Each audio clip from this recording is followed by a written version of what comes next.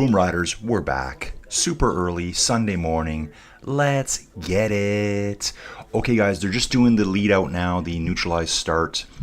Stage 2, 2025, Tour de France. Greatest time of the year, folks. Better than Christmas. I'm saying it right now. Looks like it could be... This might be worse than yesterday, I think. I don't know if the crosswinds will be as strong, but it's soaking wet on the ground. It's a delayed start. Quinn Simmons just going by right now. God, that guy's a character. Total character. I looked at the rankings. I'll show them here to you right away. Oh, sorry guys. I'm on the wrong place where I want to be here. Apologize for that. I looked at the rankings. I studied them a lot last night and yesterday. And yesterday feels like today still. I've barely slept. I knew I had to be up early. And I just kind of kept waking up all night long. So I got out of bed at 3:54. 3:54 this morning. Just getting some messages here. Actually, yeah. So great stage yesterday. Crosswinds galore. I'm just going to check everything's up and running, guys, one last time here. Okay, that's running. I need to do this over here. So yeah, it's a delayed start today, guys. Let me get into my email so I can open up my live feed here. Guys, what did you think of yesterday's stage? How was the coverage? You guys like it? Let me know. Oh yeah, I'm in the Inside Cycling World jersey today. This is my one-of-a-kind jersey. So we're going to get this going here. Probably going to have an extra coffee break right away. Let's get the volume off here. See, we've already got some people in. Thanks for watching, guys. Thanks for watching. Hey, guys, let's get me through those 100 likes again real quick today. Yesterday, you know what? We had 144 likes. 144 likes. Guys, I've never had a video or a live stream do that good before. So that's all on you guys. You guys did that. Just, guys, I'm a lot more tired than I was yesterday morning, and my brain is just kind of going, okay, remember, I've got three keyboards here, 3 separate keyboards, 3 separate monitors. I put a poll up. Will this be 2 stages in a row for Alpecin? That was my question, thinking, is this a Mathieu van der Poel stage? That's my guess. So we could have first for Jasper Philipsen yesterday, second for MBDP today. Looks like most people are saying no. 65% of the people out there are saying no. Just going to look at the poll here. 35% no. So I wonder what everyone's thinking then. What is everyone thinking? Let me get into the chat. I wonder if I can just chat here, can't I? Guesses. Okay, so I'm going to just put this here. Guesses for today's winner. Live, guys. We are live. Okay, guys. First thing I want to do today, and I'm really bad at doing this. So Inside Cycling World has been around for over 2 years now. Wow, we've been around 2.5 years. Guys, they're all decked out in their rain gear right now. Heading out onto the stage. We will do our little prepare for the stage thing here, but what I want to do is I want to do this real quick. Let's just show you the stage quickly. Oh, I can see my mouse is doing the funny thing, isn't it? Does that sometimes. This stage. Okay. Let's just try to butcher these names. Lauwin, Planque to Boulogne. Guys, I've ridden part of this stage on a virtual cycling platform. It's called Ruby. I'll probably be able to show you some video from that to show you what it looks like. This is going to be a brutal stage. Longest stage of this year's tour. 209 kilometers. Guys, let's just talk about the past. 209 kilometers is pretty short compared to the past. If you were to jump back to the 90s, they'd be riding like 270, 280, even 300 kilometers would be the longest stage of the tour. And also to add on top of that is the fact that they might do 6 or 7 that are like 240, 250, 260 in one single tour. This would be kind of considered a short stage. from the past. This would be just a mediocre normal stage. However, this one, you know, we're way up in the northern corner of France there, the northern coast there, close to Belgium again, and it is super lumpy, super punchy. Let's get to the map. Loading up the map now for you guys. Are we going to see the course profile? I think it's still loading now. Yep, still loading up. So yeah, we can see it here. I've got some good wind info from Ruben. So today, you can see it here on the screen. We're going to be starting here. You can see it right here. Lauwin, Planque. We're going to head due west. West-northwest kind of going through here. I think we're going to be getting some headwinds there. We're going to take a turn north. You can see here at this Category 4 climb. Possibly crosswinds there. Sprint point. We end up finishing right on the coast here. What's really interesting about this too, we're still 6.3 kilometers to go to the actual start, folks. And in the chat right now, who do we got here? Okay, we got this guy here, Sayaban Saber, guessing for Ghana. Well, dude, Ghana's gone. He withdrew yesterday during the stage. Guys, I need to fix something up here for you. You guys don't see me this big, do you? Let me know if you do. Personal, just DM me on the side low. Okay, so there we go. That's better. We'll keep it on that for now. Yeah, so another interesting fact about the stage is that there's only 4 categorized climbs. But if we go back here, guys, I'm just getting warmed up now. Just getting warmed up. We're going to get more excitement here pretty quick. Go back to the route here for a second. Probably could have done it this way. When you look at that profile, 2 Cat 3s, 2 Cat 4 climbs. So these are all going to be in that 1 kilometer to 2 kilometer range. That's what you're going to kind of get to learn what these, what makes a Cat 4 climb, what makes a Cat 3 climb. It's a combination of distance, gradient, and actually another one is where it is located along the stage. So in the past, if you see a Category 1 early in the race, say it's a mountain stage, it'll be Category 1. Take that exact same climb, put it at the very end with a hilltop finish. They might call it an HC. At this point, the guys have ridden like 200 kilometers. They're tired. It makes it harder. But generally, you're going to figure it out. It's length, it's steepness. This Category 3 here at 9.4% average. You can be riding HCs, the highest level ORS category. So it starts at 4, 3, 2, 1 HC, which just means above category, ORS category. This looks like, yeah, Victor Campenart's on screen right now. Just going to have a little look here.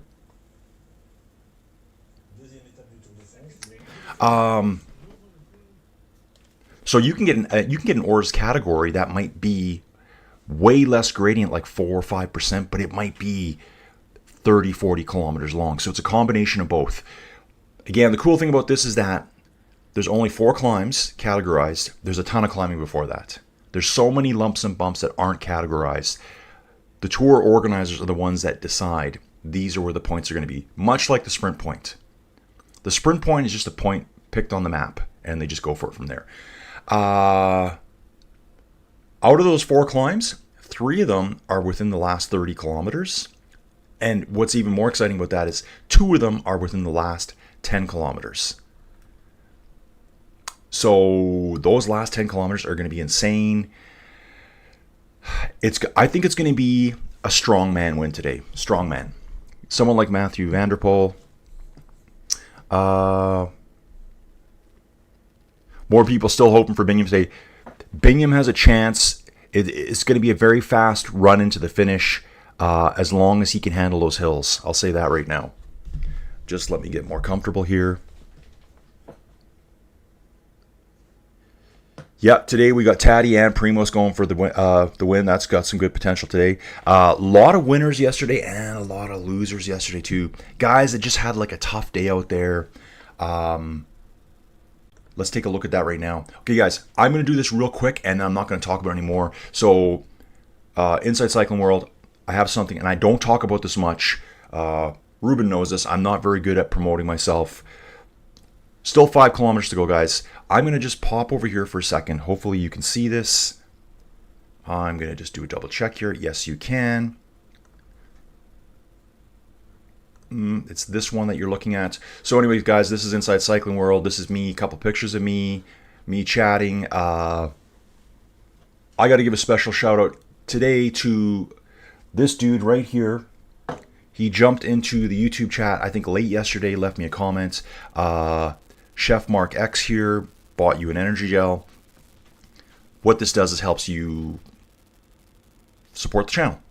That's about as simple as I can say it. And Mark, thank you so much. His comment to me, this just motivates me so much. It helps get me a nice coffee every morning, a talented cyclist broadcaster. So love it, Mark. I love that support.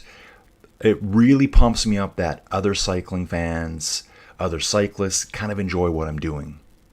You know, you guys could waste your time doing something else, but you're here spending it with me. Guys, let's get the likes going. If everyone can like they did yesterday, it's really going to help the channel out. Also going to thank these guys here too.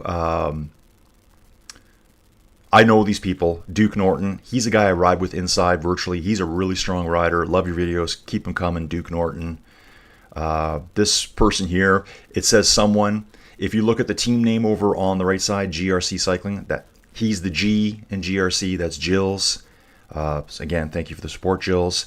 And the most recent one, I think, too, Sam Shepins here.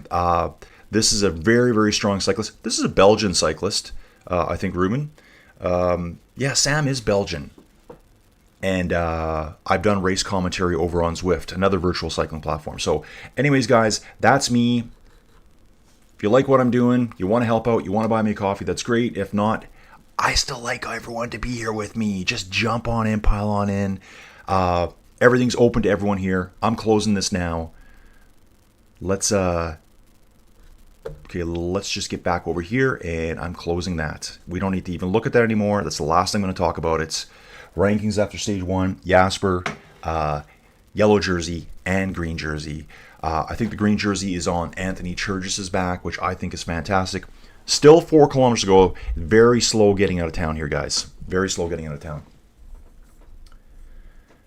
Let's see here what we got going on. Okay, Dawn's back. Hey, Dawn, good to see you. We got Air Train support. So many supporters for Binion Girmay and the Air Train country. Steven Cycles is here. Oh, Steven, great info here. Steven's telling me that 1909 Tour winner Francois Faber was killed in the Battle of Artois in World War I. The race is in the air today. So, guys, yeah, and Stephen, thank you for that. Fod Walker's back too. Great to see you guys. Like, we are like riding through the battlefields of World War I and some of World War II as well. There's so many like fascinating monuments here to World War I. It's incredible. Some of the stuff like I think it's the Vimy Ridge Monument for World War I. You know, that's where like all the countries went up. Like basically the Germans are dug in. I don't know what the order was, but all the Allied countries went up to take it out. Couldn't take it out. Couldn't take it out. Couldn't take it out. Finally, the Canadians got their turn. They went in and they took it out. They wiped it out. There's a huge monument there at Vimy Ridge.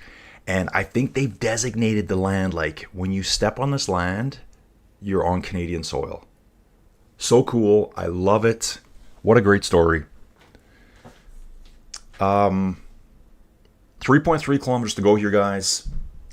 Race is just leading out now, dude. This guy's asking the question here. Bocassini. Yeah, race, I guess it's technically started, but we're just in the neutralized start right now. Of course, I'm slightly delayed, I believe. But so what we'll do right now, let's just go look at the standings as they're heading out. Going to look at the standings here. So there's Jasper Philipsen. Guys, and I went through this a lot last night. I'm just closing a couple things here, try to make my setup here easier for me. Let me get back into it. Here's Binion. Binion's second overall right now.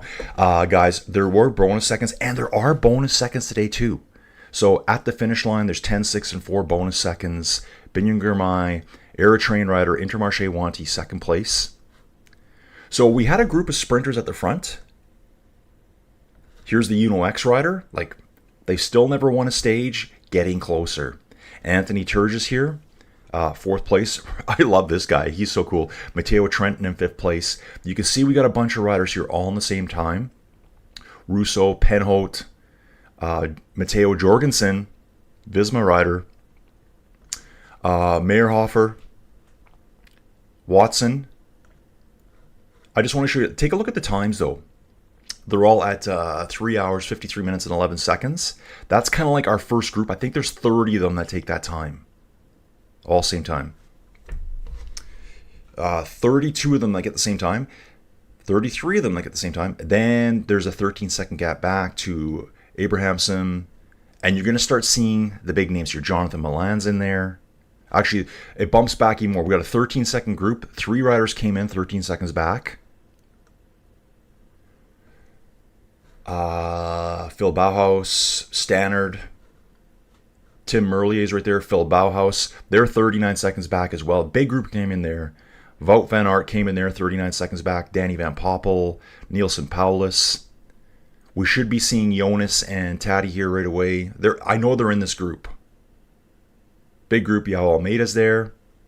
Dylan Groenewegen. Kind of a weird spot for him. You think he'd be right at the front. Magnus Cort Nielsen. So quite a big group came in at that 39-second gap. Again, I went through all of this yesterday. Here it is now. At a minute and 6 seconds back, we're getting more riders. So Remco, Roglic, they're all in this 39-second back group. So they've already lost some time, but the majority of them did too. The scary thing is, great to see Warren Barguil here. You know, this guy is more kind of on the back end of his career, still riding hard though, placed well. Here's one of the weird ones. Take a look at the bottom here. Lenny Martinez, 9 minutes behind, solo riding. He was almost 3 minutes behind the last place rider ahead of him, Askey for Groupama FDJ. Thibaut Nice, 6 minutes back. There's a ton of good riders back here that finished more than 6 minutes behind on day one. Like, they've dug themselves a hole that they got to get up. Vircher, that's the guy that crashed yesterday.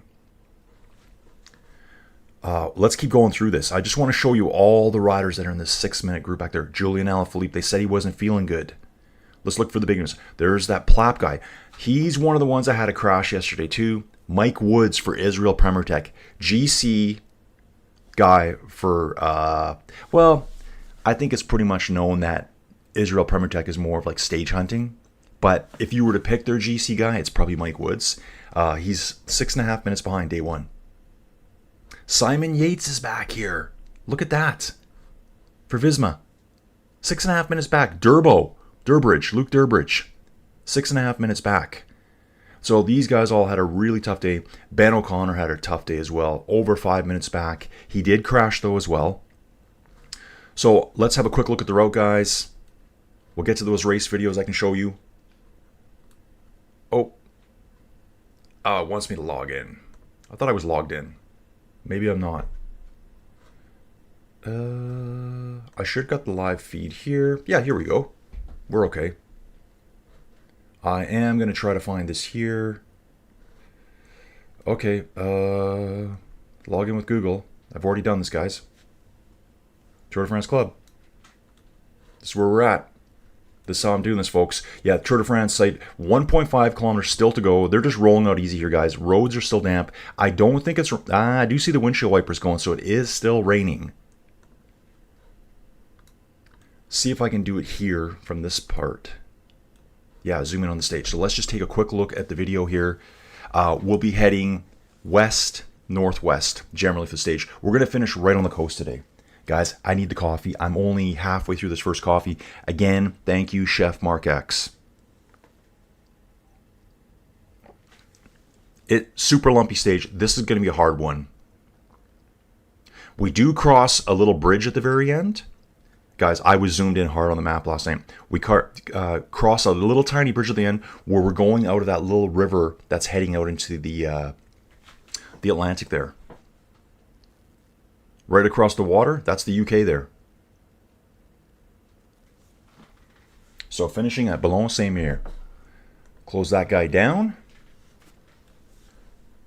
We can take a look at some of the mountain passes. So these are only the 4 categorized one. 1.1 kilometers, still 1 kilometer to the start, guys, at 6%.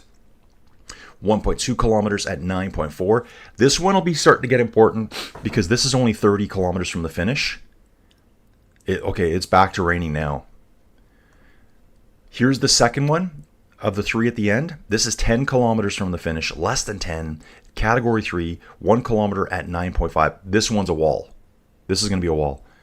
On screen right now, we got Ben Thomas in the polka dot jersey. 0.8 kilometers long, 8.8%. This is 6 kilometers from the finish. Let's get back to the live feed here. And I'll be catching up right away here, guys. Here's our live feed. Maybe we've got some stuff coming in. I'm just going to see the videos here. Yeah, these are just kind of the things I've shown you already. Best climber, Ben. So Ben Thomas has 2 points. This could easily be gone today, but I would expect to see him up at the front trying to fight for that jersey. Remember, the Category 4s are only 1 points, and I'm going to have to check the point structure for a Category 3 climb. Reading this here. We've got rider, watcher here, Yamani Benny for the win. Samuel's asking how much time waits to the start. Dude, they actually spend a lot of time on these neutralized starts. They're trying to get him out of the starts downtown. It's 500 meters to the start right now. What I'm going to do is I'm going to turn some volume back on here. Shorts today, as well as the helmet. So now you'll see we're getting out of the town and we're getting onto the flatter road, very exposed. And then they'll see kilometre 0 in front of them. And then this race should start to fire, and we'll see who's keen to be in the breakaway. Tom Scoying's on the right-hand side. Mark Soler always at the front when the race starts. Here comes Christian Prudhomme. He's about to start stage 2 of the tour. Let's go, folks. Ring-a-ding, dong, dandy. Battle times are on, folks. The battle is on now.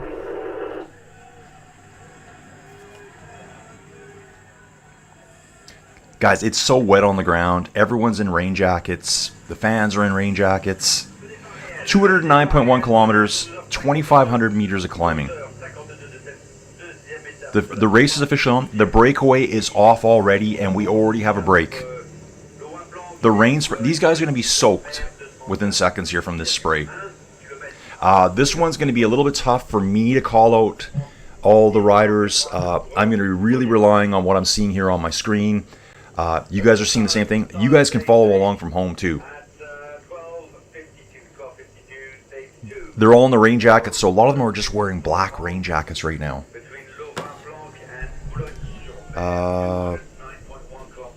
Okay, check this dude out here. Cocaine High from Saudi Arabia. Okay, so Cocaine here. He says, hi from KK in Saudi Arabia. Nice to follow your channel when I'm at work in the office. Hey, dude, nice to meet you.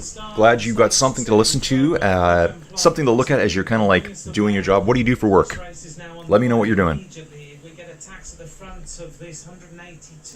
I'm just checking voice. I noticed I screwed up my audio early yesterday. Again, guys, this is my cycling jersey for Inside Cycling World. Not only am I a cycling fan, but I ride my bike all the time. So after yesterday, 4-hour and 40-minute long stream that most of you are at, took a little bit of a break. Then I had to jump on my bike. I think I banged out a 45-minute ride, 50-minute ride, just inside. Again, Inside Cycling World. That's why I call it that. Looks like we have one rider off the front right now. Who's this going to be? Oh, yeah. This, guys, I hate to say it. There will be some excitement crashes, but we lost 2 riders that way yesterday. We lost Bissinger yesterday, and we lost Ganna. We saw that happen live.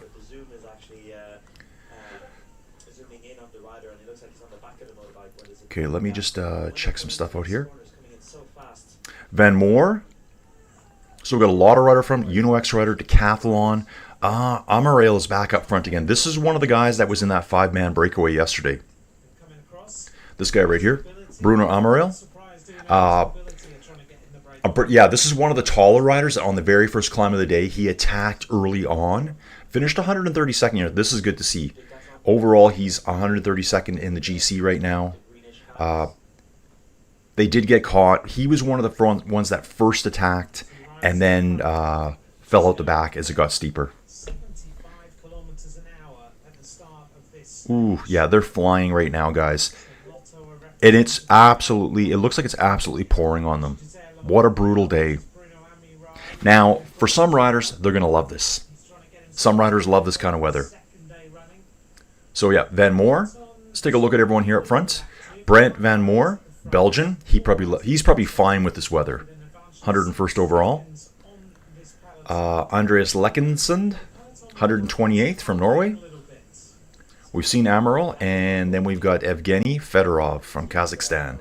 171st overall, so he would have finished way back in that group that was 6 minutes behind yesterday.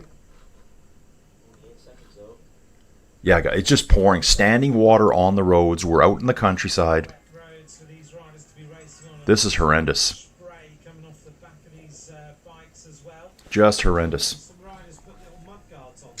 How was I going to try to do this? I think I was going to... Oh, didn't want to do that. Trying to figure out how to open up another window and work on it. Okay, guys, let me read the chat. Sip some coffee. Again, guys, I kept waking up, so I think I went to bed pretty early last night because I was so exhausted from waking up so early yesterday, the bike ride, doing stuff around the house. It's only 16 degrees outside, race conditions, and yeah, it's soaking wet too. 4 riders off the front here. Decathlon, Astana, Lotto, and who is the other rider there? Let me just check. Oh, UnoX. Okay, we got it. Let's get into the chat. Okay, so, yep, Cole Kane's from Saudi Arabia. Ruben saying, get ready for all day madness. Ruben, you're probably very used to this weather. Yesterday will look tame after today. Yeah, I agree. This looks just tragic. Ruben's feeding me some weather information since he's from the area, and we will have more crosswind potential. Ooh, I'm seeing it. Oh, yeah. It's pretty neat seeing all the riders' profiles. Some are so tall. Oh, yeah. Check out that Landy there on the side of the road. Beautiful. Beautiful, guys. I'm going to go into the commentary here. Let's get in the live commentary. See what they're saying. Yep, so basically they're just talking about the same stuff I'm talking about. Let me turn this down. This should be... This is the lead out. Yeah, this is them starting today, guys. So the weather looked like the rain stopped in this video here, but later on, it gets worse now. It is worse now. They've got a 500-meter gap over the Peloton. So you can see the roads are damp there, but you're not seeing how bad the weather really is right now. Yeah, this rain is brutal.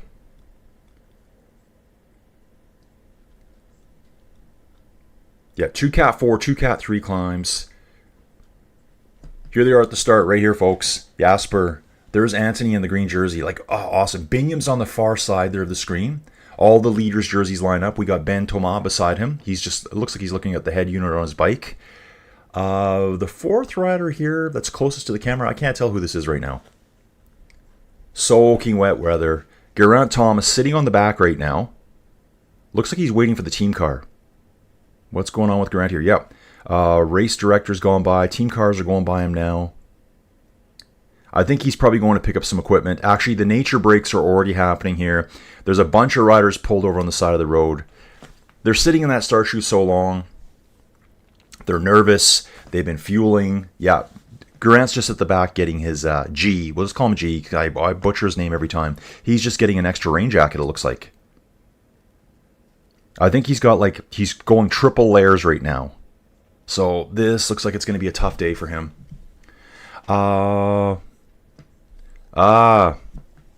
Cocaine, work hours, oil and gas, off work, road cycling on the flat here in my area. Dude, I'm oil and gas as well. I'm actually, if you guys don't know, inside cycling world, in my real career, Although this will be my new career, guys. With all the support you're giving me, this will be my new career.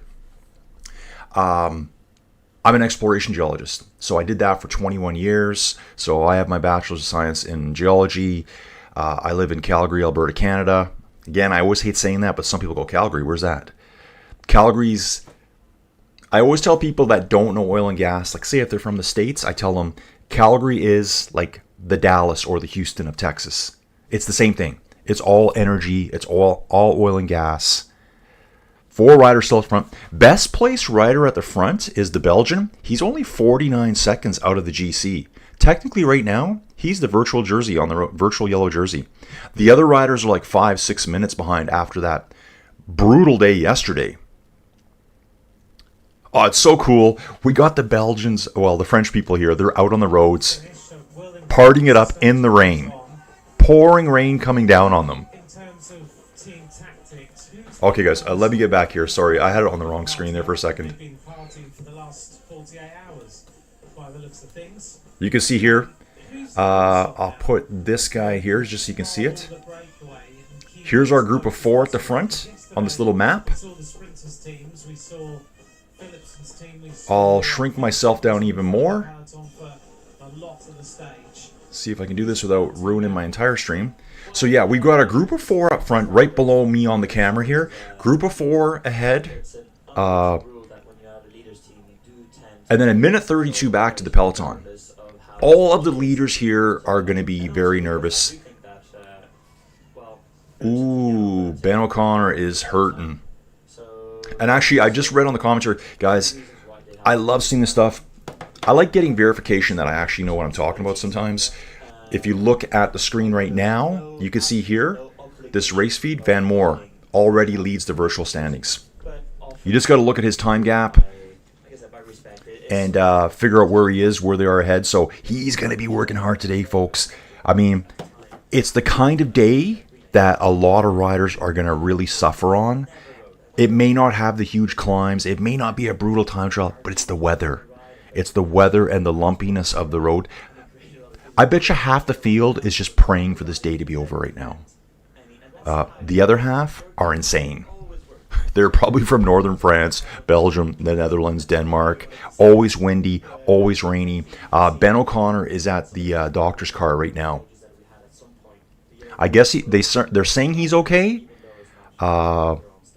But, yeah, tough start for Ben yesterday. Losing over 5 minutes on day 1 to the other GC leaders. Intermarché is pulling at the front. Yeah, very difficult. Some guys are even wearing short sleeves today. Yeah, you know, it's not cold, 16 degrees. That's kind of a good day here in the summer for me. But you're soaking wet the whole time. Road spray. Intermarché, Gourmay, Page, Rex, Rooch. Rooch was in the front a lot yesterday too. Zimmerman. Brait, Barre. I think there's a lot of Belgians on this team. Let's see. They're talking about them right now. Let's have a little look at them. Intermarché. Everyone can see Binion. Yeah, so what do we have? We've only got 2 Belgians on the team. We got V. Brait here, L. Rex, Rooch is German. We got a Dutchman here, another German, Frenchman, 2 Frenchmen, and then the Eritrean. Guys, let me check the chat again. Okay, let's see here. Guys, just catching up. So we talked about Cole Kane here. Hey guys, just so you know, you might see it in the chat itself. YouTube does this. There's kind of like they make it like a little fun competition. You'll see numbers beside your names. Like right now, Ruben is number 1 with a little star helmet. It's kind of saying who's the most active in the chat. So thanks for being active, guys. It gives you a little ranking. It resets every stream. I wish I had a prize to give you, but I don't. Stephen Kelly's back watching from Cork. Thanks for your efforts. Dude, thank you. It's noon there. Yeah, dude, it is so early for me. So, okay, what's going on here? Just some race radio from Red Bull. Guys, I got to remember to keep getting you on the right screen. Get back to the live. I think this is the best way to keep it as I watch the race here. And try to read the chat. Yeah, again, guys, still 16 kilometers out there. 16 degrees Celsius out there.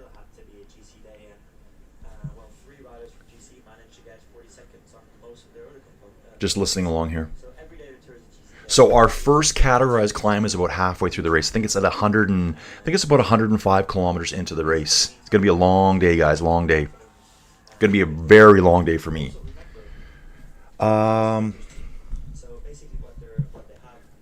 So someone here is asking. Okay, so we've got some more air train support. Good to see with the air train flag. Looks like Caleb Gorey. Do we know how Ghana is? Hello from New Zealand. Hey, dude, nice to see you. Caleb, Ghana's out. He's out. He withdrew during the race yesterday. So he had a big crash. I saw it all go down live. He crashed with another rider. Oh, he crashed with Sean Flynn, the Scottish rider. And Sean Flynn was up very quick.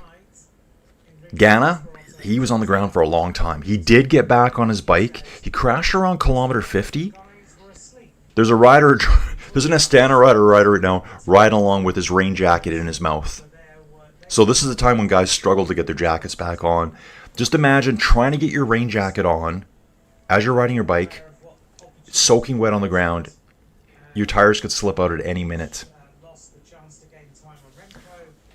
Intermarché's keeping Girmay safe at the front. They're right on the front right now. Girmay in the white jersey, best young rider. So weird now, like, I mean, should they change the young rider jersey? I mean, cycling has changed so much. In the past, it used to be you would join a cycling team, definitely older than what they are now when they join. It's a totally different sport now, and they would develop the rider. Like, you would come into a new team as the young guy, the noob, if you want to call it that, the rookie, and there would be mentors there to mentor you. Now guys are winning the Tour de France like when they're 20. So it's kind of it's a weird jersey now to me. It's still cool that they do it. Yeah, so Ghana's out. Ruben St. Ghana's out. Yeah, Caleb. So when he hit, you could see all the abrasion on his back, and he was holding his upper back. Like maybe I actually saw him holding, like rubbing his shoulder blade a lot, like trying to reach around to get to it. So maybe he's cracked something there, but that's about all I know right now. Tyler Phillips here is asking when the race starts. Dude, it's on right now. It's on right now.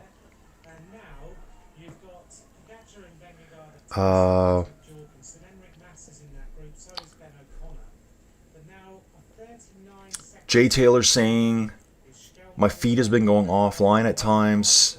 Yeah, dude, I could see that happening. YouTube, right? You know, one thing I will warn you guys. So I use Starlink here. I live way out in the country. I'm like, so if you said, hey man, you don't have any milk in the house, I want some Fruit Loops for breakfast, Fruit Loops cereal or Captain Crunch, I'd be like, dude, we got no milk. Okay, let's jump in the car. We got a 25-minute drive.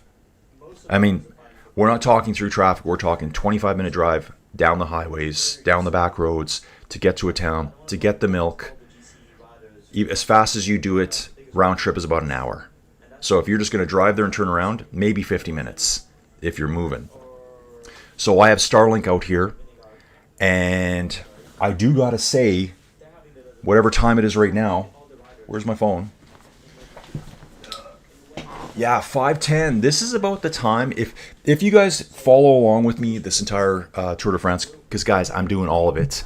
My Starlink, if it will do a reset, it's right around 5 o'clock in the morning. So that possibly may have happened. It might have just been YouTube. Could have been either one of our ends. But I have had times where Starlink will drop and it takes about a 5-minute reset. So I'm hoping that doesn't happen, but a couple weeks back, it happened every day, like 3 days running. Steven's saying his has been okay. Ruben's is okay. So, guys, yeah, if you guys see anything, just let me know. Let me know in the feed, in the live chat here. Remember, get involved in the live chat, guys. It's supposed to be, like, I've called this a watch party / commentary. Alpecin on the front again. So I did notice yesterday too, Quinn Simmons, all that time on the front yesterday. Overall, he finished 144th yesterday. Everyone's in full rain gear here. Full rain gear. Some guys are short sleeve. There's Quinn right now. 2 minutes, 24-second gap up to from the group to the peloton. Yeah, guys are struggling with their rain jackets. They're having to go back to their cars to get help from the DSs in the cars. How uncomfortable. If you're from this part of the world, you're okay with this. There's riders here that probably never see this kind of weather. I mean, we all know they do high altitude training. Do they do rain training in certain countries? Probably not. Yellow jersey, Jasper looking good here. Really good sprint yesterday. Lots of good names up front. Biniam's right there. I'm sure he's going to win a stage this year. Jasper, though, with that lead out from Matthew, made it look pretty easy, I thought. He had a couple of bike length lead over second place. We've got a rider here. Guys, sorry. If I say riders, it's because I'm used to saying riders all the time. Rhonda with a extra D in it. No problems for their reception either. Okay, guys, I got to catch up with you here. Jay Taylor saying, who are the leaders at the moment? Dude, leaders at the moment. We got 4 riders up front. Thanks for asking. The 4 riders up front. Sorry, not these guys. That's the 4 leaders up front. We've got Brent Van Moor, Belgian rider. For Lotto, Andreas Lekensund, X. Bruno Amaral. I remember this guy from yesterday, decathlon rider. Decathlon, you need to win a stage. Come on, win a stage. And Fedorov, Evgeny Fedorov from Kazakhstan, XDS Astana team. 4 riders up front, 2.5 minute lead already. Who did I say it was? One of those riders has the virtual yellow jersey already. I should know who it is. I just talked about it. Get back to guys. Here is what it looks like. Let's watch some of these rain attacks here. You guys can see this. It's playing right now. This is the race start right here. The race starts, they're gone. They're attacking. So the 4 rider break set up real quick today. Within the first 500 meters, we had our 4-man break. Then let's take a look at this. I want to get you guys in a good spot here to watch this. You can, and in the top right-hand corner, you can still see the lead. Sorry, the riders groups. Van Moor, yes. So is Brent Van Moor is in the virtual yellow jersey right now, and you can see here the rain conditions have changed since the start.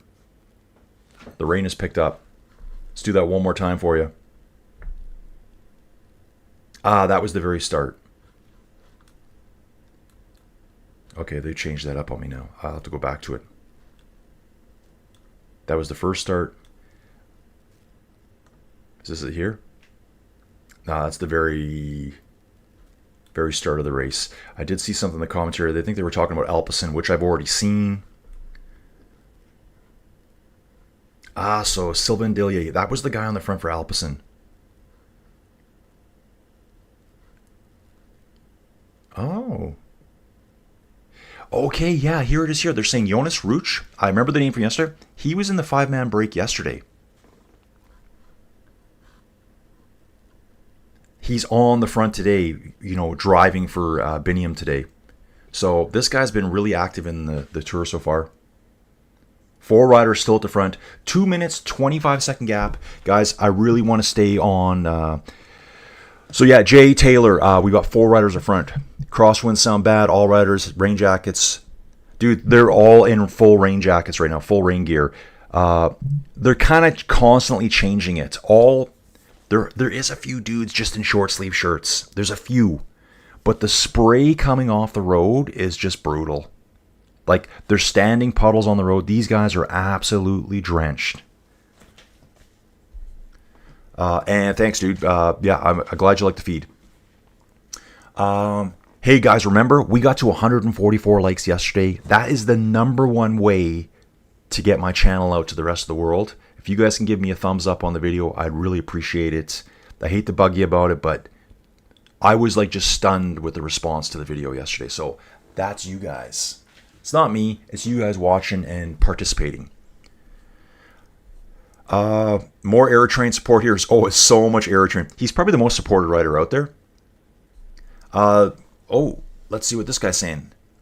Looks like Lauwin Mahari saying Benny is the winner for sure today. Dude, it's possible. I think it might be more of Matthew, maybe a Wout van Aert. Guys that are like more used to riding in this weather. Jay Taylor, yes, they should change the young rider rules. The Aerotrain is a world-class rider and a mentor. Yeah, like, I mean, I'm glad Benim has the white jersey, but to me, the white jersey is kind of outdated now. You know, there's young guys that are identified so early. I mean, they're identified as like 13 and 14-year-olds, and like, this guy's good. They hit the tour at 19, 20, they can win. So it kind of defeats the purpose of the white jersey. I think it's just such a tradition. They just leave it in there. Okay, thanks, Ruben. I'll get to that in a second. More Aerotrain support here from Jonathan.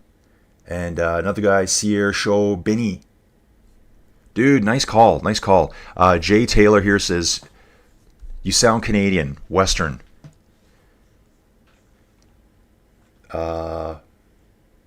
He says, you're doing a good job. May have been a YouTube glitch.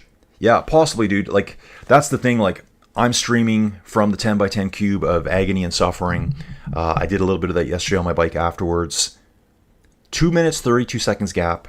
Guys, I keep forgetting what you're looking at. Let's keep it on the profile here. Looks like we got a rider back in the teams. It's a UAE rider. Oh, it's Oliveira. Oliveira is back in the cars at the moment for UAE.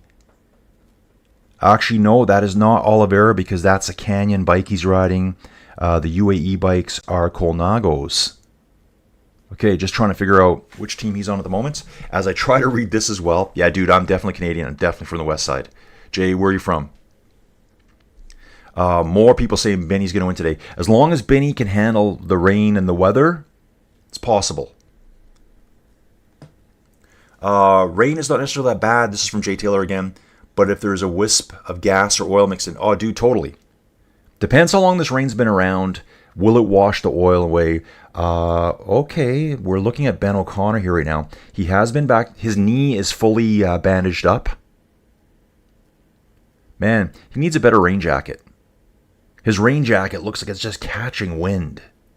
Looks like it should be a tighter rain jacket. Or maybe that's just the way he likes to wear his jacket. So, Jayco Alula rides the Giant bike brand. You can tell Ben O'Connor's quite tall. Just look at that frame set on his bike. Working his way up through the team cars now. He'll be fine. Someone says make full screen. What are you asking for here? Just trying to figure out what people are asking for. We'll go back to the commentary here. 20 kilometers in, guys. We are at 2 minutes, 30 second gap. So how far are they going to let these guys go? Remember, this is up and down all day long. I want to show you this again here. We'll come back here. Here's our profile. So we got 4 categorized climbs. We've got our sprint point. We finish in Boulogne-Saint-Mur. Here's our climbs. So we've got a category 4 here, Côte de Saint Martin. You can see the little bump on the profile here. And what about all the bumps before it? There's a bump right before it, not classified. There's a bump before that, not classified. Not classified, not classified. It's an uphill drag the whole first part of the race. The first 40 kilometers, they're climbing pretty much all the way.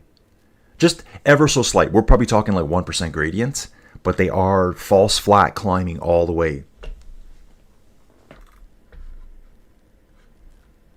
Okay, we're going to come back here. The caravan's up ahead. You can actually see the location of the caravan too. It's almost at the halfway point. So that's the caravan, you know, where they're playing music and throwing stuff out to the crowds. I'll give you a little bit of race background noise here. And there was riders who were specialists of literally going on the back of the motorbike. And I'm going to try to catch up the chat here. It's really busy again. It's like on the motorway, if you see a police car, there's always... Yep, so I am Canadian. Rain not that bad. Everyone's nicely moving out for everyone's safety. And there's always... Colin Coates here received a gift membership by Cole Kane. in the Peloton, so I'm happy to get away with that. Outlaw Heights. So, dude, Cole Kane? Dude, dude, I'm not really sure. Wow. In the middle of 180 Cole Kane here. all stressed trying to fight for position. Wow, guys, let's give a special shout out to Cole Kane here. He's working in Saudi Arabia right now. He's in oil and gas. Hey, Cole, you didn't tell me what you do in oil and gas. Are you an engineer? Are you a geologist, geophysicist? Are you more on the production side of things? But guys, Cole Kane just donated 10 Inside Cycling World gift memberships. Thank you very much, dude. Let me just get back to my live chat here. Oh, wow. Let's take a look at this. Guys, I'm sorry. I'm getting distracted. Wow. Dude, Cole Kane, you're the man today. You are the absolute man. Thank you so much. I'm sure everyone else appreciates those gift memberships. Fantastic. Getting back to the live chat here. Just trying to catch up. Yeah, so guys, when someone donates a gift membership, and you know what, I gotta say, that's the first time anyone's ever donated a gift membership to the channel. So thank you so much, dude. I'm glad you guys like the channel. We'll see if we got any more videos here we can show you. Videos. Okay, so we're just on that. So I'm assuming that a bunch of you guys would have gotten gift memberships. I'm seeing it in my feed here. I'm not sure what you see. Someone here is asking, Boccasini, can we see the race? Dude, what I'm able to do is show you all the highlights, the videos, the route profiles, maps, and add the commentary as I see it. Remember, all the stuff is copyrighted. I get this through Flow Bikes. That's the only way I can watch it in Canada. Front of the Peloton seems like it's chilled out a little bit right now. We're 2 minutes, 36 seconds behind the group of four at the front. I know I've got some information I looked at. Yeah, so 10 riders would have, 10 viewers, sorry guys, would have gotten a gift membership. I have to say, I don't mind the colours of the Giants. Ruben's saying no copyright. Okay. Yeah, they look good. The video's in full screen. What does that mean, Ruben? Are you talking about the videos that I show, like when I show one of these videos? I don't know if I go with Remco's goal. One of these ones? So these are the highlight videos I'm getting from the tour itself. You're still playing the same song? You can see how wet it is here. This is way earlier on in the race, guys. Okay, I gotta back out of that one there. Somewhere out on the course today. See where we are on the course. Okay, it looks a little bit drier here on the course. Sunday in France. Again, guys, still trying to play catch up. Tour de France about to come past. Savage Pro, greetings from the Caribbean again. I quite like This guy was here yesterday. the very simple Matthew Hey, Halil, Benny is the best at the Tour de France. I just like the way that he's gone, just simple and easy. Oh, dude, Fod Walker saying, looking forward to stage 4 in person. And another guy who's Stage 4, that's the Dunkirk stage. That will be Mark Cavendish. He's out there. He's there today, folks. I bet you he still could have won a stage. he's here for a He said he could. he's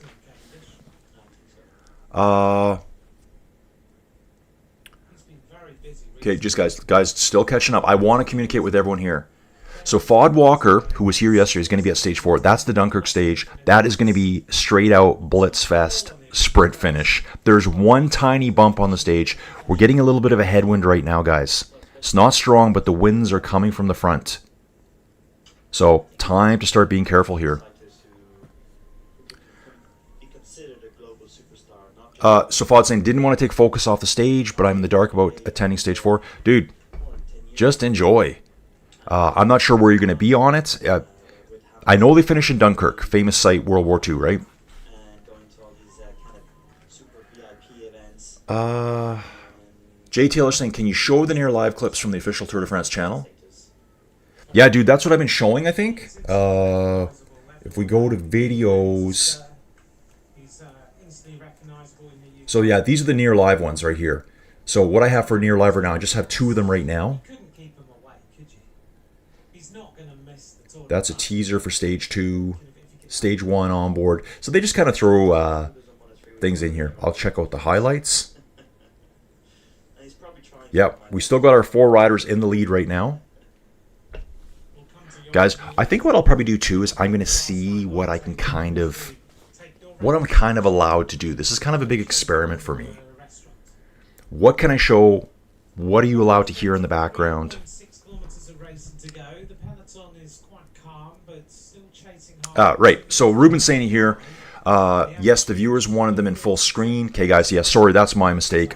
When I show the videos and any highlights, I'll make sure I pop them in full screen next time. Guys, I wish I had a camera. So my camera's right here. You're looking at me right now. I'm pointing at you. Thank you, viewers.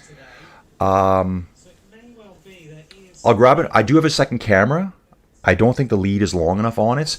I'll show you what my setup is. So I'm looking at a screen here. That's how I'm controlling what you see, right? So I can go to the commentary here. I can click on this map here. This is how I control what you see. Actually, this is a good map to look at. You can see here we're in the bottom right-hand corner. Group of 4 out front. Peloton all together. All the jerseys are there. We're heading westerly, west, northwest at times. And the winds are supposed to change today too. Looks like I have about a minute delay on my YouTube stream, which is normal. It is all lumpy through here. All lumpy through here. And then, I wonder how I'm going to do that. Okay, I think I can figure this out. If I do this here, there's something I want to do. I want to do a new window there. I want to make sure that we stay on this window, though. I'm trying to open a new window here, and I don't have enough sources set up yet. I do have enough sources set up. Okay, good. Guys, like this is all going through OBS. And I'm trying to watch my YouTube stream here so I know what you're seeing as well. And I already have extra sources set up from all the other videos I've done in the past. Okay, so like Ruben's saying here, Ruben, I got to get back to the Discord here right away. Yes, the viewers wanted them in full screen and you can't show them live because of copyright. Yeah, so guys, this is all copyrighted. I have to pay to watch Flow Sports. I think it's $17 a month, but it's so much cycling coverage. It's all of the Tour de France. It's all of the women's Tour de France. I'm covering that too. That starts at the end of this month. It actually overlaps with the Tour de France. It starts on the second last day of the tour. I'll do double that day. Then we've got the Vuelta in August, and there's a ton of other races. So if you guys like it, I'm going to cover it. But just you need to let me know you like it. The thumbs ups are good. I can't even tell how many likes we have right now. Great number of... Man, guys, like incredible. We have 226 people watching this right now. I think yesterday I hit 264. Again, my best stream ever. Thank you for the support. So more support for Binny. Cornelius is saying, show us live. Dude, I'll show you what I can live when I'm allowed to. I will get back here right now. We're going to come back here. And we're going to come to this one, to the live section. So again, 2 minutes, 39 second gap right now. It's warming up a little bit. Ooh, this is kind of funky here. Looks like we take like a little loop through town here. Take a look at this. I just saw this. Ah, look at this. I love maps, guys. I'm fascinated by maps. This looks like they're going to be on more of a major road here. You can see how they take this loop around as they're going to be probably getting onto a main highway, I would say, right there. Thought that was interesting. Oh, Arras. Okay, Arras first appeared on the tour map in 1991 for the start of a stage to Le Havre. That day, Thierry Marie, I remember that guy. Frenchman. Was definitely looking forward to seeing his Normandy again.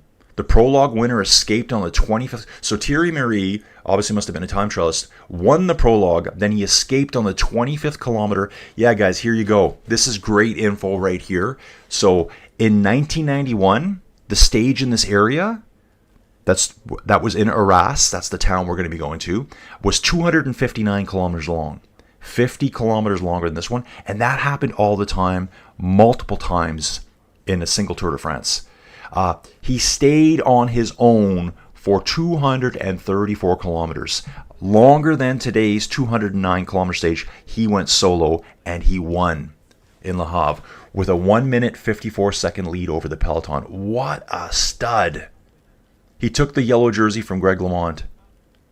So I'm guessing this guy won the prologue that year. I just looked at that tour too. And Greg must have had it. Greg would have been coming back from his comeback. I think Greg finished his career just after this, so I think he was done in 92 or 93. Oh, this is really good. So this is fascinating. So Thierry Marie completed the second longest solo stage in the history of the Tour. Way back in 1947, someone went 253 kilometers solo between Carcassonne and Luchon. That is insane. Wow. Great stuff. I see some questions here too in the commentary.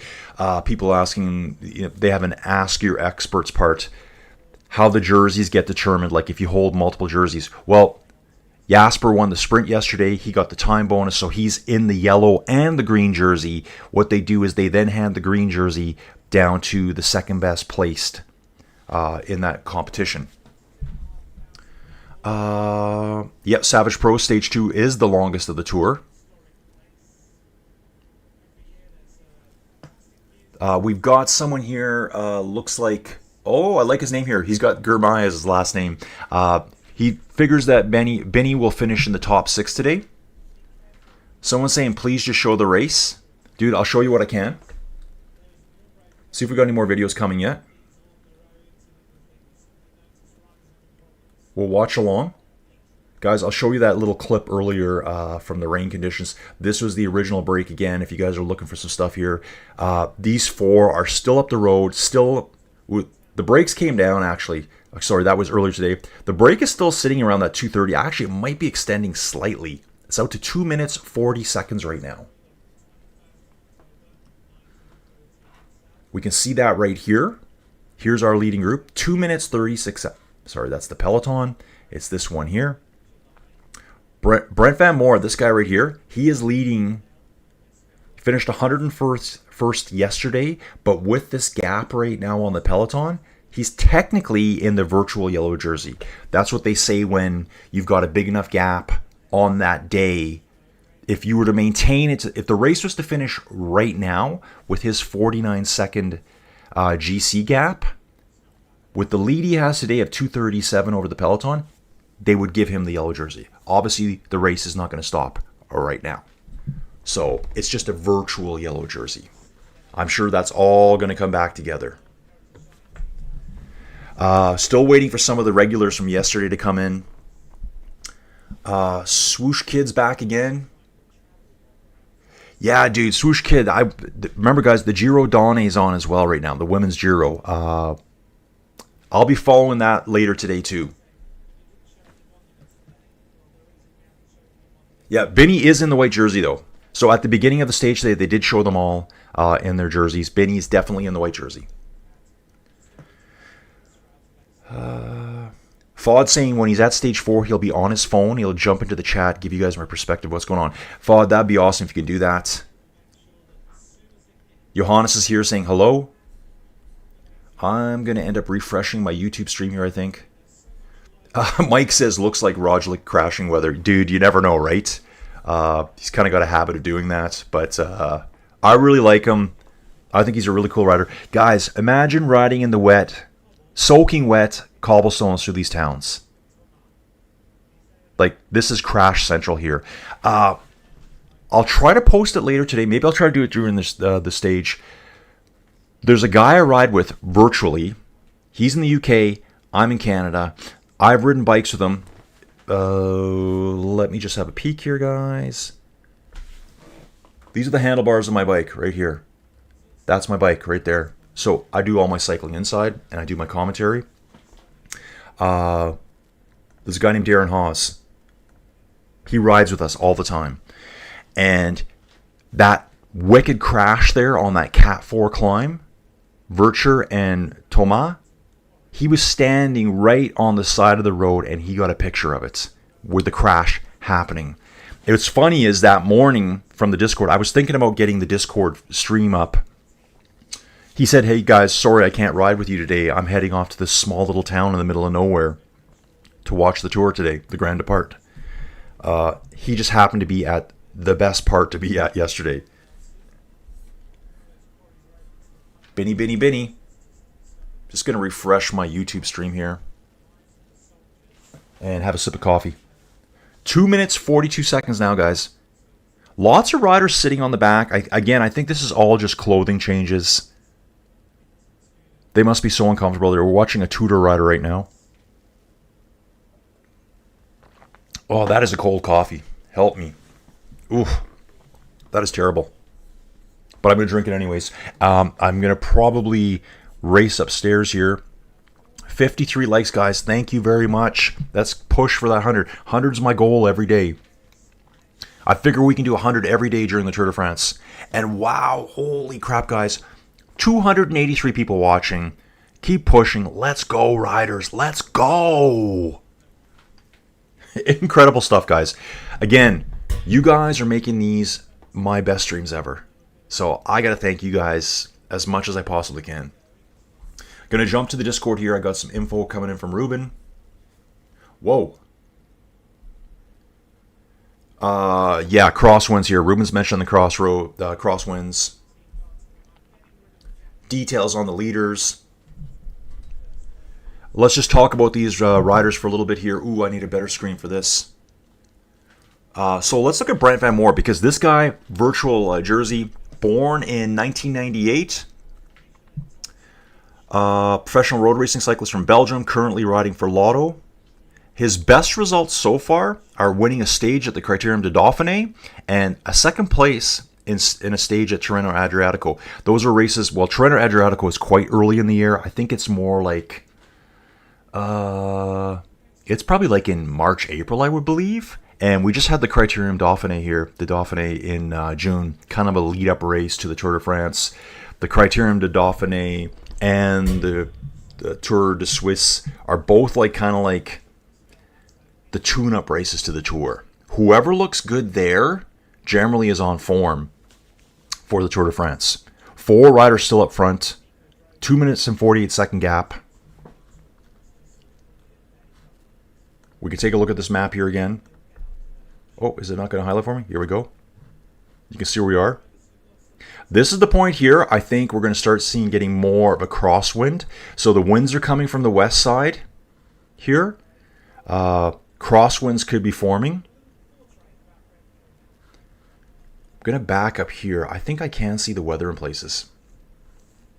Yeah, if you look here quickly, but they're very light right now. There's a little bicycle with the wind on the side. It's showing you it's blowing from their side right now.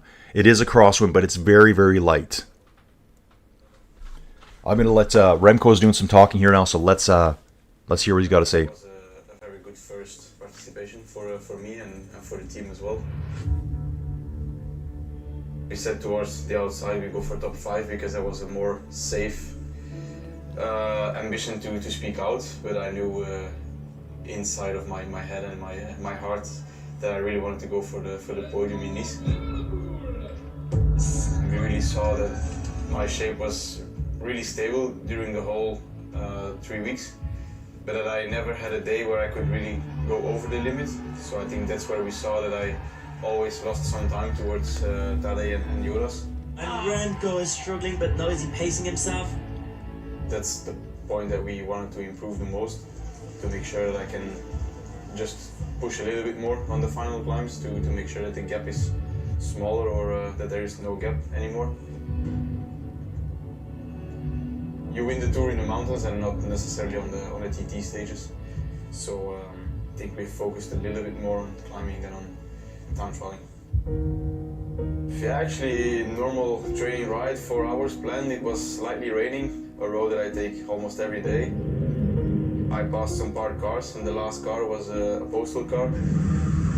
I went, actually straight on the corner of the door, so really on the sharp iron. And I took the hit completely on the shoulder, and everything inside was pretty damaged. I mean, I saw my season, let's say, passing by in just a finger clip. Winning the Tour is something different than just winning a 1 week race. You need a full team behind you, you need luck. Remco needs a full team. I'm actually in a pretty good shape now. I feel like I'm close to my shape of the Tour last year. It would be very nice to really close the gap, so I can really feel that I'm capable of being one day on the first podium step. I believe that I can have a bigger chance this year than last year. Really interesting stuff there from Remco. He was talking about a crash that he had just a while back. Wasn't even aware of that one. Okay, so at the front right now, we've got our 4 riders. One rider's just pulled back a little bit. It's the Lotto rider, talking to the team car, getting some energy gels right now and a new bottle. 3 riders up front. Still wet. Looks like a lot of them have taken off their heaviest outer rain gear, but they're still all in long sleeves. Some good questions here. Chris Bang is saying, watching while doing my 25% of the stage on the Peloton. So it sounds like Chris is watching the stage, listening to the stream, whilst riding his inside bike, which I'm assuming is a Peloton, doing 25% of the stage. Dude, that's great. Great stuff. Tony C saying, good morning. More support for Benny. Benny could win today, but he's going to have to really be able to hang on in those last 10 kilometers. There's 2 short climbs. In fact, if you look at the profile properly, there's 2 climbs, categorized climbs in the last 10 kilometers, and there's actually a little kick right to the finish line. Again, kind of like a strongman. Brian Cocard just off the bike there for a second. Brian Cocard's placed really well. He did a great job yesterday. He's only 49 seconds off, so he didn't get back in some of those huge groups that lost huge amounts of time. Always really like this guy. He's always right there. I'd love to see him get a stage win. Steven saying that the race passes today through Montreuil-sur-Mer later today. Sorry, Steven. One of the key settings of the novel, Les Miserables. Okay, that's good to know. NBY is here. Let's go. Good to see you again, man. I saw you yesterday a lot.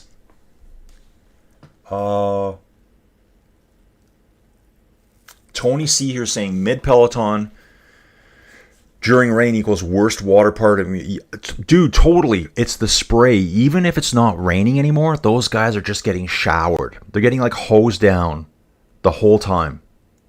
Alpecin and Intermarché are doing a lot of work on the front right now, and they must be tackling a bit of a wind here. I can see them spread across the road diagonally, one beside each other, trying to avoid that crosswind. What's going on here? Looks like Taddy's back at the team car being paced up by another rider. Still in his rain jacket. He's sitting quite upright on his white Colnago. Getting more aero now. There's 3 riders sitting back here behind a team car. Just trying to see who the team car is. Okay, it is the UAE car, so they got to be careful here what they're doing. He seems to be pretty far back. Again, this could just be, he went back for a jacket change and was struggling a little bit. It is warming up out there. It's getting close to 18 degrees Celsius right now. Mark Cavendish following along in one of the team cars. He's in one of the Skoda Tour de France cars. He's at the very front right now.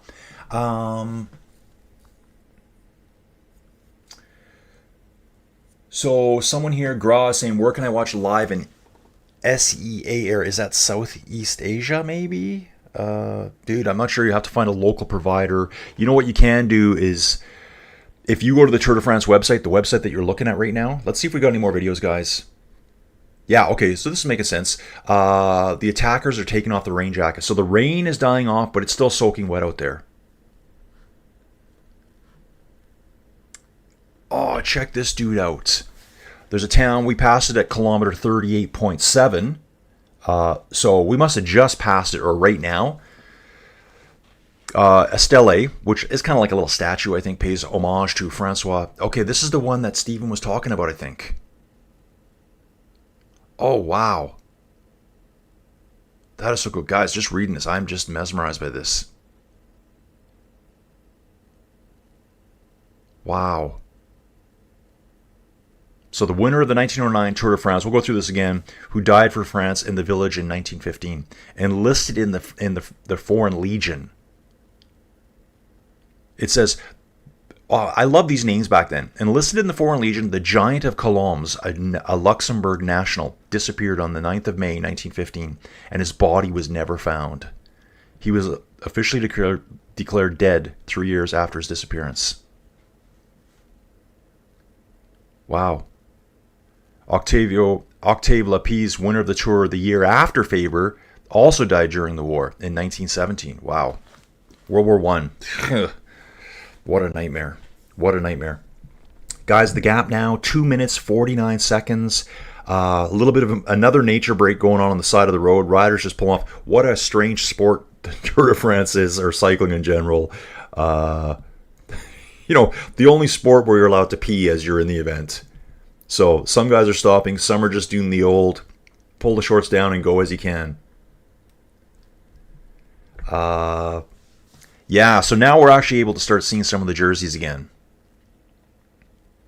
Oh, and so this is cool to note. So the guys in the front, the four-man breakaway, we've got Fedorov up there. He's the Kazakhstan national champion. Couldn't tell that earlier because he's got his rain jacket on. And Leknessons is the Norway national champion. So 2 hitters at the front right there, folks. 2 hitters. Yeah, so much Benny Sport. Guys, we're at 65 likes now. Love it. Alpecin's sitting on the front right now. Guys, I'm going for my second coffee. I need 3 to function. Yesterday, I only got my 2. Wow, was I ever wiped out yesterday. I was so wiped out. I want to show you guys what I can, what I'm allowed to show you. Remember that. I have to pay to watch this. I guess it would be the same as rebroadcasting music. You can't really do that if you want to stay in the good books. Last thing I want is any strikes against the channel. 66 likes. Thank you very much, dudes. And again, Cole Kane, dude, you're the man. Cole, when you get a break from work there, I think you need to take more breaks from work, dude. You need a longer coffee break. Let me know what you do in oil and gas. I'm interested. Just drop a comment here. I'll be right back, guys. I'm going to turn the volume up so you can listen along to the official stream. You struggle to bring up power, the only way you can progress is by bringing out weight. To a certain point, there's not much weight left on Vingegaard, but there's also a moment where by dropping that much weight, you do also tend to drop the power. So you have to find a sweet balance where you're dropping weight, but making sure that you're still sustaining that power. And that could take a couple of years to find. And even if you find it, it's also sometimes just hard to get.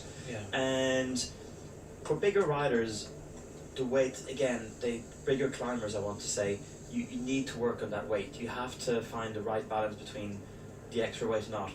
But at the weight of Vingegaard and how small he is, he actually had, and he's realizing now, that maybe that extra kilo of muscle on the flat is going to save him so much more energy that he might hit the climbs in pressure and compensate that 1 extra kilo or whatever the weight he has put on in the high mountains. 2:55 for our 4 riders in the breakaway. We just caught a glimpse of the remains of Mont Saint Eloy Abbey, which was built in the 11th century. Look at the grey clouds in the background and still the cloud hanging over this race. That abbey is a historical monument listed in 1921. Even although riders are stopping at the side of the road and having nature breaks, there's still a pretty fast average speed of 43.8 kilometers an hour.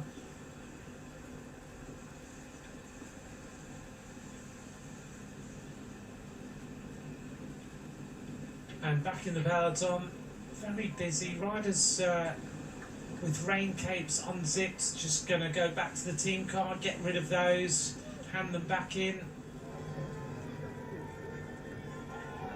make sure that they are ready for the next part of today's stage, which is, as we've mentioned, playing out the last 65k of this stage, so in 100 kilometres time, are going to be pretty full on. So we'll find out how this race unfolds as we head to Boulogne-sur-Mer. So it's Amarai, Leknesson, Van Moor and Fedorov. Fedorov, the new Kazakh champion, on the front of this group of riders. Fedorov is a pretty strong bike rider. Let's hear now from a rider who crashed yesterday. Let's hear from Ben O'Connor. What happened yesterday? Pretty chaotic day. In the end, I was pretty stoked to make the front echelon. But yeah, obviously, I had a bit of a rough time with, 4Ks to go. Completely out of my hands. I just wanted to sit back and watch the sprint. Happy I made the front split, so yeah. Pretty, stage one is always so rough. How are you this morning? Sore, but I'm here. I've got no broken bones. Just a fair bit of muscle injury from my little Superman flip, so hopefully you can get through today. Not the best day again, but fingers crossed to come out on the other side all okay. And we're back, folks. We are back. There's a weird landing going over on my hands, but it definitely could have been worse because in the end we probably failed a lot. Hearing Ben O'Connor talk here. 45, so I'm actually lucky to get away. Okay, guys, sorry about that. I left you on a bad screen too, didn't I? I got to get my act together here. Okay, videos. See if we're going to... Yeah, still the same videos, guys. I got nothing else to show you here right now. But what's cool, too, is that the gap from the front of the race to the peloton hits a max of 3 minutes and 5 seconds. Ooh, and, okay, I mentioned before, the leaders at the front, 2 of them went down. So in the time I've been away, 2 of the riders went down. Fedorov, the Kazakhstan rider, Evgeny Fedorov, and Leknesson. Yeah, here it is, folks. Take a look at the map here. We can see it here right now. Let's look at the map quickly. We're going to zoom in. Yeah, right here. So I just mentioned before that 2 of the riders had taken off their jerseys, and we could see the Kazakhstan national champion and the Norwegian national champion's jerseys. They're split off the back right now. At kilometer 44, they went down. They must have both been together, just touch wheels. So we've got 2 up front now. Brent Van Moor, Bruno Amaral from yesterday. They're showing the replay now on screen. As soon as I get the video, I'm going to show it to you guys. They were actually in a group of 4, and the front 2 made it through. Looks like they're all scrambling, like barely making the corner. This is going to be super Sketchville for the peloton coming through. In about 3 minutes, we may see another crash here. So let's hope not.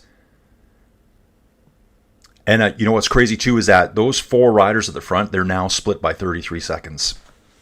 So Van Moor made it through and Amaral made it through. Now this Amaral guy yesterday, he is an aggressive rider. He was at the front for a good chunk of the day. Looking at, I actually just noticed, is it Milan who's on this really cool looking Trek bike? He's got a really cool paint scheme to it. Hopefully they show you that later too. Okay, good to see this. The Kazakhstan champ, Fedorov, and the Norwegian champ, Leknesson. The Kazakhstan rider was actually waiting for him. Like, let's work together now. These 2 are going to try to catch up. And the front 2 should be thinking, hey man, should we dial it down just a twidge to let those 2 get back on? They need those 2 riders behind them. They're national champions of their countries. They're obviously great riders. I think if I was the 2 at the front, I'd want those 2 from behind to get back on with us. How far down do you dial it though? It's down to 21 seconds now, so I think these guys might have just backed off a little bit at the front. Guys, I'm going to see if I can get you a feed on this here now. So what I'm talking about is these guys here. This group 1 and 2 right here. Let's back to here. And I'm sure we're going to have a video feed of that real quick. Not yet. Yeah, sorry for the delay there before. I went upstairs, my coffee maker, just using a drip coffee maker today, not using any of the fancy machines. That's too much work for me. The hot plate thing on the bottom, I decided to turn off. I think I need a new coffee maker. So the coffee was basically cold already. Back to the chat. Again, guys, thanks for the coffee. Mark Xavier, and he's Chef Mark as well. Went through the Buy Me a Coffee route, so he's funding this coffee today. Tim earlier is down with, he's got a mechanical here, doing a front wheel change right now. Guys, the second I get videos, you're going to see them. Full screen too. Yeah, so that's the second cup of the day, guys. Yeah, Jay, got the coffee. We're going. Okay. So much Benny support. I've never seen so much support for one rider, so that's great to see. Tony C saying caffeine is one of the basic food groups. Yeah, totally. Have you ever tried to cut down on your coffee drinking? That's a question for everyone right now. I tried to cut down. I don't know why. It's okay. Guess what? I guess technically caffeine is a drug. That's what they say. It's my drug of choice. It's my only drug of choice. Of course, once in a while I like a nice pint or two, but caffeine's my thing. If I don't have it, I can't really function. Like, I'm just like in a brain fog. Go one day, wake up in the morning, don't have your coffee. Let me know how you feel about 4 hours later. You're like just in a brain fog. It really does help you out. Tesfa here, supporting Benny. Yeah, Tony C saying here, Peloton is tiptoeing through the wet corners of the town. Yeah, exactly. They should be coming through that point now where the other riders crashed, I would believe. Tim Merlier is trying to get back in right now. He is on... Actually, he's using the Trek team car to get back in. So here's a Soudal rider using the Trek car to work his way back up. On the front. Is that our front two? Yep, that's Amaral and... No, oh, they're coming back together now, folks. Coming back together now. This is interesting. The Kazakhstan rider is already at the front with the decathlon rider. The Norwegian rider was with Brent Van Moor further back. So it looks like something happened. I'm going to expect maybe someone had a little slip, because it was Van Moor and the decathlon rider at the front waiting on the two chasing. When the camera cuts back, they're totally mixed up and there's a huge gap. Back together now. They still have a 3-minute lead over the Peloton. 161 kilometers to go, folks. First climb coming just over 100 kilometers into the race. The Norwegian rider is calling for a team car to come up. Again, guys, you can see on screen here, this is lumpy. They're climbing all the time. They're climbing all the time here. I wonder if I can zoom in on that a little bit. You can right here.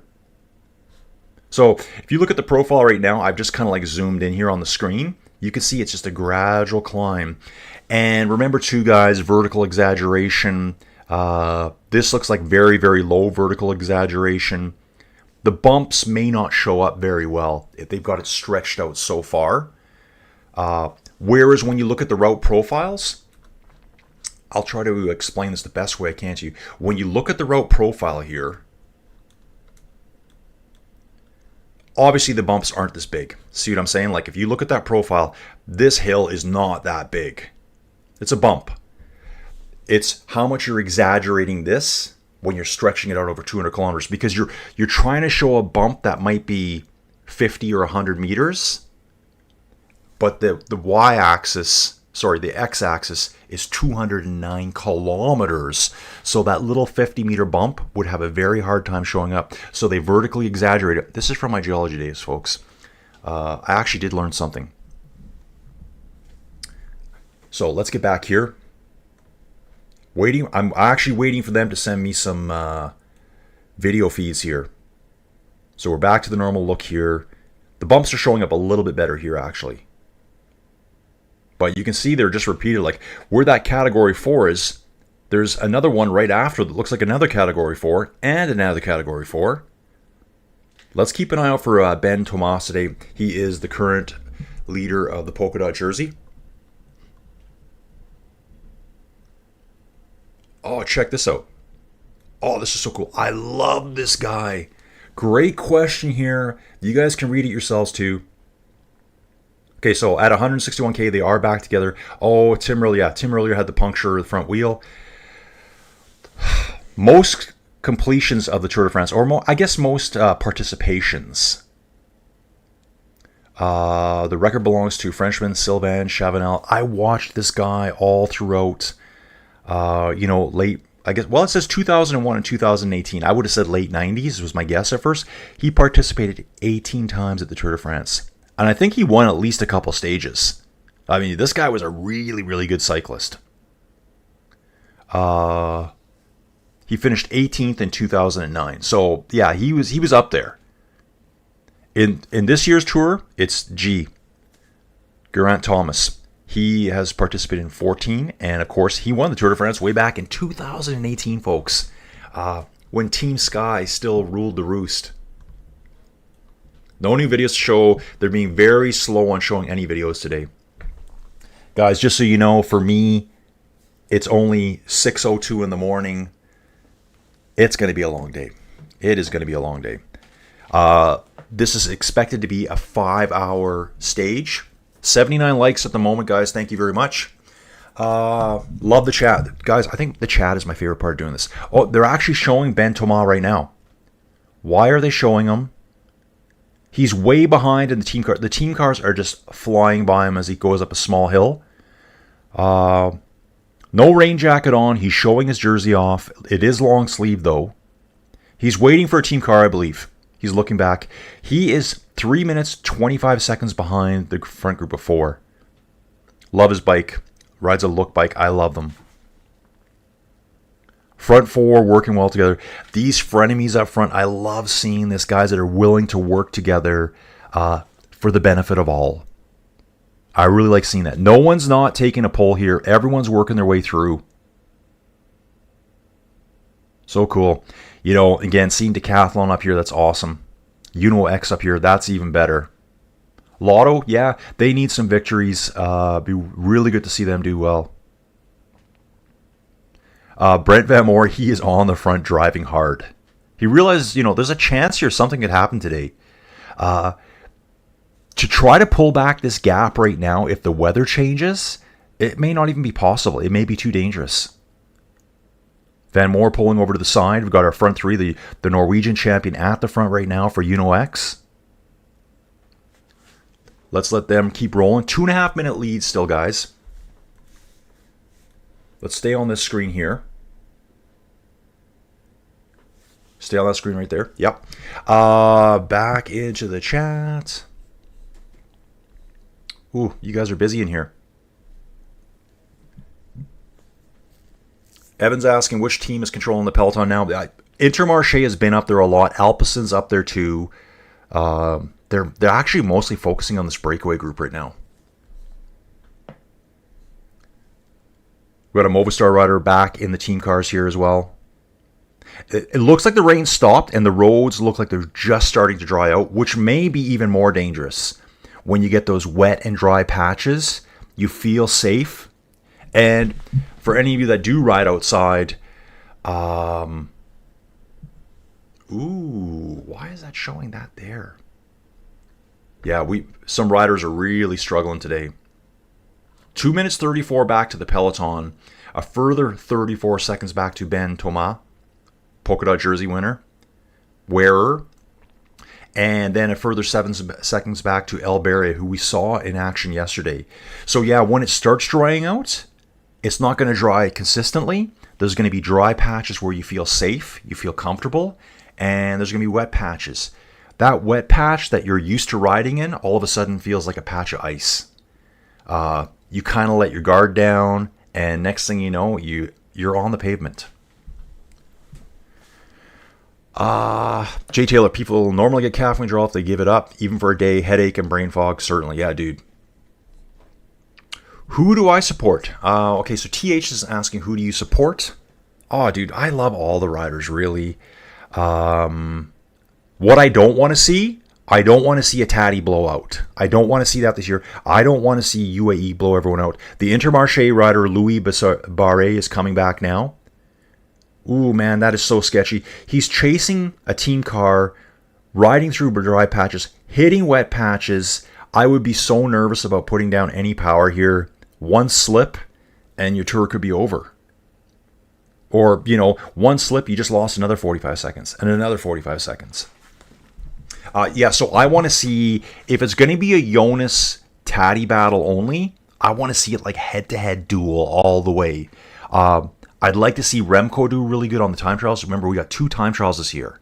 Stage 5 time trial, Pan Flats. Stage 13, Mountain time trial. I think Remco could blow them all out of the water. Remco has shown just very recently in June here that he is far and away a better time trialist than those two. Taddy lost 40 seconds on a 17-kilometer time trial to Remco. Not a hard time trial either. The first time trial is 33 kilometers long. Taddy could lose a minute and a half right there. Depending how he feels later. And I'm not saying I want Taddy to lose. I just want it to be a close battle all the way. So we're not like by stage 12 going, oh, well, we know who won. Like if Taddy has a 15-minute lead by stage 12, of course I'm still going to watch the tour. It just won't be as exciting to me. TH, who do you support? Okay. Looks like Prem was asking a question. Yeah, the race has begun. 159 kilometers to go. We've got less than that. Tobias Foss looks like he's making a bike change right now. Putting his foot down now. He was ready in the team car. Let's see. Ooh, we've got another. I think this rider might have crashed. We've got a Belgian. Looks like a rider in the Belgian flag here is down as well. He's holding himself. He looks hurt.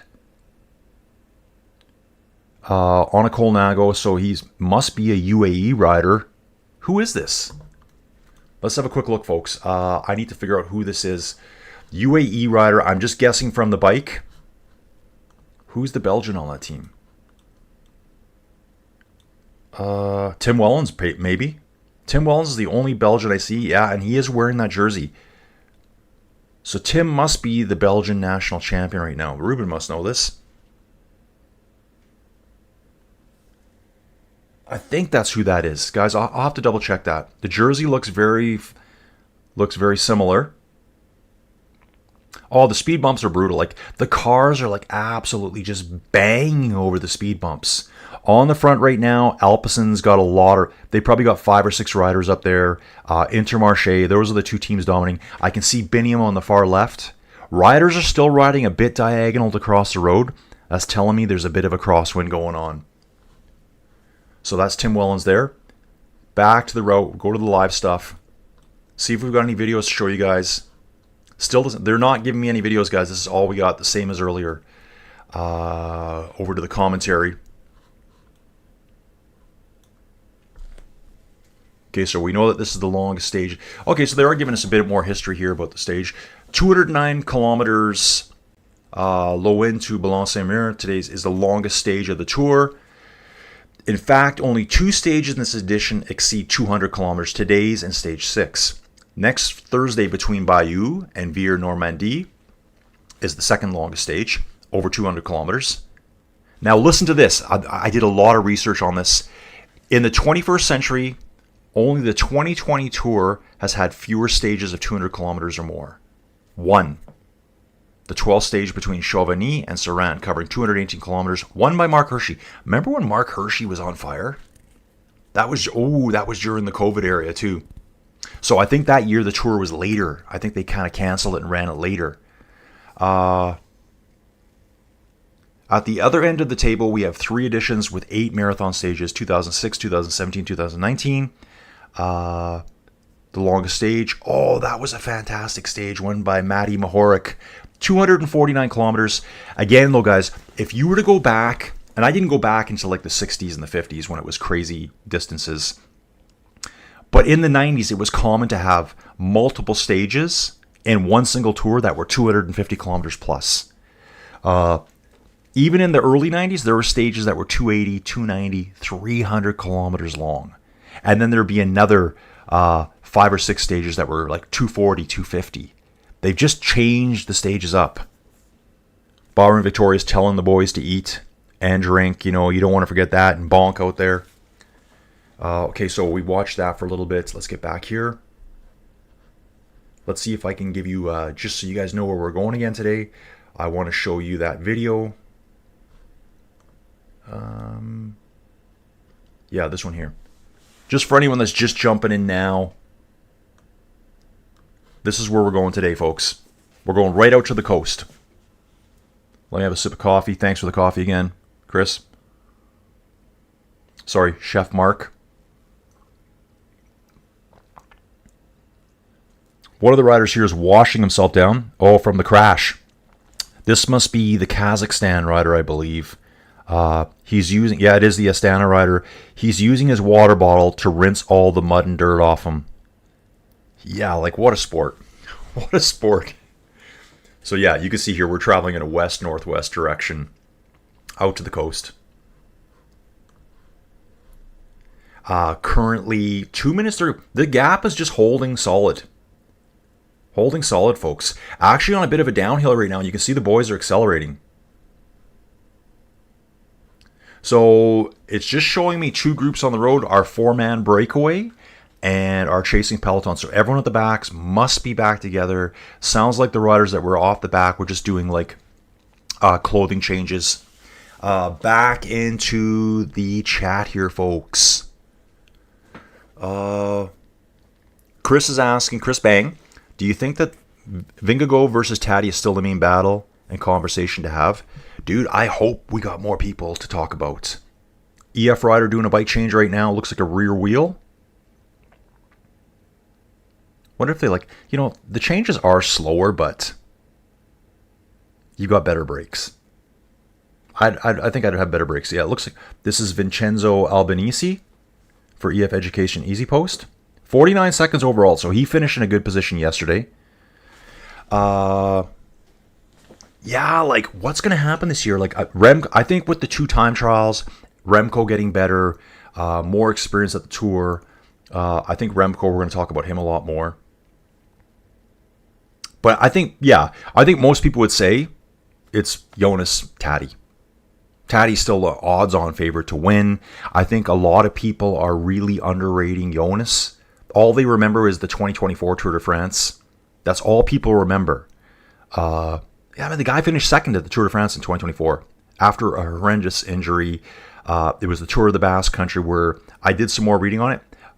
Basically, he had 2 collapsed lungs. It wasn't just one. I thought it was just one. Like, that was a life and death situation for him. And he came back from all of it. Obviously, you're not going to do that in a short period of time. It's taken Bernal 3 years to get any bit of his form back from when he used to be winning the Tour de France. Crashed in 2022 and just showing signs of former glory 3 years later in 2025. So it takes a long time to get back.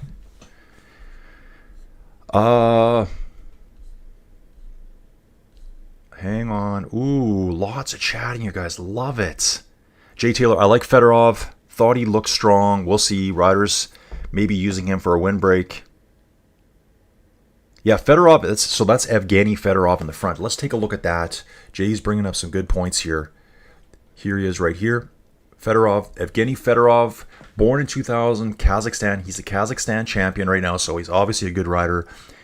He is 171st overall, so he lost a lot of time yesterday. 41st in the young riders jersey because he's a young dude. I think that's going to change today. I think he's going to be moving up in the positions. I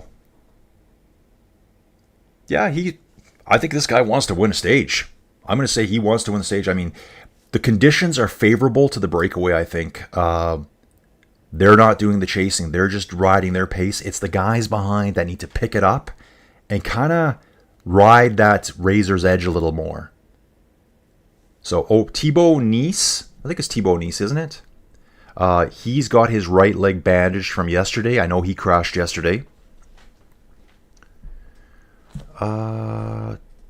Tony C's commenting. Okay, Jay Taylor, Vingo and Poggy, can't count them out. And the Air Train is another great choice. But come on, we're dying for more stories. Yeah, dude, I'd love to see more stories. I'd love to see Remco. To me, let's let the tour just play out. Stage 5, Remco walk in and just obliterate both of them. You know, I guess I got to say I'm kind of pulling for Jonas to beat Taddy this year. Just because I'm always that guy. I never want to see one team win over and over and over and over in any sport. Like right now, the Florida Panthers have won the Stanley Cup 2 years running. I'm sick of it. Someone else needs to win now. I think there was a Carolina Hurricanes fan on here yesterday. Yeah, they could win. Yeah, they're a great team too. The Oilers could win. I'd like to see that. But does that mean I'm a huge Jonas fan? Absolutely not. I'd love to see Remco just obliterate the two of them and put some fear into them. They'll be like, oh, right? I was going on about it yesterday. I think the time trial specialists don't get to really excel at their sport as much as the climbers do, if that makes sense. Basically, okay guys, sorry. I forgot I had this open the whole time. Let's see if we got any videos. See if the tour is sending us anything. Guys, they're not sending us anything right now. They've got nothing to show us. Just got the chase on. 2 minutes, 31 seconds. Okay, right here. Oh yeah, sketchy through here. So we're coming in and out of the rainy weather. Lots of rain on the cameras. The comment here saying a day for Vanderpoel or Philipsen. It could be either one of them. I'm thinking today it could be Vanderpoel. This suits him perfectly. He's used to riding in crappy weather. Probably, himself, Wout van Aert, any of the cyclocross guys have got to be the best bike handlers out here. I'd say, if you come from like a cyclocross background or a mountain bike background, you're probably better in these conditions than just a pure roadie. So with the setup of those two climbs within 10 kilometers to the finish, oh yeah, they're riding through town here, guys, like babying the corners. They're doing like 25k an hour through the corners. And again, it's soaking wet again. So yeah, let's get some more stories here. Wade, hey Wade, good to see you, man. From South Africa, 2 p.m. his side. Wade, currently, just so you know, 6:18 in the morning for me. Alpecin may be a strong team, but are they controlling the Peloton today? What team is? Alpecin's on the front right now, and Intermarché is there all the time. So yesterday it was Trek and Alpecin. Like they controlled the front for the majority of the race. Today it's Alpecin and Intermarché. Focusing on Bruno Amaral here. This decathlon rider. Love to see decathlon get a win here. If you watch the Netflix Unchained special. Now, guys, if you've watched it, tell me what you think. If you haven't watched it, obviously continue watching my stream. Go watch it afterwards somehow. Guys, we're at 94 likes already. 281 people watching this. Guys, thank you so much. I love it. Yeah, Alpecin's got at least... I can see at least 4 or 5 riders in Alpecin jerseys right now. Remember, some of them are still got rain jackets on. Intermarché riders there too. Oh, Jasper's at the front too. Jasper's sitting about 7th or 8th from the front. I'm looking for Biniam right now. It's pretty strung out here. I think we're going up a little bit of a hill here. Visma's right there too. I think the big hitters are staying at the front, trying to stay out of trouble. See the crashes coming. If you're in that mid-pack area, someone goes down, you're all going down. Yeah, Biniam's doing just fine. I think he's maybe 20th. He's probably in position 20 to 30 back. I'm seeing glimpses of Intermarché riders back there, and he was riding with them earlier.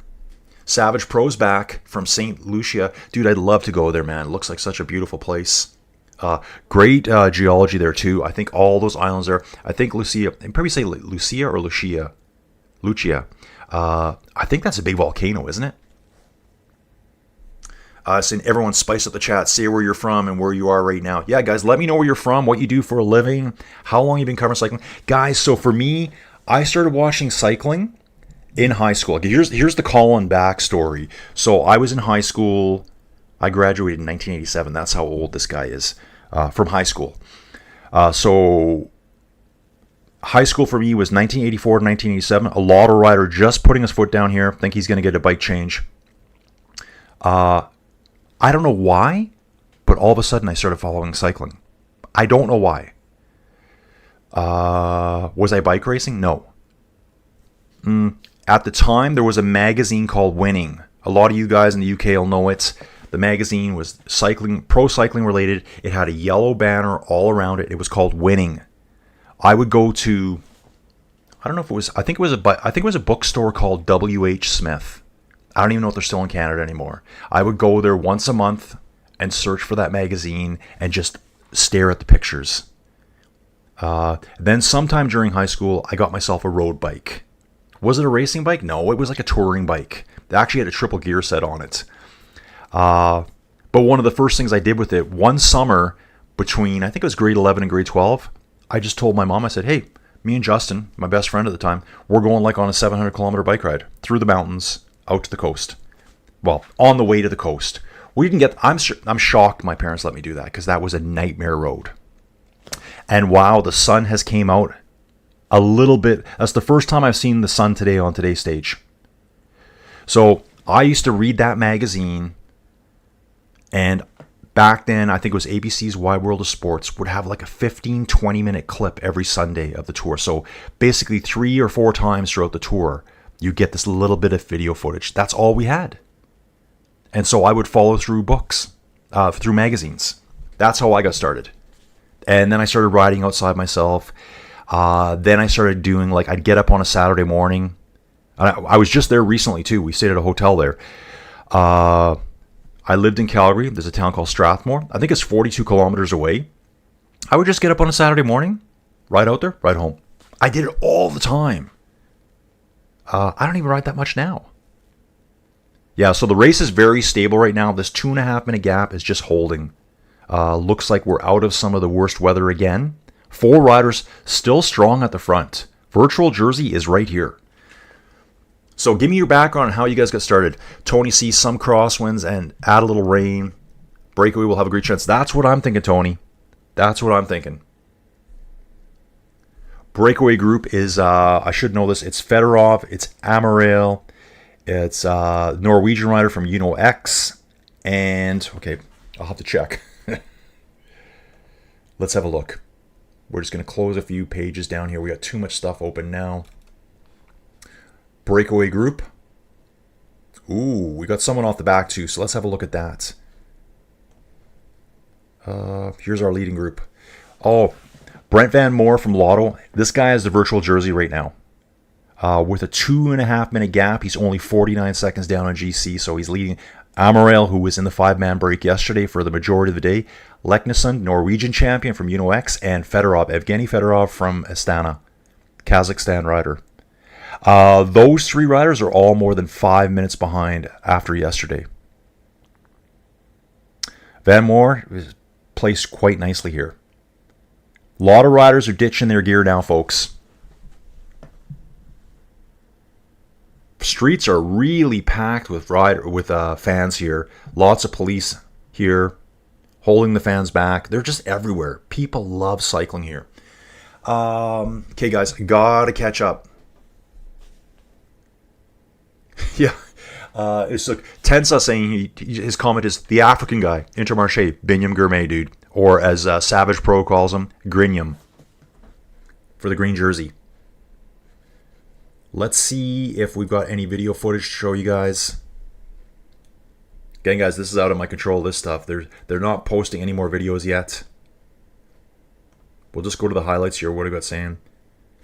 Okay, just the same stuff. Back to the commentary. Oh, check this out. Here's a little comment here. It says, Brent Van Moor, Degent's chosen heir. So basically, they're calling... okay, so this is a while back. No, 2021, Brent Van Moor was on a breakaway, 23 years old, secured his only professional victory, stage 1 of the Dauphiné. And Thomas Degent said, we've seen the new Degent. Thomas Degent, Belgian rider, superstar, famous for going on breakaways and staying away too. I love it. Oh, this is cool to know too. He's known for going on breakaways. In 2021, he was on the longest stage. We just talked about that too. That 249.1 kilometer stage. Brent Van Moor, the guy that's in the virtual jersey right now today, accompanied Matty Mahoric's victorious move. He must have been swamped right at the very finish. He finished 9th in that stage. I remember that stage really well. That is such a cool stage.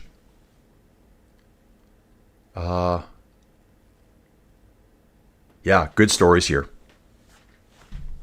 Let me get back to the chat, guys. 101 likes. Thank you so much, guys. 238 riders watching. So people are coming and going, guys. People are starting their day. My days are really delayed right now doing this. Basically, I'm blocking out every day. It was funny. Joey Jojo, that's my wife, said, well, how long do you have to do this for? I said, this is 3 weeks, lady. She was 3 weeks? I'm like, yeah, it's 3 weeks long. She knows I love cycling. She knows it's the only thing I think about, really. I don't think she really knew the commitment. Her birthday's on the 16th. We're going out on the 19th, and I'm like, on July, I'm like, we're going to have to figure out how I'm going to get home. Okay, they're showing Biniam right now, just surrounded by his teammates. Biniam's doing perfect here, guys, in the white jersey still. He's wearing his long sleeve white jersey. I would be too. And the gap is just sitting solid. 2 minutes, 35 seconds. Intermarché directly ahead of the Visma boys. Here's a shot of Quinn Simmons sitting on the back of the peloton today. So most guys have taken off their really, really heavy over jackets. And just in the long sleeves now. A few are actually doing short sleeves, and the roads look quite dry here. Let's see where we are. I'd like to get to that map feature. So you can see not much distance between them. Probably a couple of kilometers at most. Here's our riders. GC group. Some of these turns are going to be interesting here. Like this turn here coming up, you can see just ahead of us. We're going to take like a... Right now we're heading like west-southwest. In this direction here, all of a sudden they're going to be heading like a north-northwest direction. And depending on winds, this could change. When they do these abrupt changes, things can really change.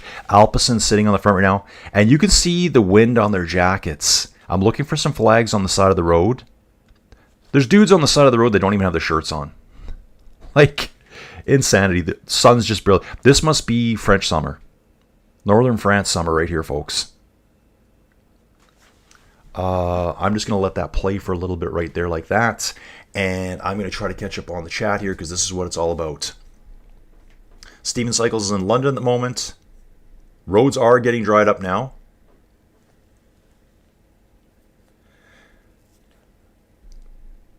Yeah, dude. Okay, so this guy here, great point, and this is exactly what I think. Looks like Natu Brahani. What do you think about Biniam's performance yesterday? He fought the whole game by himself. Jasper had full support of his team. I think Biniam is super talented and way better than Jasper. Dude, I agree with you. Biniam is super talented. He's already won the green jersey before.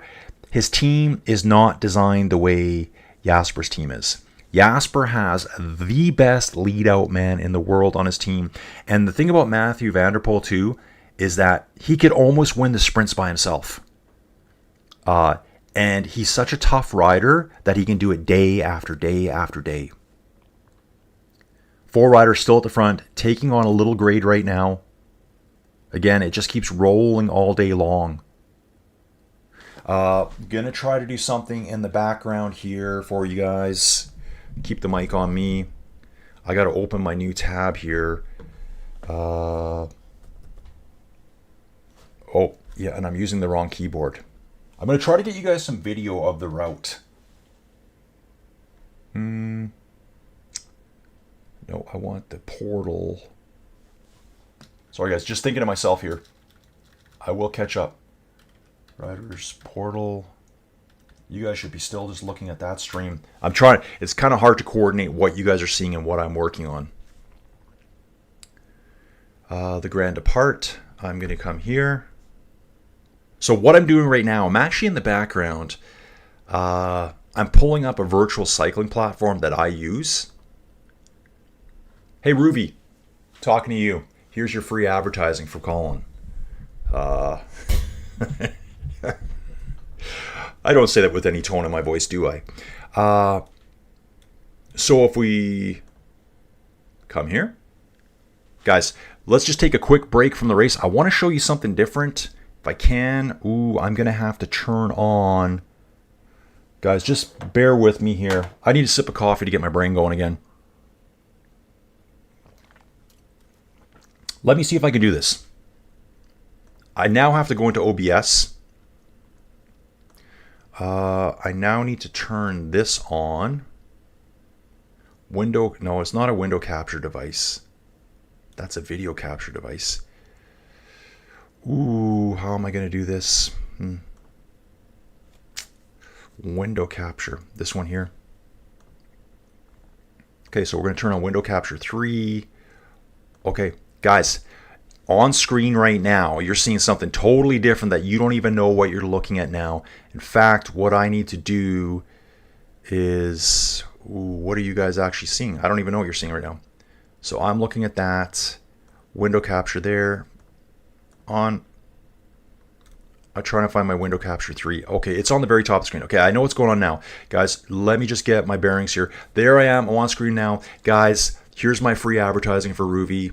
Ruby, you need to do some more stuff with me. I'm going to actually make myself look bigger for this because, yeah, let's do it, folks. I'm waiting for the YouTube stream to catch up here.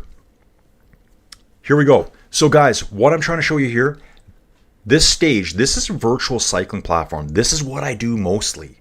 I do ride a bike all the time, and you can see that this is called Boulogne-sur-Mer. This is where we finished today. Okay?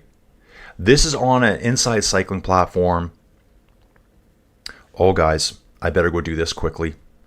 Here, let's turn that off. We're back to the race here, folks. Looks like they're tackling the first climb here right now. So I want to stay on that. We'll come back to that in a second. We're going to come back to that in a second. Let's get this all figured out. Sepp Kuss is in the team cars, adjusting his helmet. He looks fine. So we've got any more video feeds yet? See, guys, I have no more videos here yet from the Tour de France itself. We'll come back to the commentary. And you can see here where we are. So this is where we change direction here. 2 minutes, 23 seconds. This is the first time that it's actually came down today. I wonder if that's because the group up front is maybe battling a bit more of the wins right now by themselves. Flags not doing too much on the side of the road. All 4 riders still together. Okay, let's get back to the chat. Then I'll go back in. What I was trying to do there with that Ruby application was show you some actual profile of the course. The last 30 kilometers of the course is actually in that Ruby cycling simulator. It's the exact course. It's full video of the course. So I'll get back to that in a little bit. I didn't know if I could try to do that at the same time. But yeah, so going back to Natu here. Yeah, Biniam is doing a lot of that work by himself. He doesn't have the same kind of lead-out rider that Jasper does. So I agree with you 100%, dude. Alpecin, basically it's the 2 riders. It's the sprint and it's the green, and then Matthew for stage wins as well. This would be more of a Matthew type day. I don't know if Jasper's going to even be able to hang on those little climbs. It's perfectly a Matthew van der Poel type stage. So I'm putting my money on him today. Guys, 106 likes. Thank you so much. 253 people watching this little stream right here. Guys, you guys are incredible. I love it. Thank you for all your support.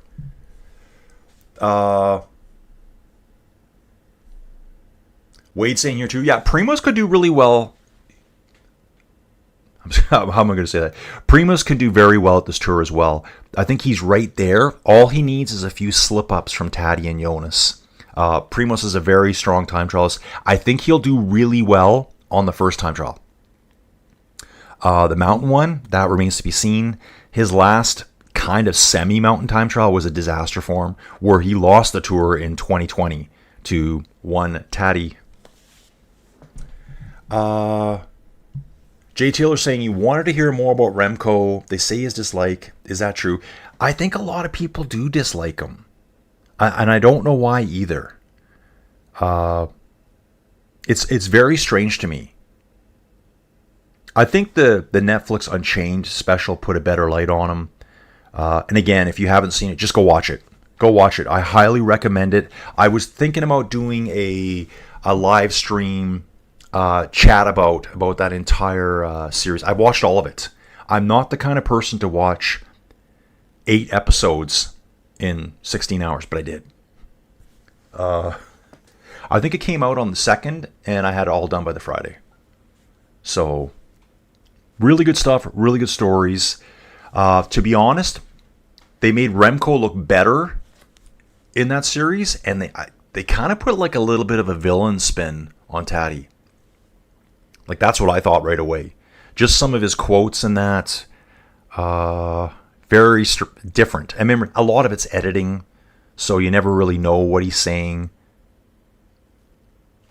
Okay, back to the chat. Thanks for the comments, guys. Lots of comments. Ruben's saying someone was peeing.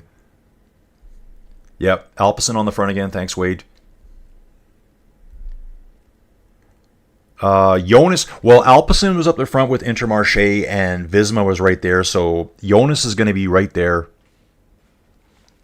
Cole Kane, dude, thank you again for your support earlier. The channel really loves it. Cole Kane saying Van der Poel today. I'm saying it's Van der Poel today. So I would love to see it. I love that guy. I mean, when I first started watching Van der Poel cyclocross, I got into cyclocross on Flow Bikes. This is how I watch it. I started watching cyclocross races. He hadn't gone to road yet. He wasn't on a World Tour team yet. In fact, I don't even know what team he rode for back then. Yeah, on the front right now, 2 minutes, 21 seconds. Alpecin sitting on the front. And it looks like there's an Intermarché rider in second place with him. Can I see any other jerseys here? I can see Jasper. Jasper's 6th or 7th back. Yellow jersey's easy to spot right now. The sun is out, folks. I'm seeing flags on the side of the road, but people are waving them around, so hard to tell if it's windy or not here. Cruising along. So easy for these guys. 53, 54k an hour. Like, that is so fast. Yeah, Tony here's reacting to my comment about 300 kilometers. Yeah, like, it was insane how far. Like, there'd be stages back then that would have 3 stages over 240, 2 at 250, and 1 at 270. Like, that was just the way it was. And the longer time trials. They would have individual time trials that were 60 kilometers long. Let's get back to the race here, guys. They're not providing us much video feeds right now.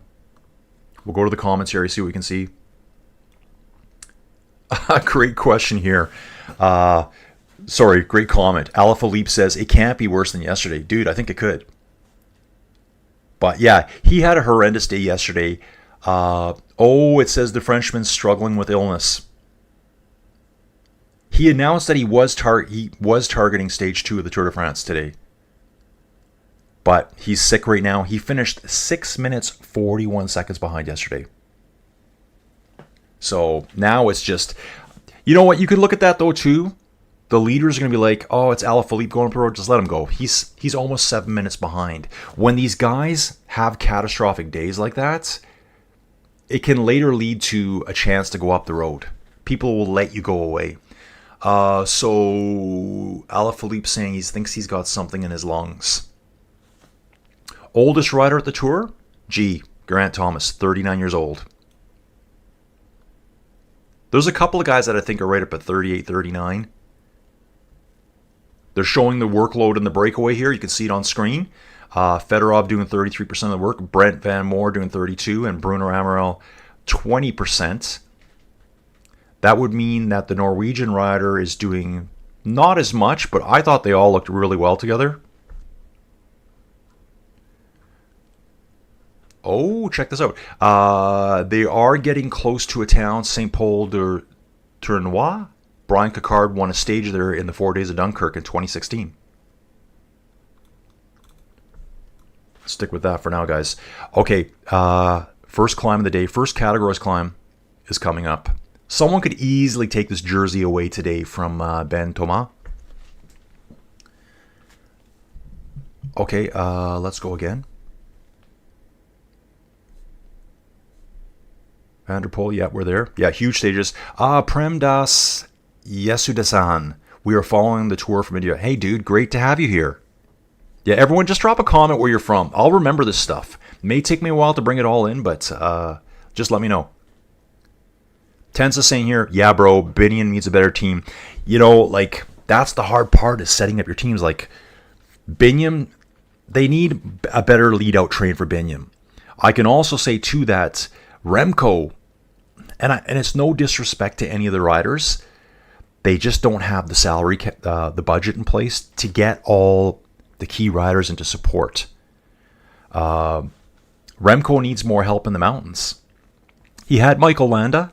They're showing Lenny Martinez right now. Finished absolutely dead last yesterday.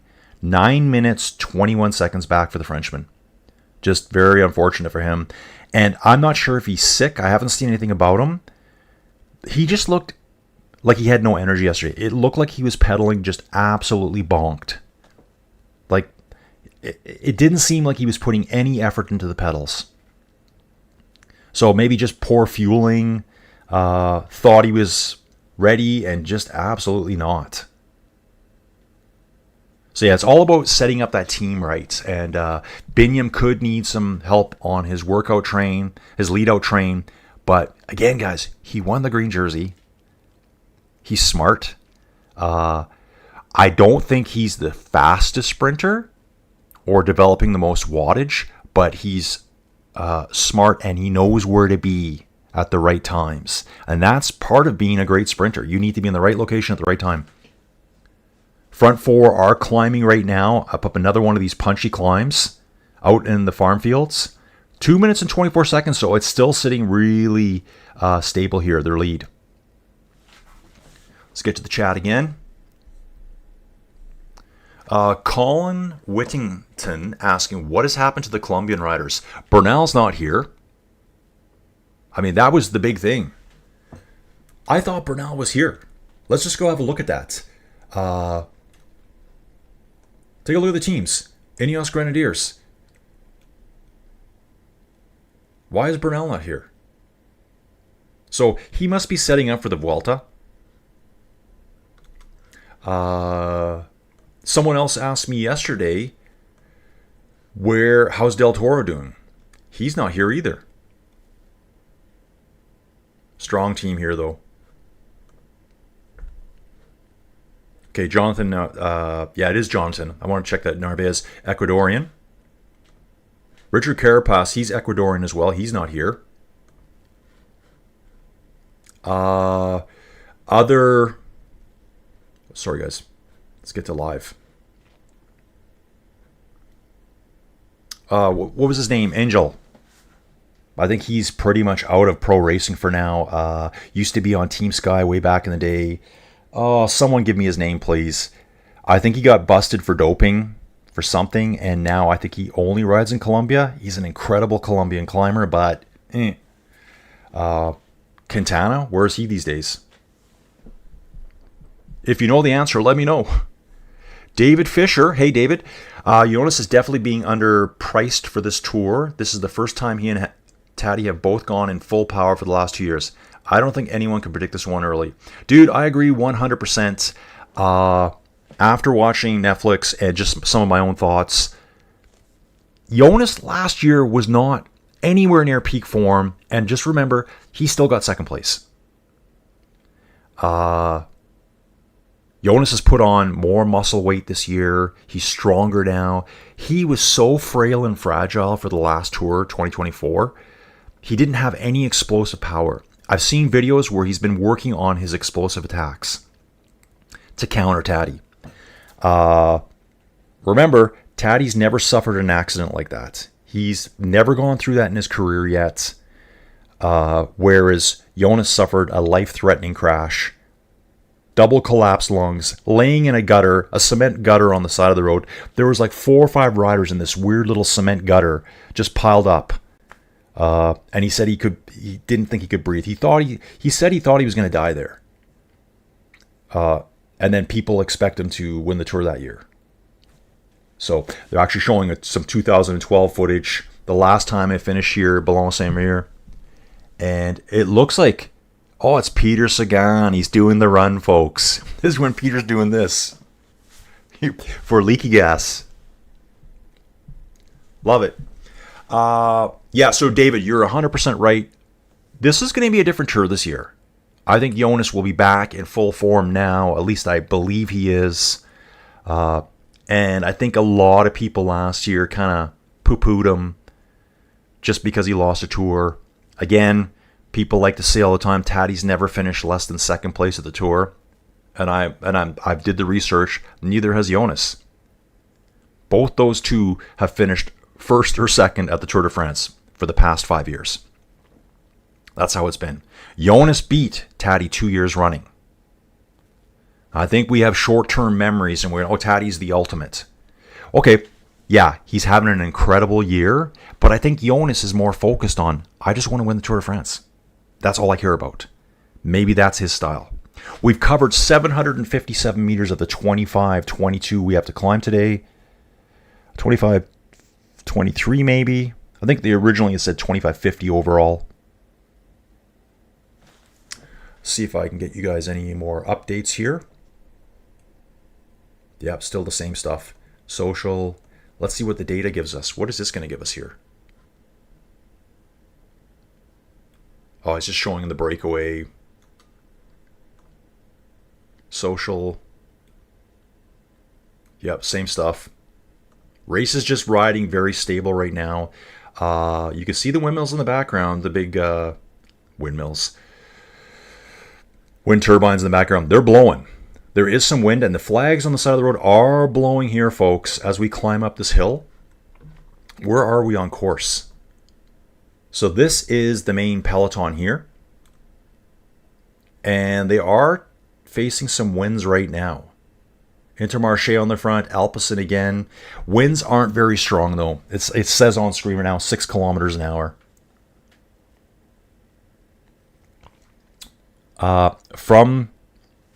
It is a headwind, though.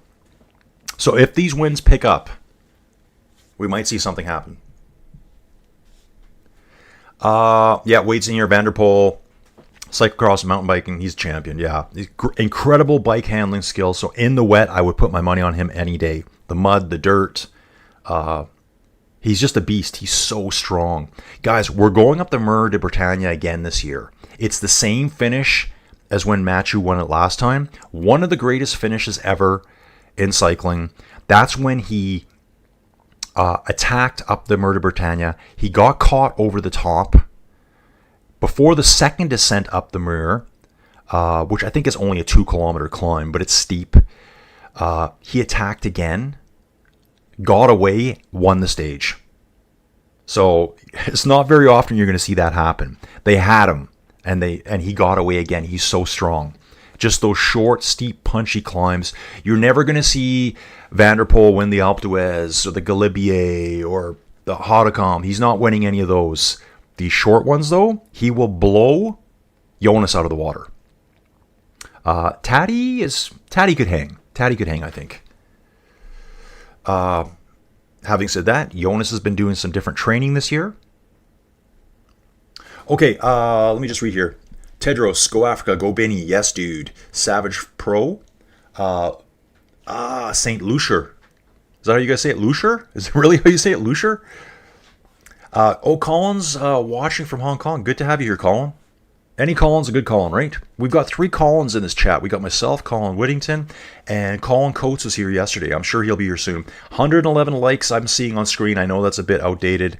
200 riders watching right now, folks. Wade saying 700K sounds like a dream cycle to me. Wade, it was so fun. Like, basically, me and a friend, I was in grade 11, going into grade 12. He just graduated. We're like, what are we going to do this summer? Okay, guys, I'm seeing something at the front here I want to take a look at. I'm seeing a bit of a break here. We've got a split at the front. It hasn't shown up on race commentary yet. Why are these riders showing split? Lekneson's out the back. Is that what's going on? Okay, this is really strange. They got 4 riders in this group, and then they've got Lekneson behind them. Very strange. I don't think that's correct. There's some weird data going on there, folks. Because that's actually showing a break. I wonder if he was a bit separated and now he's came back, or he's got a mechanical. He's having a mechanical right now, so my stream on TV, about 1 minute behind. Someone patted him on the back, and it looks like he's calling for the team car now. He put his hand up, and he was bouncing on his bike a little bit. Let's keep an eye on that one too. Let's just jump back here. Yeah, they're really not giving us a lot of videos, are they? Maybe that'll be later. Going to be hitting a flat section coming up. Actually, it is showing now the lead group. Yeah, they're just not showing it well. They've got a lead group of 4. He's doing his bike change now. There is a gap back to him. So he was calling for the team car. The road is so narrow here. This is going to be some sketchy racing later. It's basically 1.5 cars wide, the road, the entire road. So when he stopped, no one could get going by him. Race director car coming to the front now, right behind him. So he's just lost 30 seconds. Hopefully he gets back on. Again, if I was those guys up front, I'd be like, okay, guys, dial it down 10%. Let's let him get back on. We need this guy. We need the firepower.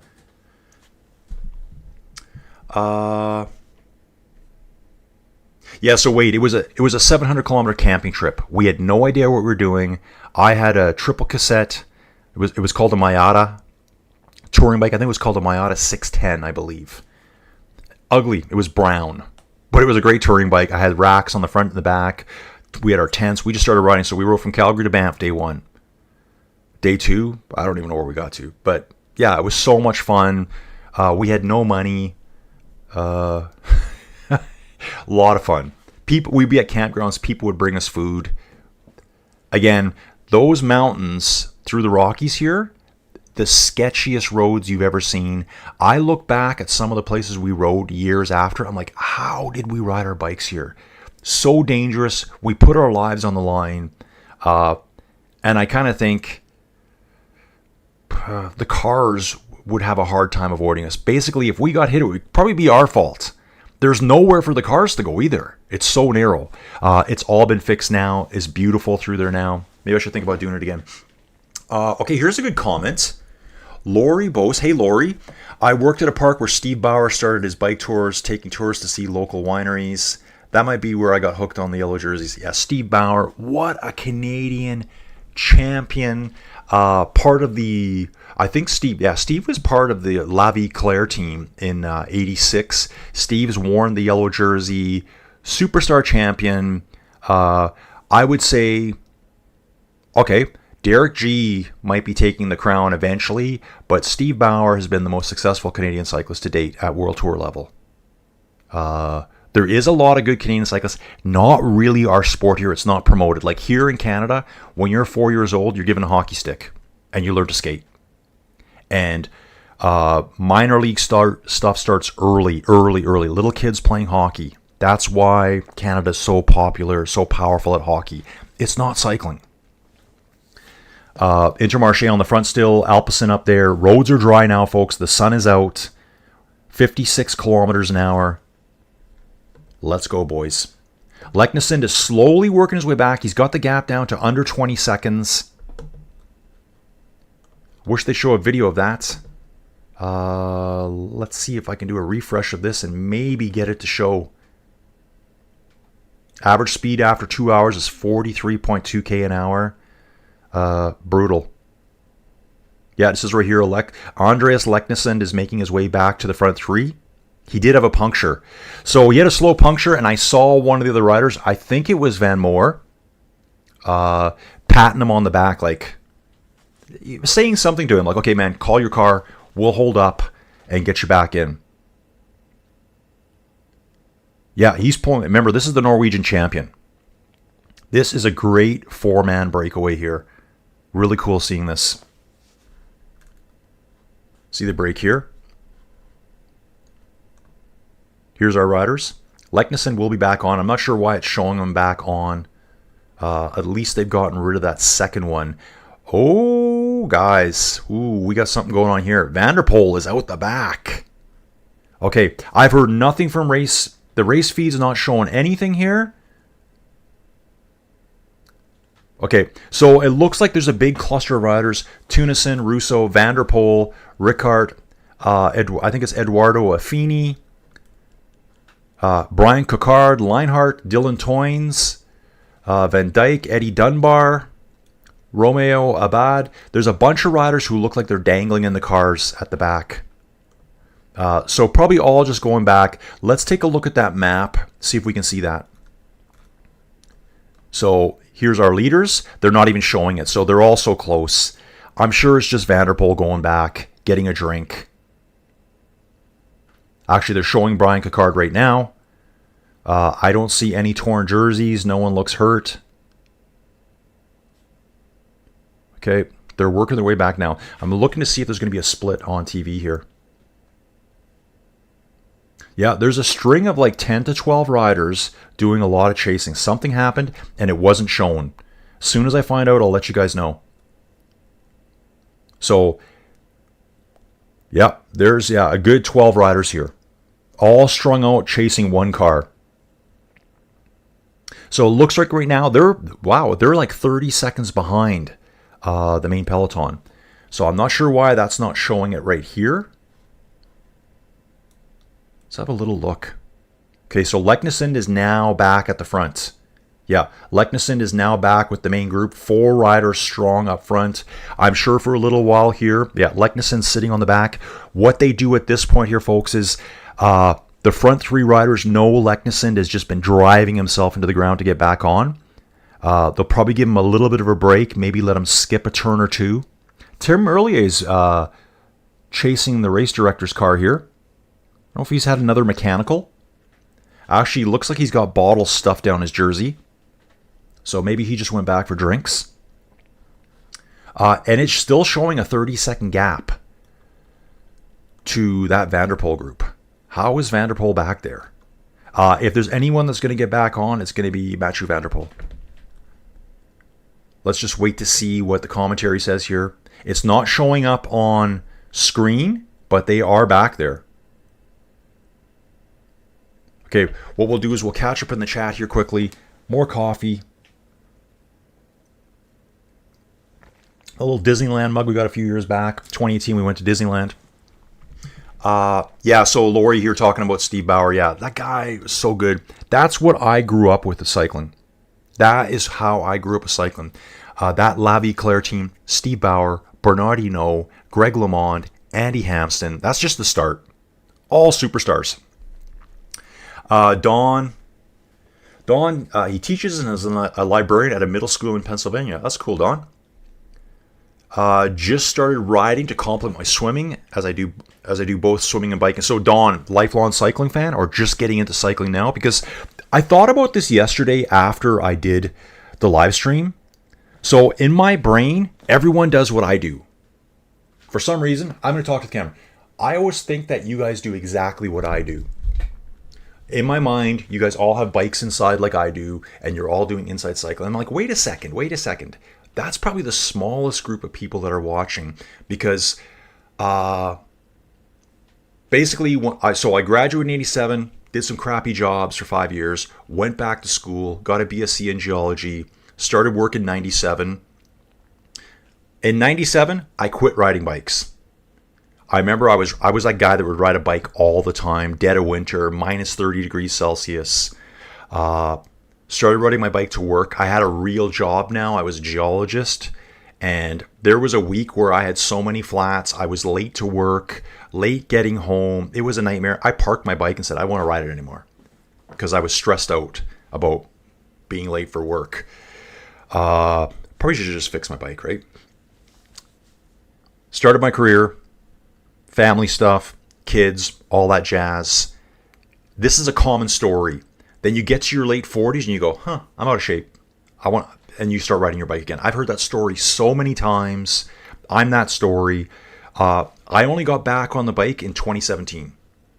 And I love it. I'm hardcore on it. I rode outside a lot. Did big bike rides outside. Winters came. What do I do now? Well, they have Inside Cycling. Zwift, Ruvi, My Whoosh is a new one. Bike Terra is a new one. Training Peaks Virtual, all cycling simulators inside the safety, comfort of your home. It's efficient, it's safe. That's how I started my channel. But I realized during that time I didn't ride bikes. I still watched the Tour every stage. Way back when Outdoor Life Network had it and the Discovery Channel had it. During the Lance era. The U.S. Postal area, if we can call it that. I watched every stage, so a lot of you guys are just cycling fans, and that's great. I think the majority of you are. So looks like Dawn's just getting into biking now. Dawn, what kind of bike you riding? Do you plan to do any inside training? I mean, the winter, Pennsylvania gets kind of cold in the winter. Check out the commentary here and these splits. Finish line still 120k away, guys. First climb of the day is coming up. We are looking at Santiago Buitrago. He looks like he's got a bit of a mechanic leaning out right now. It's derailleur. Probably had a little bump of something. Maybe it's not getting into all the gears he wants. Yeah, he's absolutely fine. Just having a quick adjustment. Not pedaling at all either. I guess he doesn't have to right now. Right behind the Tour Director's car. Still moving at a nice speed. So yeah, Dawn, let me know what you're riding. So inside, I ride a cyclocross bike. I also have a Cervelo S3. That's kind of like my fast aero bike. All Ultegra Di2, so electronic shifting. And I also have a Look TT bike, which is probably my favorite bike because it's the coolest. And if you guys remember way back when, the team Crédit Agricole, Thor Hushovd, however you say his name, the Norwegian stud, Crédit Agricole used the exact same bike that I have now. And the guy I got her from, he has it tricked out. Like, it's full Dura Ace on it. It is only mechanical, but it's good enough. Big gears on it too. And TT bike, right? Super slick, super aero. The first time I rode it, it's way faster than my new Cervelo S3. It's just the position on the bike. Okay, so Dawn's in Pennsylvania. He's a librarian. Just read a great Stephen King story about, no, it was actually Joe Hill's story about a librarian. Listen to a lot of audiobooks, guys. I'm listening to all the horror stuff that's out there. Okay, let's get back to it. Wade saying, hey, when down in South Africa, you should do the Cape Argus Cycle Tour, which is 109 kilometers. Ooh. I don't know that one. Okay, I just lost that. I gotta get back up there. Oh, you guys. Savage Pro High School, a few classmates urged me to go on for a long Sunday morning ride. Slept all day during classes next day. Yeah, I hear it, man. Got bike bitten for life. He has a flat handlebar bike. So I think just straight handlebar, kind of more of an upright, probably like more like a hybrid, I would say. Yeah, dude, you don't really... Even some of my training rides I do inside, there's certain ones I do where I'm like, oh, I realize I'm like, it's nap time. I have to lay down. I don't really sleep a lot. I need to just lay down, close my eyes, watch some YouTube, watch great cycling videos. I'm always on YouTube. That's the only place I'm at. Guys, still great. Loving the likes. Got 114 likes right now. 200 people still watching this baby. Love it. Thank you so much. Savage Pro, great story. So went on one long bike ride and then was just destroyed the next day at school. At least you had a good reason. David Fisher from Manchester, UK, fell in love with cycling for fun in 2010. Wasn't really into watching and then randomly spent half a day watching World Champs when Alaphilippe won and something clicked. Yeah, dude, that's all that happens, right?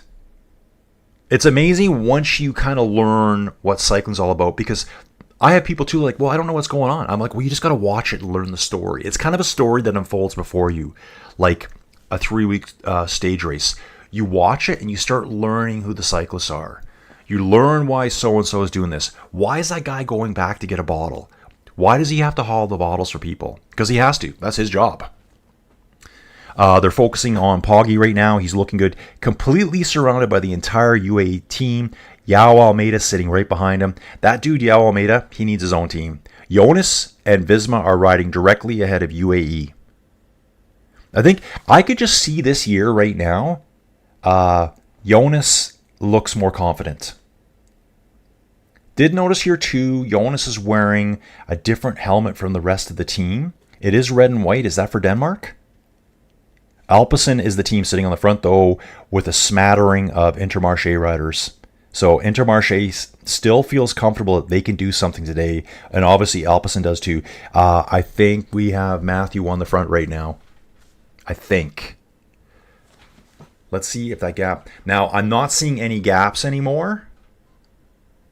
What I'll do is go to the live tracking here. So there was a 30-second gap. I think it's all been shut down now. So it could have been just a narrowing of the roads, people getting all their gear at the exact same time, and they're working their way back together. Let's jump out of that. So 2 minutes, 22 seconds. Guys, it's been that for 100 kilometers now. We're just getting to the halfway point of the race. First hill points are coming up for the day. Only 1 point. 60% of the work right now has been done by Alpecin, 40% by Intermarché. The only two teams that have been on the front today. Like literally, there's been no one else up there. So this is very similar to yesterday. Two teams doing all the work. It'll start changing soon. I think we're at the point of the race now where it's going to start getting a little bit more serious. David, great story. So something like so he's been a cycling fan now for 15 years. We got Miran here cheering on Binny.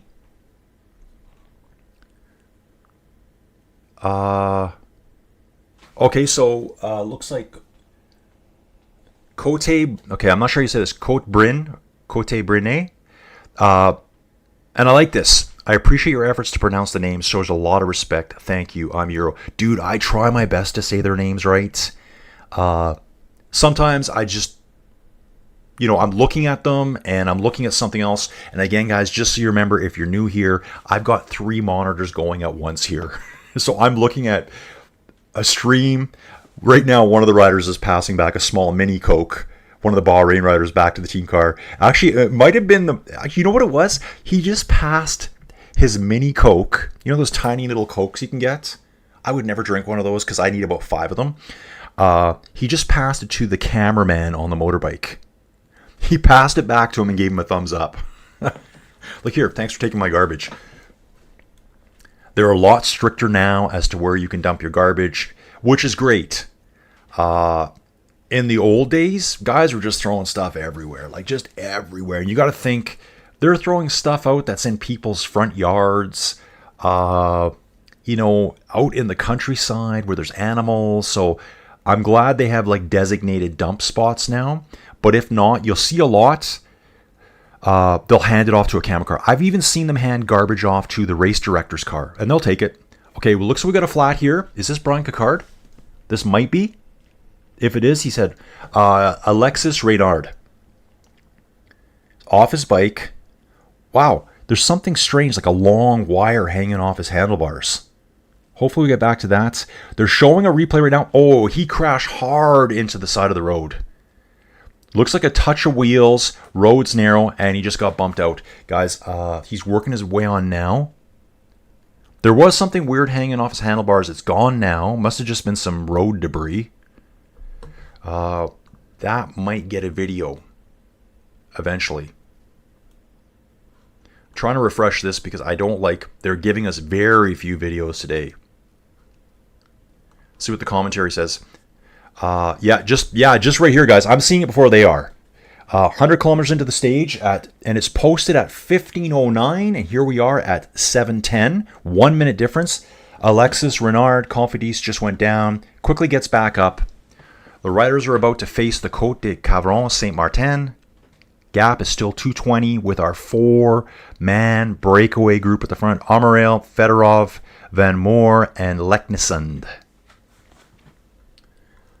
It looks like the winds are picking up a little bit here, riders. I think the winds are starting to pick up now. That's what I'm seeing. Yeah. So the winds before were like 4, 5, 6K an hour. Now we're getting some 20-kilometer-an-hour gusts. Ooh, this is going to get interesting. This is going to get really interesting. They're coming from the west here. So right now, it's a straight-on headwind. If you look at my map here, I'll try to zoom in a little bit. Here's Cavron Saint Martin. So the climb is actually up the road here. It's named after this town. Group 1, that's our 4-man breakaway. Right now, they're basically heading, it's a headwind in. So harder riding, but not scary. Once they start turning this way, there will start being some crosswind effect. These 4 are fine together. It's the Peloton that's going to struggle. On these narrow roads, there may not be enough shelter to hide behind riders, and then echelon starts. Okay, guys, so let's just jump back here. I thought we might have a video of that crash. I mean, do we need to see everyone crash? Yeah, kinda. Yeah, I want to see it. I just want to see what happened. Do I hope they're going to crash? Absolutely not.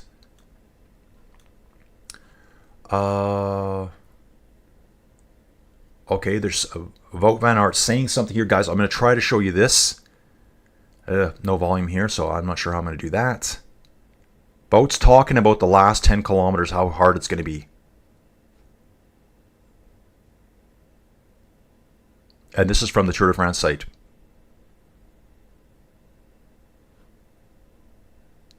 Oh, we can go full screen here. So this is before the beginning of the stage. You can see there's riders in the background getting interviewed as well. Like, this is such an operation, the Tour de France. It's the biggest thing. I've seen incredible numbers for the, looks like there was an Arkea B&B rider there beside Wout. And this guy's a super cool dude. Nice hair. He's got very nice hair. I got to say that myself. Yeah, we're going to just jump out of that, guys. I want to watch the race. Looks like we've got another rider having a mechanical here. Oh, it's Alex Renard again. Looks like he's having a problem with his shoe. I want to stick around now and watch the Côte here. Côte de Cavron Saint Martin. So he's actually behind his team car right now, working his way back up. I think they'll be like, fine, just get back in, dude. Get back in. They'll let you get away with doing a little bit of team car drafting if you've had like a bad mechanical or a bad crash. It's kind of like, okay, man, you're not just tired. You're not just abusing the system. Get your way back in. Okay, let's go here. Yeah, so Côte, I'm going to say Côte, Brené. Dude, thank you for watching. And where are you from? Swoosh Kid back. Yeah, Danny Martinez. Yeah, not here either. Bora Hansgrohe. Yeah, lack of Colombia's this year. Tony C saying there's a wheel change. Yep, Stave 2 is live now, guys. It is live now. Okay, lots more comments here. Thanks, guys.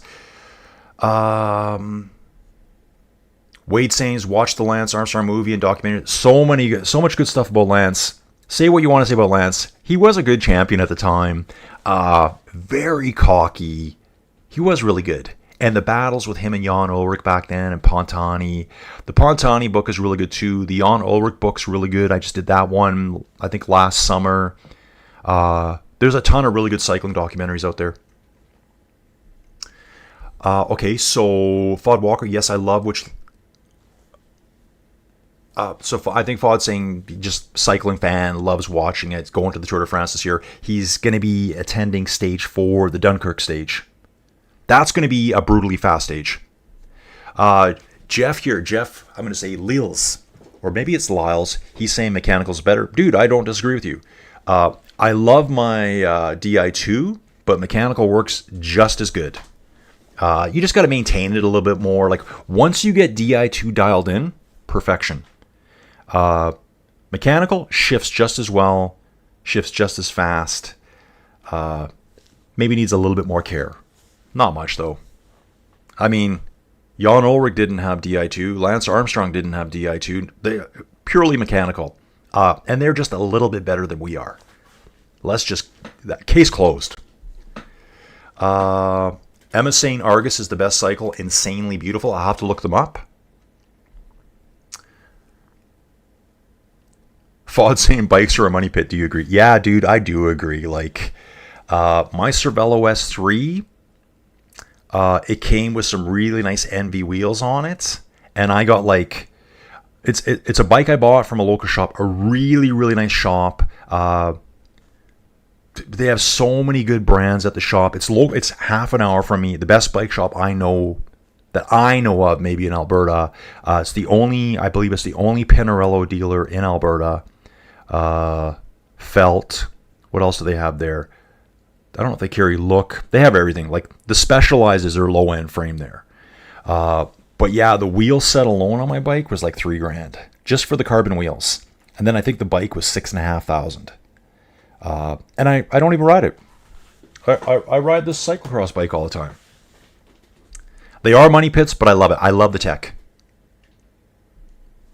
Okay, so that was FOD. So Trale is the stage stream live that you can watch. Dude, I'm watching the stage right now. So I have it set up on a screen over here. They're climbing right now. The 4 dudes are climbing. The Lotto rider is on the front. Is that Van Moor? Yeah, that's Van Moor's on the front. Van Moor's pushing up the front here. This rider is in the yellow jersey. We could see a new yellow jersey today for one of what I would say is the smaller teams now, the Lotto rider. Decathlon rider Bruno Amaral going to the front, doing his turn. These guys are all working so well together here. Go up to live tracking. You're going to see where they are. Okay. So that's the climb that they're on right now. Remember, my feed is slightly delayed here. And right now, it's a 2 minute and 32 second gap. I think it's going to go to actually, it's going up to 240. 8% gradient here. 4 riders all sticking together. I don't think anyone in this group of 4 wants to lose any of the other riders yet. There's a so you're saying there's a chance. You're saying there's a chance. There's a chance these guys could stay away. I think this is fantastic. Okay, so it's about 240 back to the Peloton. Back of the Peloton, we got some action back here. Eddie Dunbar off the back again. Again, this could be just him going back to a team car. It does say he's about 30 seconds back, so that sounds like a team car visit. There is a sprint going over the top.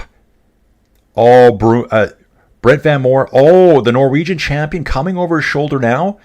I think Leknessund will get the point. So a nice little battle there between the Norwegian champion and the Belgian rider. I think Leknessund got it. Condolences to Brent Van Moor, but he does have the virtual yellow jersey. Guys, 3 more climbing points on the stage today. That means Andreas Leknessund will get 1 point. Riding a nice Ridley bike here. Gold and black frame sets. Brent had it, but that Uno X rider just came over the top here on the left-hand side. Lots of people out watching the race here, folks. Caught him just before the finish. A lot better than the crash that we saw yesterday. Guys, thank you for all the likes and thank you for everyone watching here. They're all regrouping now at the front. 4 riders back together. Handshakes all around. The Peloton is on the same climb now behind them. Let's see what the gap is. I really wish they'd show us more videos here. Okay, I do see that break here now. So here you can see, this should be Eddie Dunbar right here. So for some reason off the back, I'm going to guess, is this him right here? Yeah, Eddie Dunbar. He did have a bike change at the base of the climb. That's why that 30 seconds grew so quick. Okay, that's what's going on here. So Jayco Alula here, Team Jayco Alula out of Australia. Eddie Dunbar, the Irish rider, off the back by himself. Kind of unfortunate to have it happen right there. So he's completely solo taking on that small climb. Head on back here. First 100 kilometers, they did it at 43k an hour average. And we do have confirmation here. Leknessund takes the KOM point. Remember, there's only 1 point here. Category 3, I'm not sure how they break them out. I think there might be 3, 2, 1. Is that right? Maybe it's only 2 and a 1. We're going to find out real quick. Bruno Amaral opened up the sprint, which he did yesterday too. Brent Van Moor passed him. Andreas Leknessund came around within the last 15, 20 meters. Fedorov was pushing hard up the stretch there. Let's take a look, guys. Here's a video I can show you guys. This is good to see here. As they're saying here, they're never that far from each other. Here's Poggy. I saw this earlier with Yao Almeida right behind him. Just up a few riders. There's Jonas, and that's where I saw his different colored helmets. I thought red and white, Denmark maybe. Maybe it's something like that. They're very, very close together. Okay. This here that you're seeing on screen right now, this is an image. And I just mentioned his bike too. He's got a really nice looking bike. This is Andreas Leknesund, who just got the KOM points over the top there on that Ridley bike. It's kind of a goldy black color. Really nice. Norwegian champion right here, folks.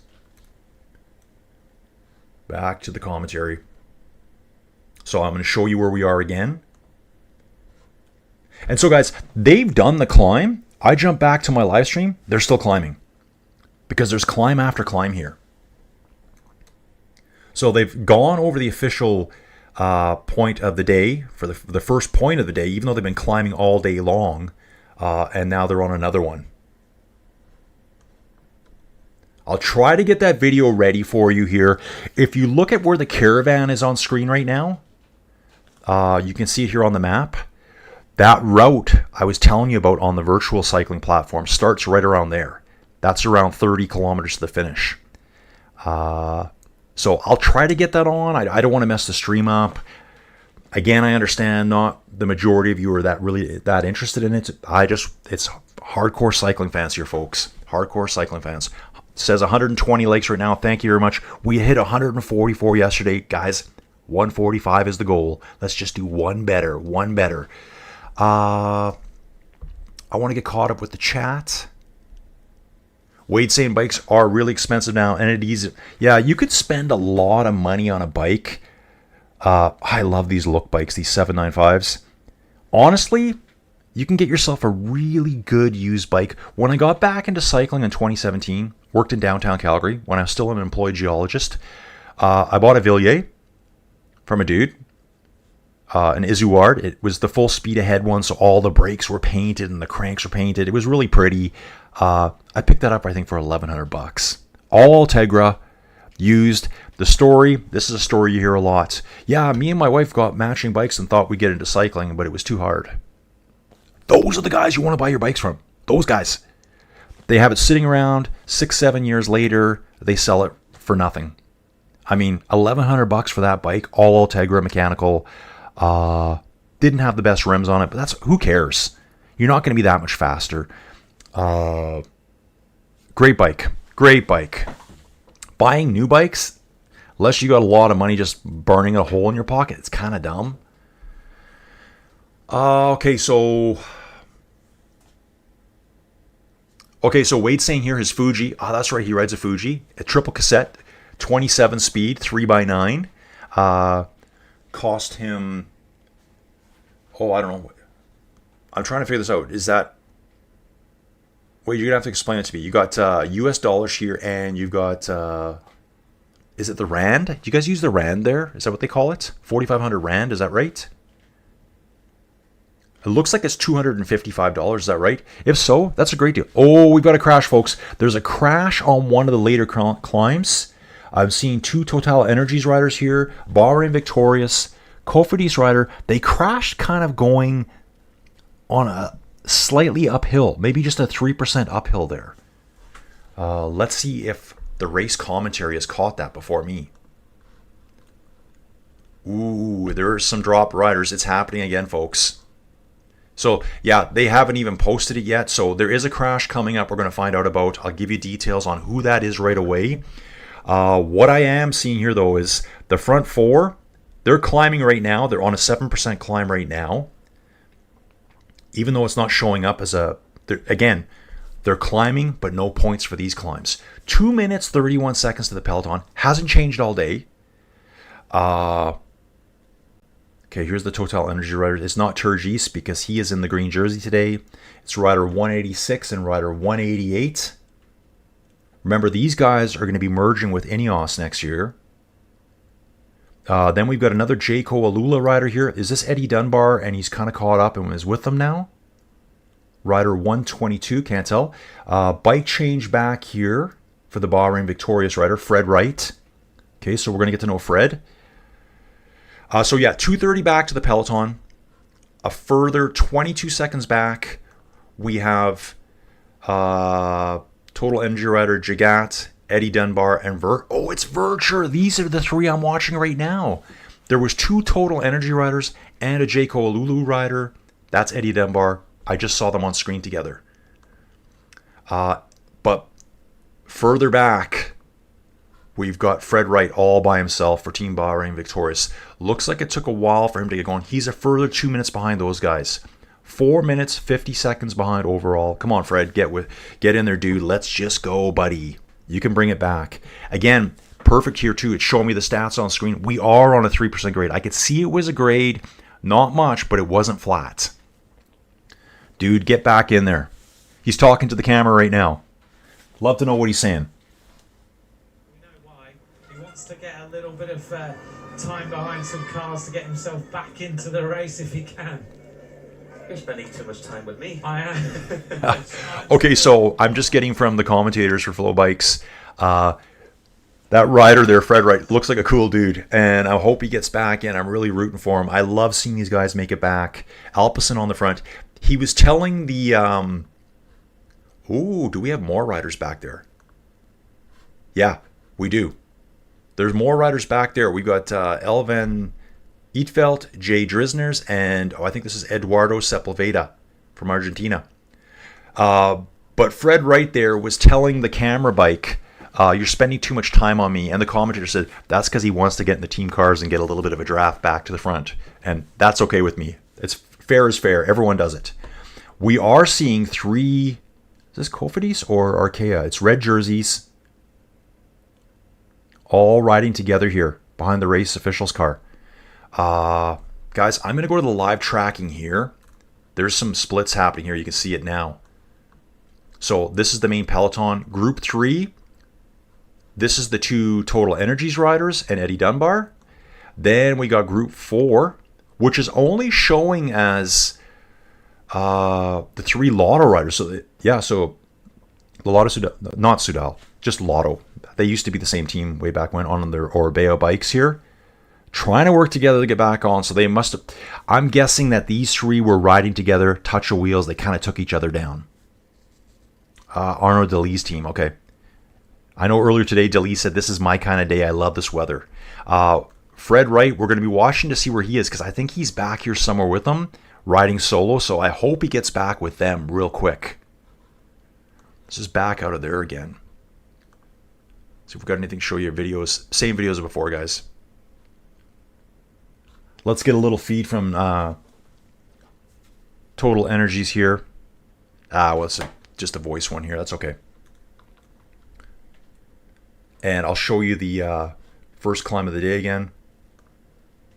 You can see it taking off here. Van Moor had a really nice lead, but Andreas Leknessem just comes over the left side and takes him out here. Again, all that for 1 point. They did regroup right after that. They're currently riding together right now. Let's get back to this map here. I'm going to do a little bit of a zoom and see if we can see some more action here. So again, you can see it. That category 4 behind us, the leaders at the front, they're taking on another climb right now.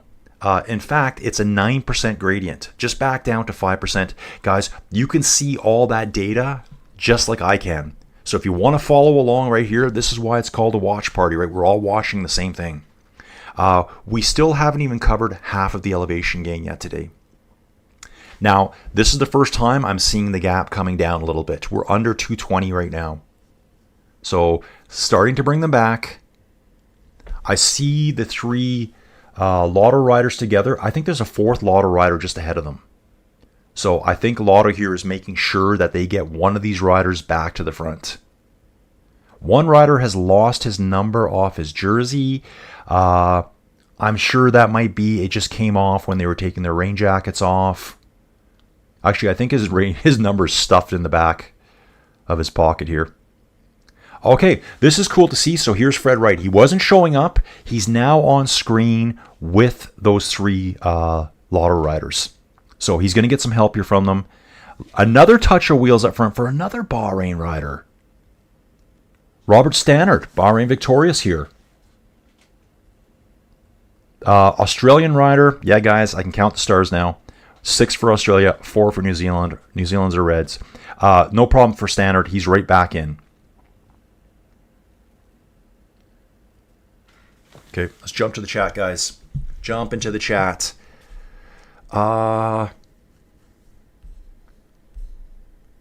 Tony C saying, yeah, less videos today, maybe helicopters are ground. Yeah, good idea, Tony. That's a good idea. It's Tony saying maybe there's less video feeds from the church. So I can only show you what they're showing me, guys.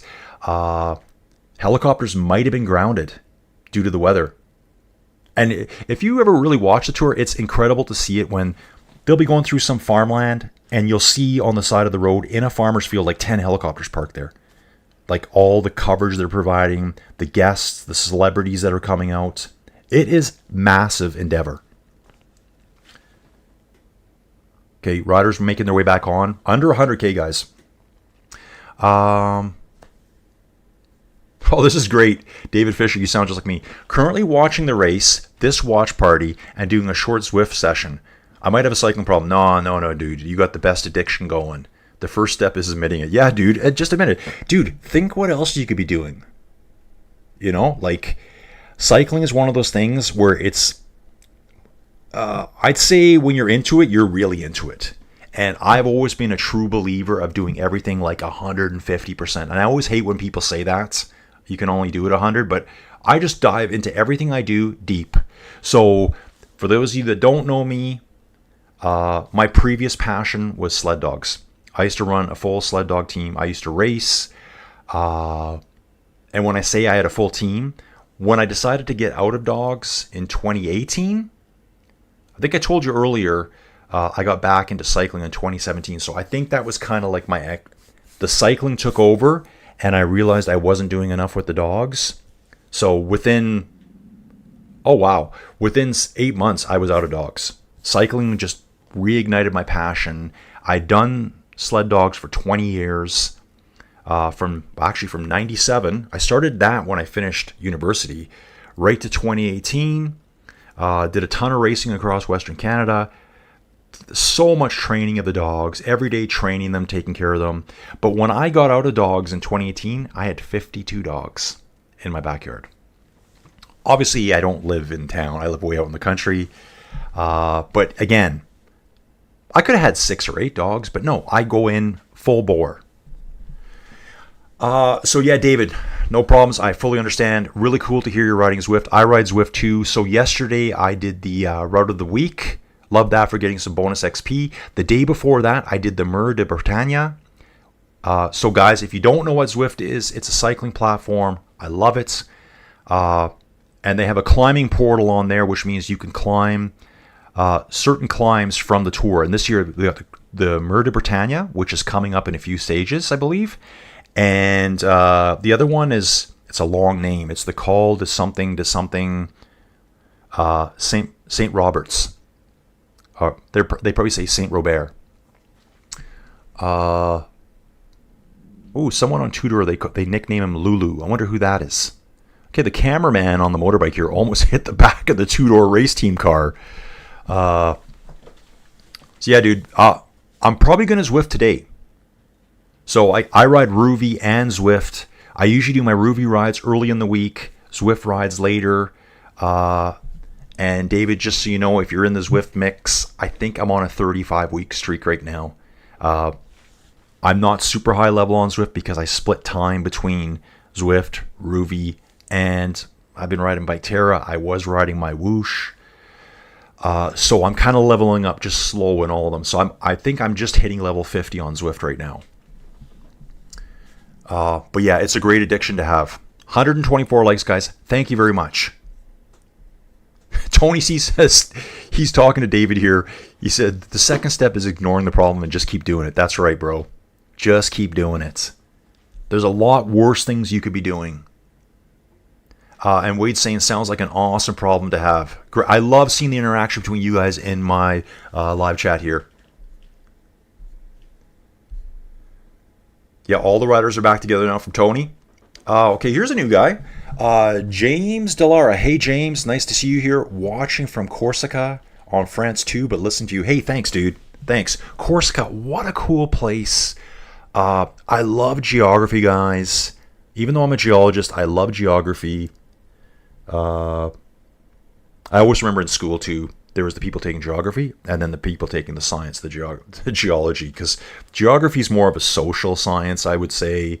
More of a soft science, but still love it. But Corsica and Sardinia there, right off the coast of like Italy and France, like such cool places. How do you get there? I live like in the prairies here. I'd love to get to Europe. Just watching Lipowitz right now for Bora Hansgrohe. Oh, his jacket's going to fall to the back of his jersey. He's struggling with it. It just popped up and it's going to fall out. I love watching stuff like this. Let's see if we can get some more videos here for you guys. Okay, here's a good question. Who in the Peloton has won the most Tour de France stages? In the Peloton, Taddy, 17 victories. That's good to know.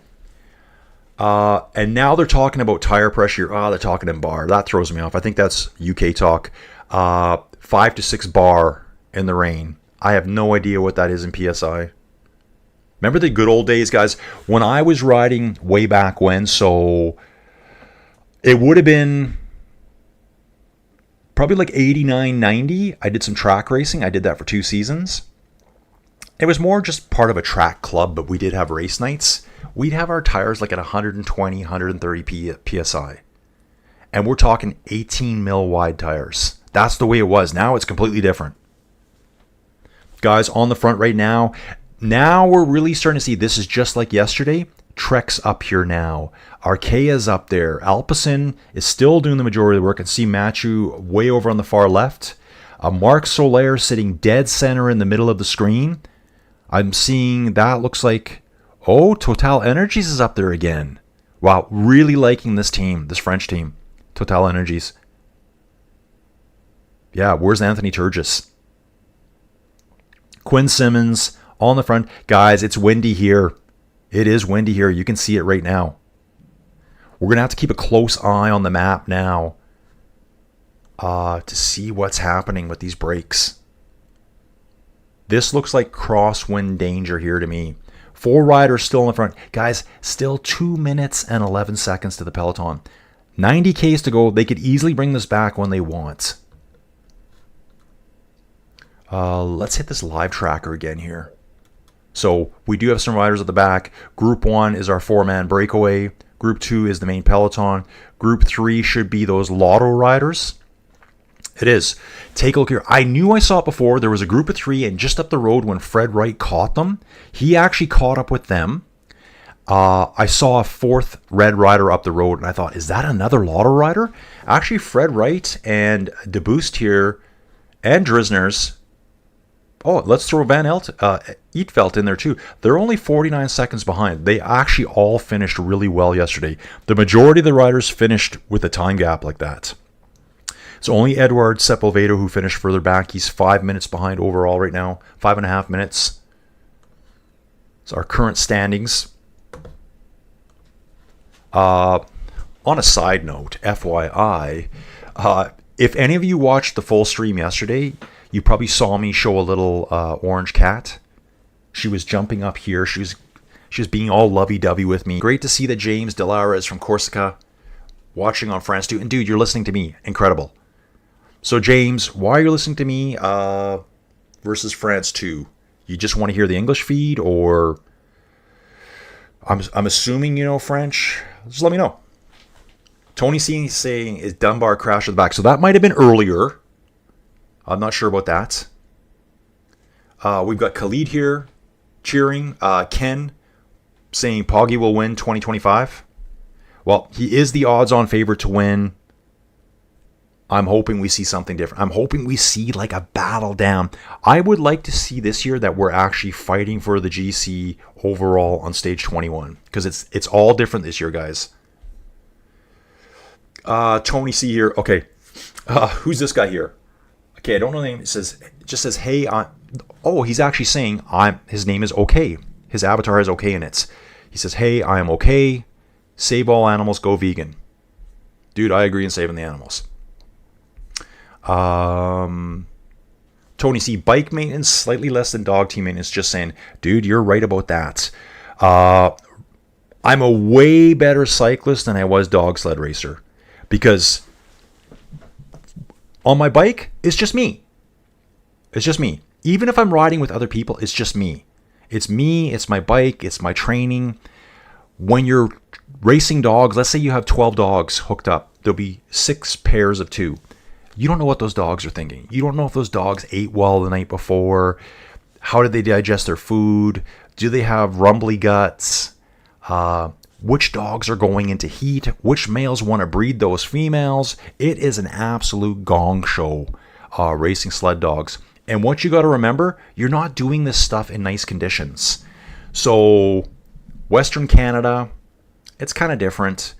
We're close to the mountains here, so it can be quite warm in the winter. You might be racing at only maybe -3, -4 Celsius. You also might be racing at -45 Celsius, which I've done.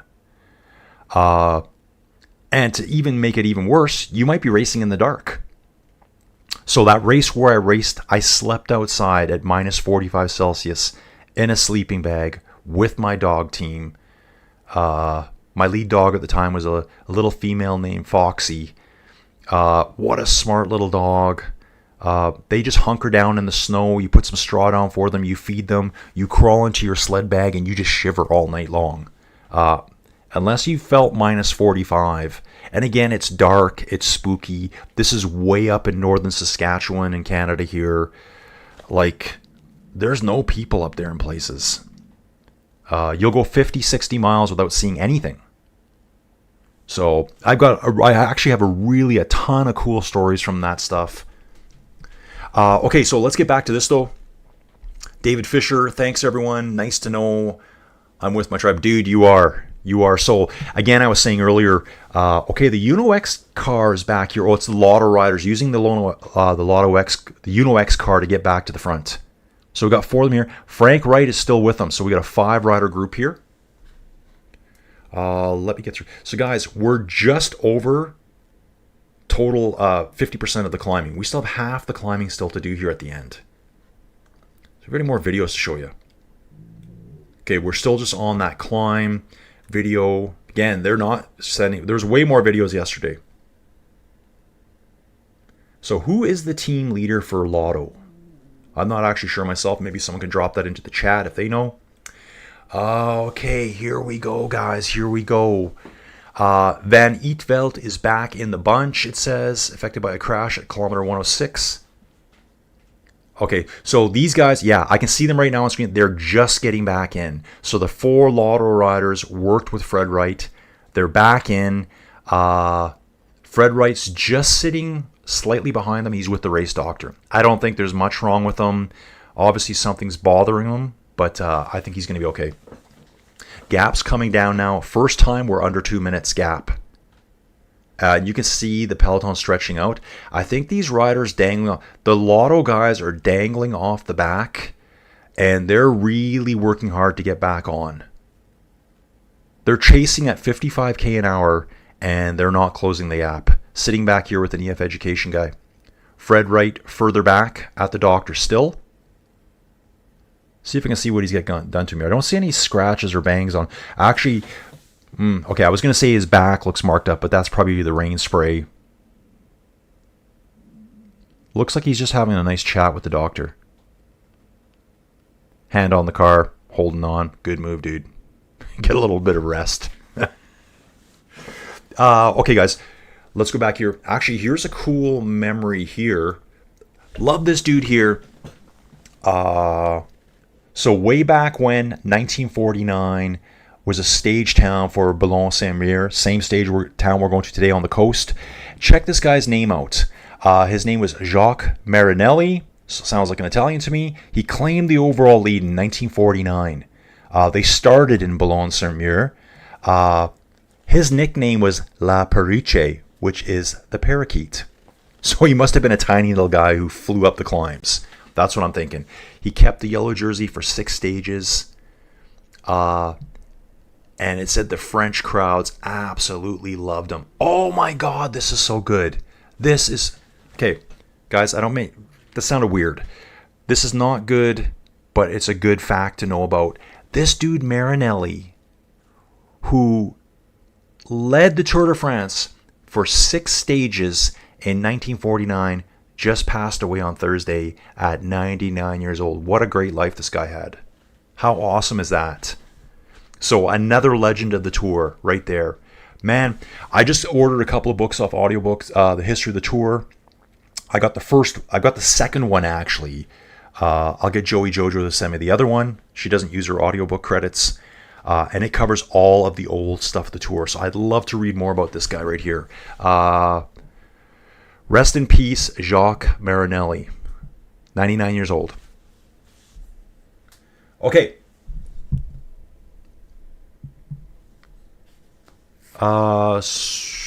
Okay, let me go here. Okay, James Delara. I moved to Corsica from Seattle. Dude, what a life, man. James, how did you decide to move to Corsica from Seattle?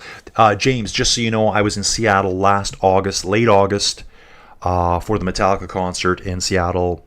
I think it was August 29th and 31st of last year. What a great concert. We were down at the, I think it's the football stadium there. I forget the name of it right now.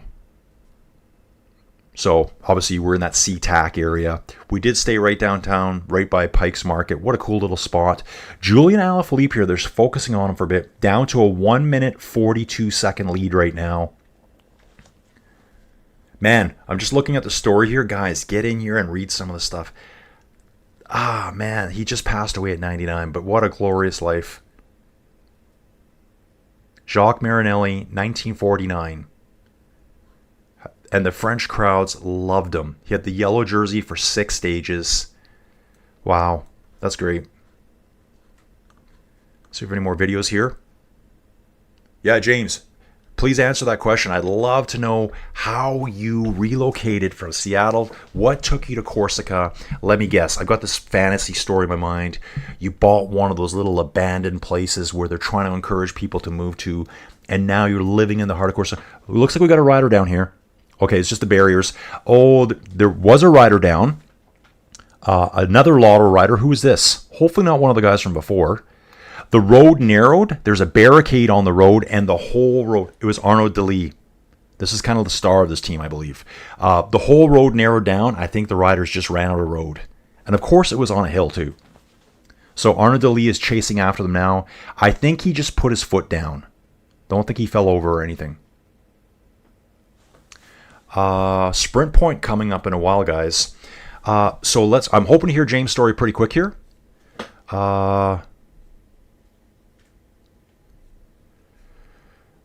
Okay. Okay, let me catch up where I am here. Got 130 legs, guys. Remember, our goal today is 145. We hit 144 yesterday. We're only 15 away. Got a Uno X rider at the back here. Who is this? It's not our front group. It's Saren Werskengold, maybe. Uno X Mobility rider. Oh, this guy finished 3rd yesterday. He's 3rd overall at the Tour right now. Was right in that sprint group yesterday. So maybe the hills are starting to wear him out a little bit today. Obviously more of a sprinter, finishing 3rd yesterday behind Jasper Philipsen and Biniam Girmay. Alpecin Decueninck. Why did I say that? Alpecin Decueninck back on the front now, folks. I can see UAE right there. Trek's there being led by Quinn Simmons. That guy is a juggernaut on the bike. What a work beast. Alpecin's calling up the other teams to help. Alpecin's waving them up. Now get up here, guys. Do some work. I think they're all sitting back saying, you guys do it yourselves. Jasper's talking back to the UAE riders right now. I don't think Alpecin's that impressed with the rest of the group. Okay, there's another Uno X rider pulled over on the side of the road. I wonder if that's the 3rd place rider. Kind of seems like a coincidence that he's over there now. So he was probably falling off the back due to a mechanical, maybe a slow leak. Tony's saying I need to put timestamps on your shaft so you can see how old the comments are. Yeah, dude, I do. I have no idea how to do that. Okay. We've got Emort. Dude, I hope I say your name right. He says, I am Emort from Belize. His name is Emort Pineda. He's down in Belize, Central America. I'm enjoying listening to you. Keep bringing it live. Love it. Dude, thank you so much for spending your valuable time watching what I'm doing and listening. Really appreciate your support. Okay, Tony. Great comment here from Tony. He's saying Lotto said they have 3 leaders here. DeLee, Van Eetveld. That's why they were hanging back for that Van Eetveld guy and Berkmoos. I think they were waiting. Van Eetveld was back in that group that they were trying to drag back earlier. We've got Giordano Solomon here asking how Benny's doing. Benny's doing just fine, hanging out at the front end of the group, protected by the entire Intermarché Wanty group team. The decathlon rider at the front, Bruno Amaral, having a nice little stretch on his bike. Downhill here now, guys. Yeah, you can see it on the profile. On the profile here, you can see they're heading downhill. But more climbs coming.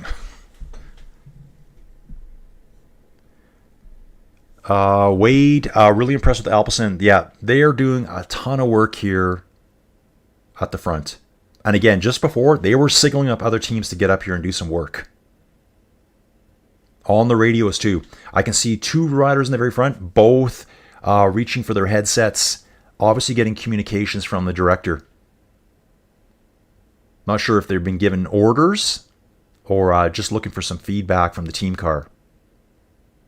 81 kilometers to go, guys. 1 minute 39 second lead. So it looks like they're just going to gradually and just drag this one back down. I always cheer for the breakaway.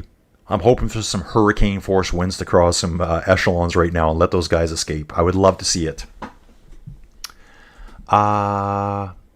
James is saying here, easier to listen in English. Okay, got you, dude. Gap down to 130. Yep. Chainbreaker. This is Tuden. I'm pretty sure this is Tuden. I don't know anyone else called Chainbreaker. Tuden is another super strong cyclist that I watch over on Ruvi. So he does a lot of racing. Tuden, are you Danish or Norwegian? I forget. You're one of those two. I think he's Danish. I think Tuden is Danish. He's saying Egan Bernal is his favorite for today. Well, I think he might be in a different race because he's not here at the Tour de France today. So if this is the same Tuden, yeah, Egan Bernal is not in here. Tony C., if you have the 3-dot menu at the top of your screen, click it and show timestamps. So if I click on one of those, okay, I can pin messages. Yeah, I may have to go way to the top. 3 dots at the top. Oh, geez, dude, I wouldn't even know where to find that right now. There's a lot of comments here. You guys are keeping me very, very busy. Okay, right there. Timestamps. Let's see what happens if I do this. Okay, guys, there, we can see timestamps. Thank you very much. Let's do this. Yeah, Chainbreaker, that's Tuden. He's saying, oops, my bad. It's okay, dude. I actually thought Egan was here too. Yesterday, I'm looking at Ineos. I'm like, hey, where's Egan Bernal? He's not even in the race. So I would guess that Egan is maybe going to tune up for the Vuelta, do well. And remember, too, Egan Bernal had that brutal crash in 2022 where it looked like he was half dead. It's taken him 3 years to recover. Finally got, I think I saw he got a 7th at either the Criterium de Dauphiné or maybe it was the Tour de Suisse. Finally a return to form. So maybe they're thinking, or did he race the Giro too? Maybe that's what I'm thinking. Maybe they're thinking, let him get really back on form for the Vuelta, build his confidence back up, back to the Tour for next year. I can see that happening. Okay, Tuden's asking me, what do I think is the fastest bike in the Peloton? The one that Mathieu van der Poel is riding. That one. Dude, they're probably all pretty quick. most of the bikes are pretty aero now. Like, you know, that's the distinction. You have like your climbing bike, you have your aero bike, and all the manufacturers now make a dedicated aero bike. Front four riders are climbing again right now. And again, it's just like this all the way. All the way. I wonder if I can see where we are on the map right now. Maybe I can give you guys a feel. Okay, so that's where we are. Sprint point coming up ahead. You can see them here. Our front four. Guys, it may be time for another coffee break for me. So what I'm going to do is I'm going to turn up the volume here. And you guys keep chatting. Maybe someone can let me know what race Egan Bernal finished good at this year. I'll be right back. More kicking through. There's the average speed, 42.91 kilometres an hour for these riders at the front today. They've really done a great job. They've managed to hold off this peloton for a long, long time. Coming up to 130 kilometres in the lead now. In fact, they've just ticked over that, 131.2 kilometres in the lead of today's stage. The longest stage of this year's Tour de France. 209.1 kilometres of racing on day number 2. All designed to just tire the legs out a little bit more. Yes, but if you look historically, it's actually a short, longer stage. Yeah. And I remember some first weeks of the Tour de France where you'd have multiple 200-kilometre stages back to back. But again, because the tendency is to shorten those stages, try and make the racing a little bit more aggressive in an already much more aggressive bunch than in that much more unexpected racing as well. Riders are not afraid to attack from far. It's much more exciting to watch cycling nowadays than it was in my decade, if it were decades, where it was all about being conservative. Now it's all about just going all out and see if it works and doesn't work. Smash it all day, see what happens. Jonas Vingegaard's 400th career race day today. So over a year of racing. All in one block. Onto this road, everybody looking to just put themselves into the slipstream, into this headwind, apart from the workers who have to do their jobs on the front. And they'll start working for position, because in a while, in about 7 kilometres, they'll take a left turn and they'll go into tailwind. Pogacar moves right to the front of the race now in that rainbow jersey, and it looks like there's a bit of a surge going on. Marc Soler looks across. Alpecin Decueninck don't want to forfeit the lead. And the team of Soudal Quickstep moving up on the right-hand side, the far side, as they take this turn, this all-important turn you were pointing out. Little narrow roads, got to be in a good position through there, and coming out in the lead, the team of Alpecin Decueninck. And Søren Varenskold has another problem. Seems to be with the stem. Yeah, it's the stem. He's very relaxed about it all, though.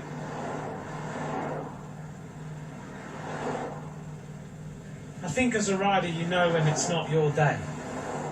You just have to accept it and just go, okay, luck's not on my side right now. There's also not much you can do. No, he just stood there. Now he gets going again.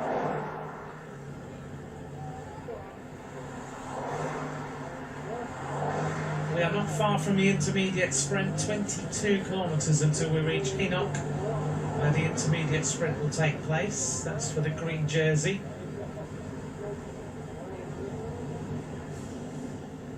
Before we get there, let's just think about a few more teams. Groupama FDJ United have got Guillaume Martin, Louis Askey, Cyril Bart, Romain Gregoire, Valentin Madouas, Quentin Pache, Paul Penot and Clement Rousseau. Groupama FDJ United. Interesting team, but hard to work out what they might be here for. Indeed. And I was looking about it. All right, riders, back again. Going from the pro commentators to your amateur commentator here, but it is what it is, isn't it? Third coffee. Yes, let's rock. Also at the little doggies outside, and it's miserable outside. It looks kind of like what we're seeing on screen here today. I'm thinking later on after this today, I'm going to have to get myself out of the house today. Getting a little bit housebound, I think. I want to see what I can do for you guys here for videos. Wow. Lame with the videos today, Tour de France. Lame with the videos. Okay, let's get situated again here. I'm seeing a 1 minute 36 second lead still. 75K to go. Roads are dry now, looking a little bit windy. I'm going to just jump back here for a second too. See what Ruben's got going on for me. I have so much communication going on here. Okay, I'm looking at my other cycling stuff. This is insane. Okay, guys. Sorry. Kind of get in the zone, then I get out of the zone. Yeah, Wade's saying here, the cyclists make 10% gradients look flat. Yeah, they do, man. They just power up them. Jeff Leals again. Pogi. Obviously, Jeff, I love your comments. We're not really sure if he is or not, but Jeff says Pogi's doping is so good that he could stay in front all day. And he also says, too, the fastest bike in the Peloton is the one with the best charge on the battery. So speaking of that, Jeff, what do you think? Okay, guys, here's a question for you, kind of a little bit of a conspiracy question. Do you think there's any mechanical doping going on? And if the answer is no, do you think there was mechanical doping in the past? Because I sure do think there was. I don't know if there is any more, but I believe there was in the past. Okay, James is saying the commercial breaks are really long. I'm not sure if that's the YouTube commercials or the French TV ones. Tony C. Egan Bernal is not participating in the Tour de France this year due to a combination of factors, including his recent injury and team strategic focus on other riders. I hope Bernal can come back. I mean, God, he won the Tour de France in 2019. Colombian superstar.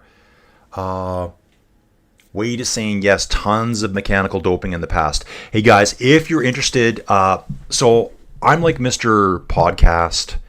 I probably don't listen to as many as I used to because now I think audiobooks have taken over. I used to always hate audiobooks. Alpecin driving the front right now, guys. Looks like 5 riders strong at the front, maybe 6, stringing the field out, going through the wheat fields now. This is looking a lot like home to me. Seeing all these farm fields around. Actually, we have our canola coming out now. Canola is like an oil, and in the past it was called rape, if you believe rapeseed. They changed that name. They don't call it rape anymore. Now it's just called canola. It's just a word. And the fields are a beautiful bright yellow here now. Really cool to see. But yeah, so regarding podcasts, there's a really good podcast made by a British cycling journalist. I barely know the guy, but it's a really good podcast. It's called Ghost in the Machine. So if you're not a podcaster, just find any podcasting. You don't got to pay for them. You don't need to pay for your podcast player or your podcasts. You can. Some will have like a little bit of extra perks you can pay for. It's called Ghost in the Machine. I think there's 7 or 8 episodes. They talk about the doping. They talk about cases that they think were doping in the past. They talk to a guy that makes motors. Do I believe it? Do I believe there's motor doping now? Not really. But the fact that he spoke with people from the UCI who said they were developing a bunch of new ways to catch people motor doping, mechanical doping, that makes me think, well, if they're not doing it, then why do we need new ways? Kind of like they're almost admitting they know what's going on, so they're trying to figure out ways how to catch them. It's really fascinating. Remember, they use those iPads? That was their big way to test. They have like one, I think they have one X-ray machine that they don't haul around to all the races. The UCI says it tests at all the races. This journalist went and asked a bunch of races, hey, can you show me the data? They're like, we don't have any. Or they never did the testing. Another team said that those iPad testers where they're looking for the motor, they said basically certain carbon buildups, the way they do it, mask that magnetic thing totally. Then someone else mentioned that using brushless motors, which is kind of like a better technology of a motor, an electric motor, doesn't produce that response that they're looking for. So who knows? I'd like to think they're not, but who knows? Okay, so yeah, Wade's saying tons of doping in the past. I believe that. Tony C's saying just his comments here. Hey Tony, you're the number one commenter right now. Can you? I'm not sure if you can see that beside your name. There's a number one beside your name. Number two is Wade. Come on, guys, we're in a war here. Tony saying that was the comments from the team about Bernal.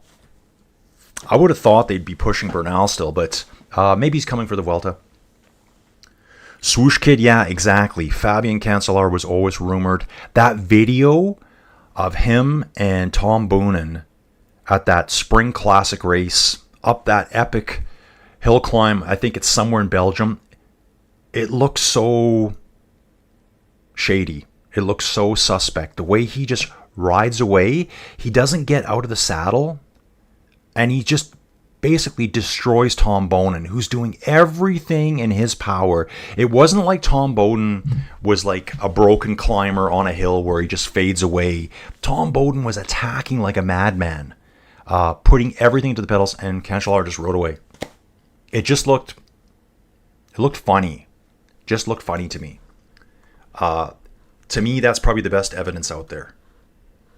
And just what this journalist has been investigating, I hope he does more episodes. Okay, I'm going to try to do this now for you guys. You guys should still be on that one. What I'm going to do is I'm going to pull the media up here for this guy right here. And so, guys, this is going to be... Okay, so we still got our four riders at the front, racing through the countryside. Wow, they're already baling here. We haven't started baling yet. Baling is when they've harvested the crop, then they go through and they bale up the stalks of that crop into hay. Well, it would be straw. Into those big round rolls. Those big round bales could weigh anywhere from 1,000 to like 1,600 pounds, depending on the crop type.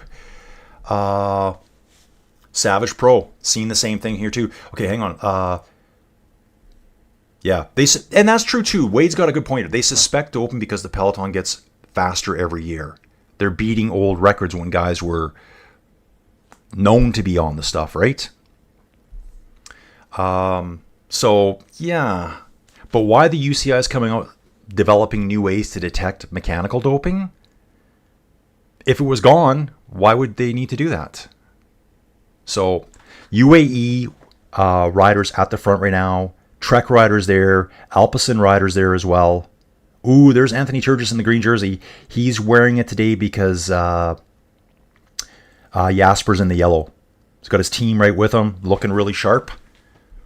Savage process here. I've seen this one too. Once a tour rider fell off his bike and the cranks were still grinding, moving the bike in circles on the ground. This happened. Dude, I've seen those videos too. Sometimes I'm like, well, is it just physics? Is it just... But I know what you're saying. I know exactly which videos you're talking about. Tony he's talking to Savage Pro. I've seen the same thing myself. Very obvious. Yep, and Wade's got it here. So this lady you're talking about, she was in that Ghost in the Machine podcast. Cyclocross cyclist Femke van Dresk got caught motor doping. Oh, and James was talking about the French television for the long breaks. Yeah, so that journalist was actually able to talk to her. He went and talked to her. And so okay, so the front four, they're working extra hard right now. They are trying to hold them off. Like, really, with 70 kilometers to go, do you think these guys are thinking that they have a chance? There's always a chance. Let's talk about Bruno Amaral, who is in the break today. An outstanding roller who has just won his second national time trial title. That's good to know. Amaral's here. He's a time trial champion. Second time. He can put his head down, butt up, and he can work hard. Regular contender in the breakaways. His first tour was in 2021, and he's from the Pyrenees. Oh, he attacked on the stage that was won by Sepp Kuss ahead of Alejandro Valverde. Man, I love that guy. That guy is so cool.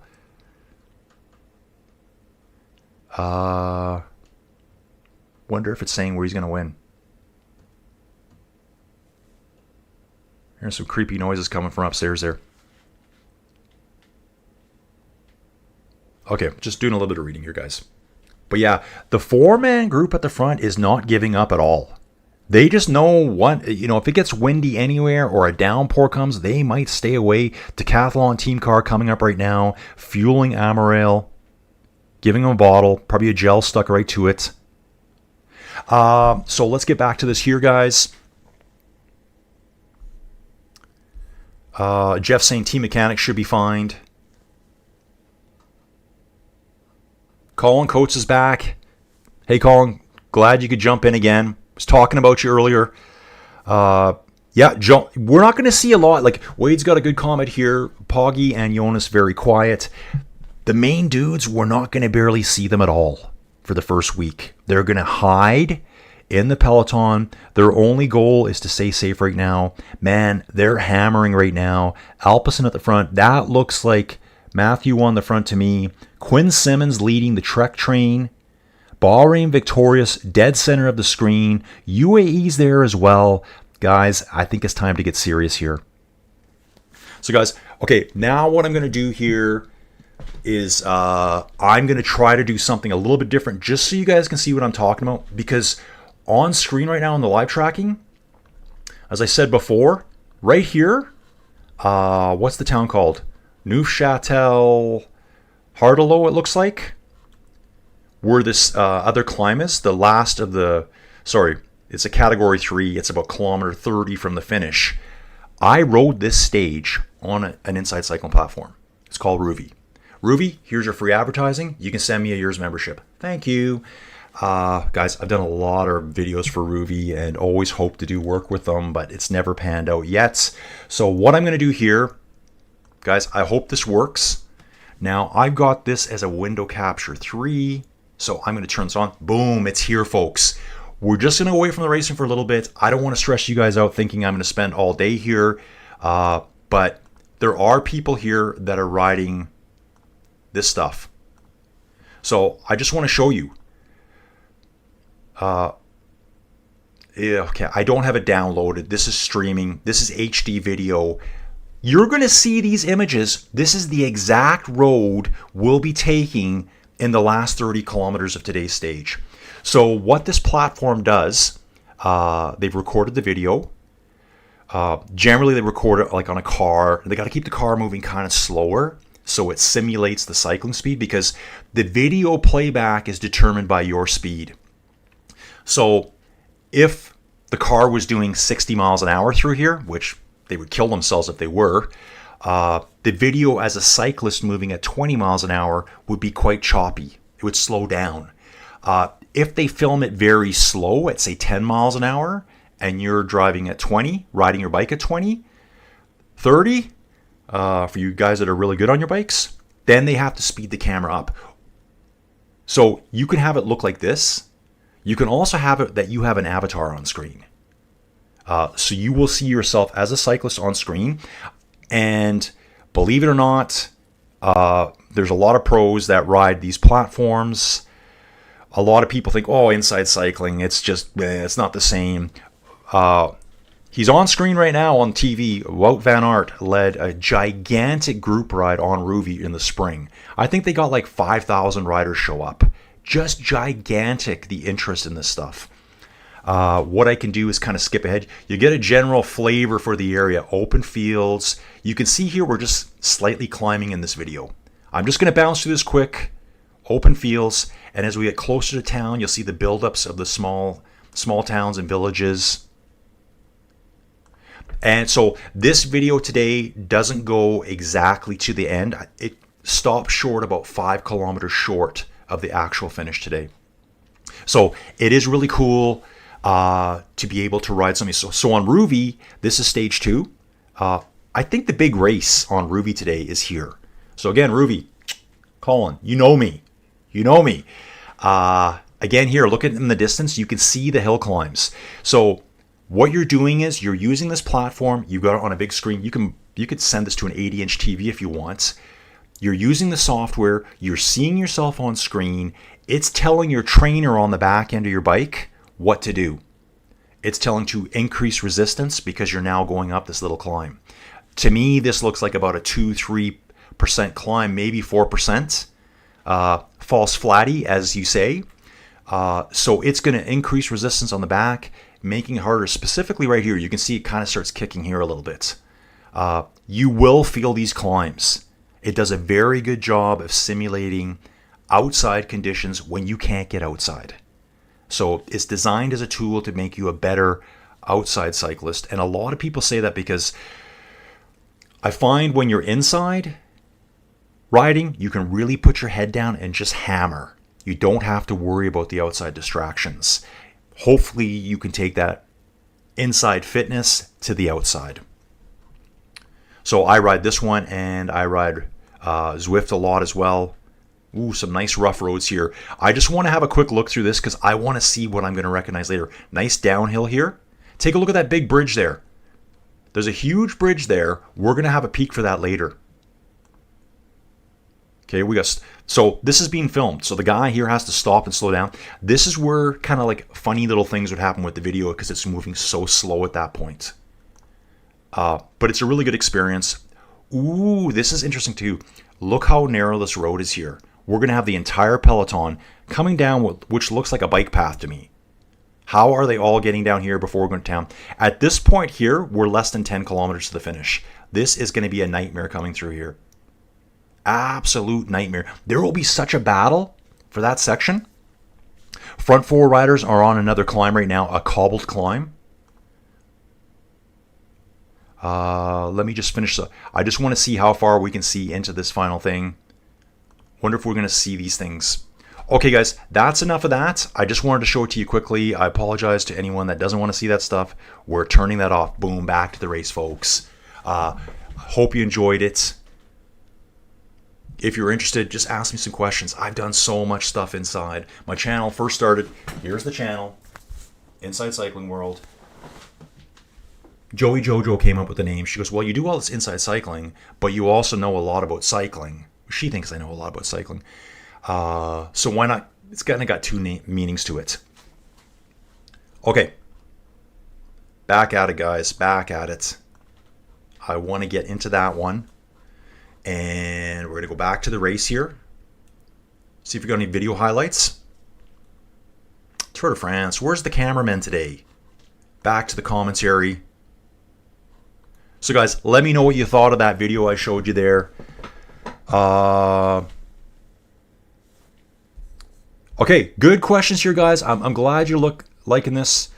I do want to get back to the mechanical doping too. Hey, Colin, again.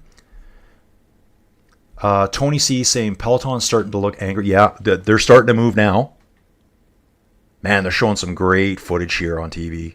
Great footage. All the castles and the towns. Yeah, it's coming down quick now, guys. These poor dudes up front. Great effort out front. We're down to 40 seconds, though.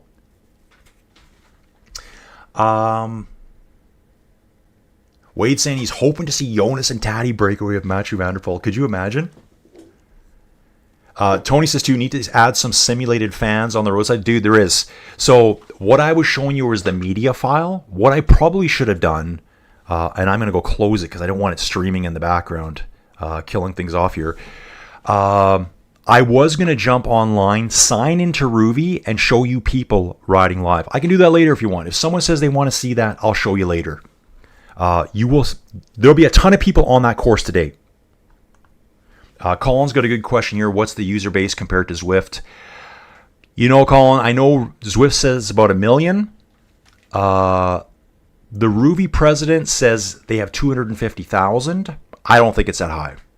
I think the 250,000 might include trial users, people that ride like 1 day a month, The community is so massive on Zwift. What Ruvy's strong point, and 100% his strong point, is there's climbs that you get to see the real climb. Okay, we've got an Israel Premier Tech rider pulling over. Looks like he's going for a bike change. Pascal Ackerman here, folks, who did go early on the sprint yesterday. So yeah, Zwift has, okay, big climbs on Zwift. What do we got? We got the Alpe de Zwift, which is the Alpe d'Huez, guys. It's a full simulation of the 21 climbs of the Alpe d'Huez, and it feels the same. We got Mont Ventoux on Zwift. Those are the two big climbs that everyone knows. Ruvy has tons. You can do the Angleroo on Ruvy. You can do the Monte Zoncolon. You can do the Mortarolo. Just climb after climb after climb. That's not to say they're all on Ruvy. I did find out yesterday that the Mur de Bretagne, which the riders will be taking on next week, or within a few days actually, it's on Zwift now, but it's not on Ruvy. I guess people like Ruvy for the video effect. I think Zwift is just more smooth. I thought about it yesterday. Think about two applications. One's designed for Apple, Mac, and one's designed for Android. Zwift reminds me of like a Mac app. It's perfect. Just runs really good. Everything's smooth. Everything's been integrated. All that kind of good stuff. And I think Ruvy is more of like the Android. Sometimes it's a bit clunky, but in the end, it's all cycling. I ride both. Definitely way more people on Zwift though. And the racing level on Zwift is a couple of steps higher, I would say. So yes, there is fans there. James is saying, yes, James, you're right about that. I remember when I saw that there. So James is saying you're a Canadian rider. Well, it's funny how he says it here. The Canadian rider, his name is Ryder Hegedal, so he caught me out there. Canadian Ryder Hegedal was the rider with the suspected motorbike bike. I think that was at the Giro the year he won it. That's where his bike gets put down on the ground. The wheel looks like it stops, and then it starts spinning again. It's like, what? Is there any chance? It looks so shady. David Fisher. Ruvy is realism, yeah. Yeah, if I want realism, I go out and ride. I agree. Part of the appeal of Zwift for me is the gamification. Indoor was so boring when all you could do was just watch videos. Exactly. So I will say that what you saw there doesn't show the avatars, so you will see the other riders. I think Zwift does a way better job of it. Zwift seems very flowy to me. Like the packs move really well together. And there's two camps. Some people love the gamification. I do. I love the gamification. I love the leveling up. I love the fun things, the fun little things you can wear, costumes that don't affect your aerodynamics, things like that. Guys, they are pushing hard right now. Quinn Simmons on the far right-hand side of the road. Alpecin Decueninck strung out across the road, going through all these dangerous curves in town here. I'm going to try to keep an eye more on this now. We're down to a 36-second gap. Intermarché coming over the radio that Binny is now in good position with Rex. Okay, so Binny's in good location now, guys. They're going to slowly start moving to front. Can he handle on with those? Remember, there's 3 climbs in the last 30 Ks, but it's specifically the last 2 climbs. The Côte de Saint Étienne au Mont and the Côte du Outreau. They are within 10 kilometers of the finish. And they're only probably separated by a couple of kilometers themselves. So I think the Peloton is going to be smashed apart there. Full obliteration and annihilation. Okay. So yeah, David, I agree with you. Some people, and there's people on Ruvy, they'll say like, I can't stand the gaminess look of Zwift. And I always think to myself, I'm like, what are your eyes bleeding? Like, why is it so hard to just watch a video game? Because it has like video game graphics. It's just like watching a cartoon with your kids. Do your eyes bleed? No, you just watch it. It's just different. In the end, it's still cycling. Ooh, some bad barriers. They're almost riding through chicanes here on the roads, guys. They got barriers up and they're swerving from side to side through them. Quick drink here, guys. I think Colin's got a nice comment here for me. Yeah, Peloton's under a minute back. Sprinters are starting to fire. Oh, totally. The real legit sprinters think they have a chance to tackle these climbs. Let's see what happens. I still think it's more of a strongman last couple of kilometers attack. That's what I think. I think a lot of those sprinters are going to be in for a shock on those two little climbs. We're going to find out real quick, aren't we? Colin Coates here. At the end of the day, I use my trainer when I can't go outside to put miles in. I do like the gamification of Zwift. Like David said, yeah, I love both of them. I like the videos. So, yeah, I pay for a subscription to Zwift. I pay for a subscription to Rouvy. If there's climbs that Zwift doesn't have, they don't have the majority of the climbs. Rouvy does. So I ride Rouvy. And they have some fun challenges. I find it to be janky, though. You know, like sometimes the avatars are doing weird things. Because it's a film video, you know, every time you hit a speed bump going in and out of these towns where the car goes doink, doink, doink, doink, the Rouvy avatars do the exact same thing. They need to smooth it out. I've been riding Rouvy for 3.5 years. I think I got a pretty good feel of it. Zwift, because it's graphics, everything's smooth. It's crisp. The menus, it just has a very Mac feel to me. And guys, I'm not even a Mac fan, but I know the difference. You know, if you're working on Mac versus like an Android system, they're different. 33 seconds here now, guys. Actually, we're down to 18 seconds. What am I looking at? I'm looking at the delayed feed here. So let me catch up again here. So yeah, Colin, great comments. Savage Pro, Linux user here. I know nothing about that.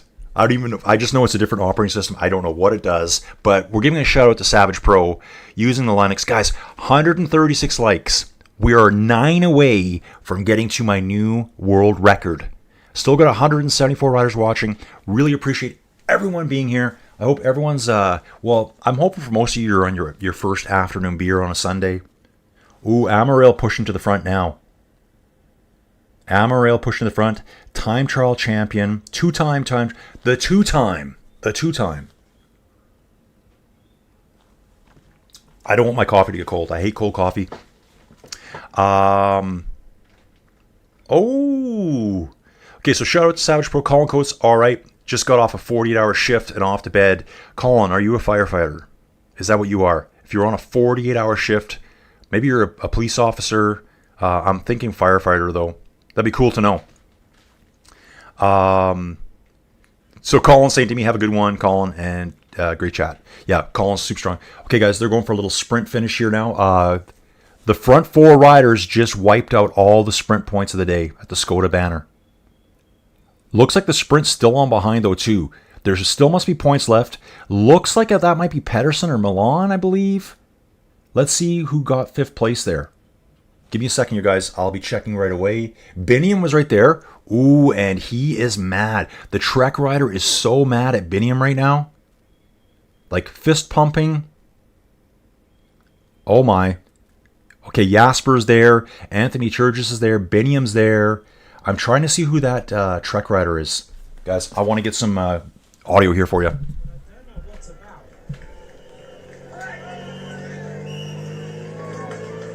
Now we have a different race getting towards. Someone was very mad there. We were looking at this intermediate sprints, and that's where team like Little Trek got interested. And once again, we're coming into the real final. And see the bunch is coming very quickly behind them. But yeah, the bunch is coming real quick right now. So it says the little quote here from the tour feed is Fedorov and Milan dominate the intermediate sprint. So I think Fedorov took it out of the first 4. Evgeny Fedorov is in that breakaway. We're going to get a replay of this, guy, so I'll have something to show you. And then it looks like Milan won kind of the Peloton group sprint. So like the last points that were left.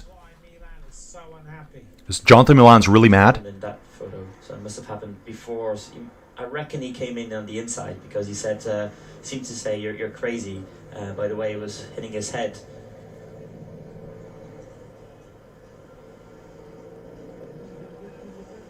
Brian Cocker also having a go. Oh yeah. The rider from Group. There's a lot of upset riders here. They are really ticked off. So Milan is freaking out at poor Gourmay, who looks like he's hey dude, I did nothing wrong there. Milan is fist pumping. Jasper's right there. Girmay was right there. Really cool to see Anthony Turgis there as well. I love this guy. And apparently Brian Cocard was screaming at someone too. Hotheads today, folks. Hotheads.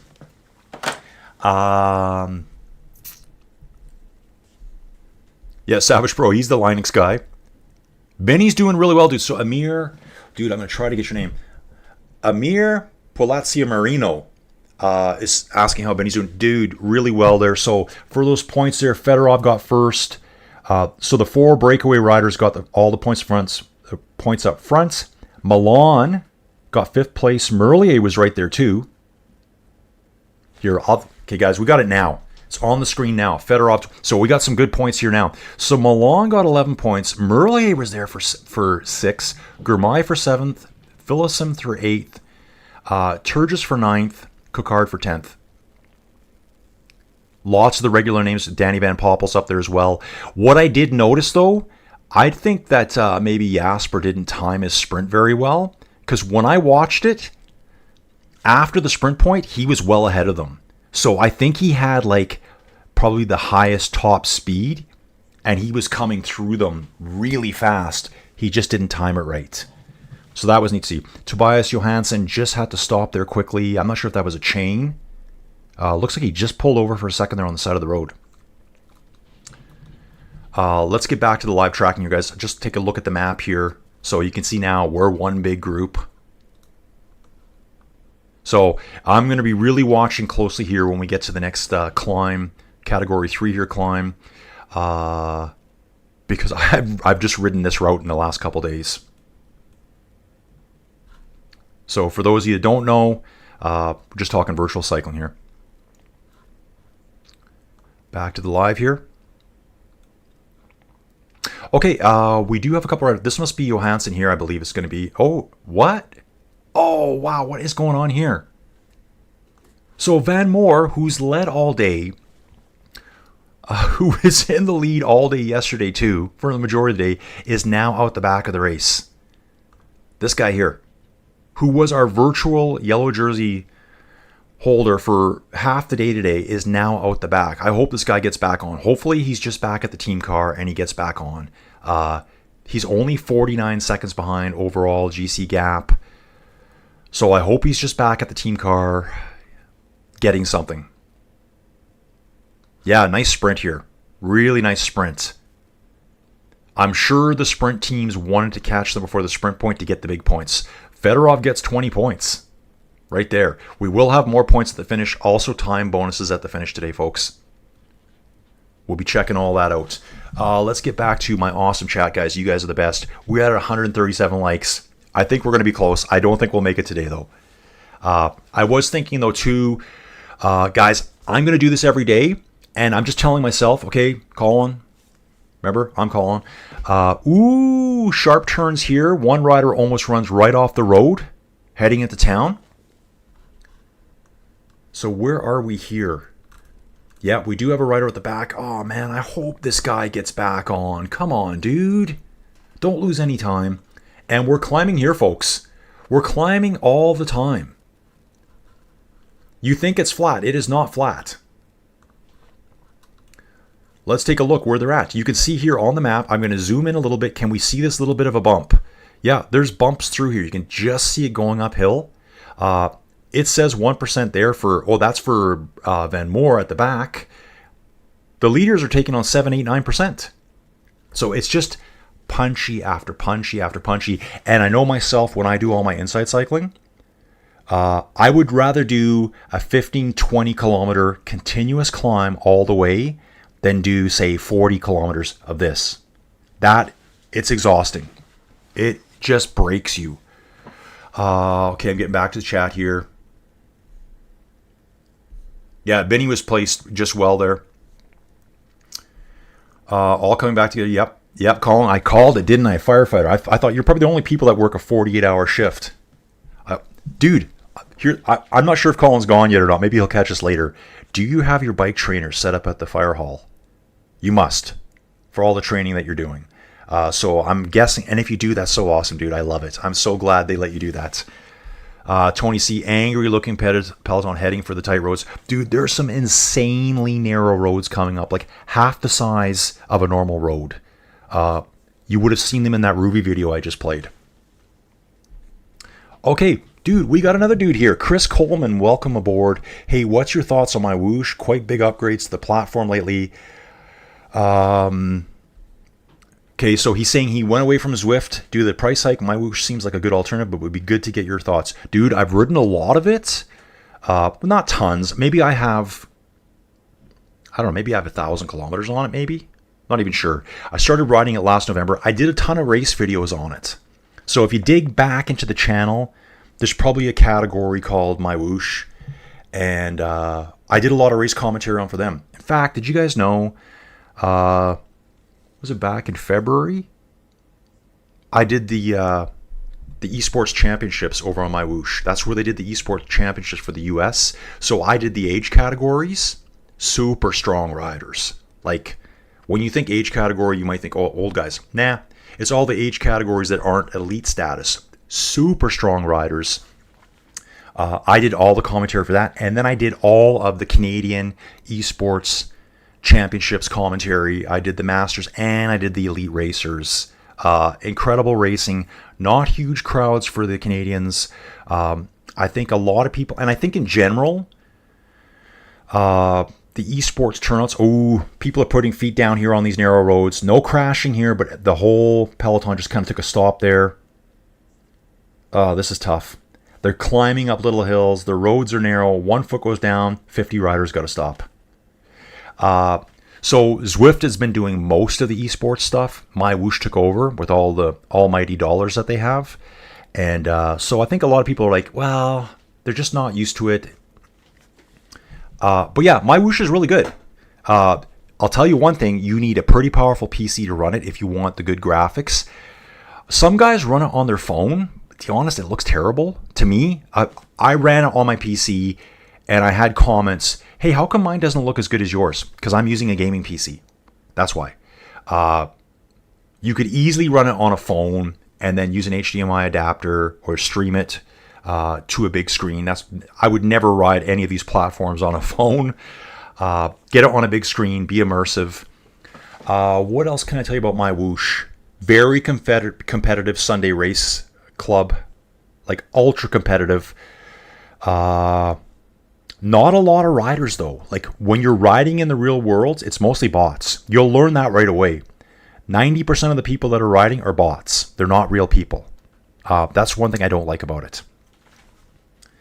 I would show you some My Whoosh. Right now though, they did some update just recently and it says I don't have internet connection, although I do. So I'm probably at the point of uninstalling it and going for a fresh install. So hopefully I get around that issue. I hope. Because I met a lot of great people on there, like really good racers. And I haven't done race coverage for them for a long time. But yeah, free's great. Graphics are incredible. A good amount of events going on. It's nowhere near Zwift though. They do not have the same amount of events as Zwift. I think My Whoosh has gotten into a lot of. I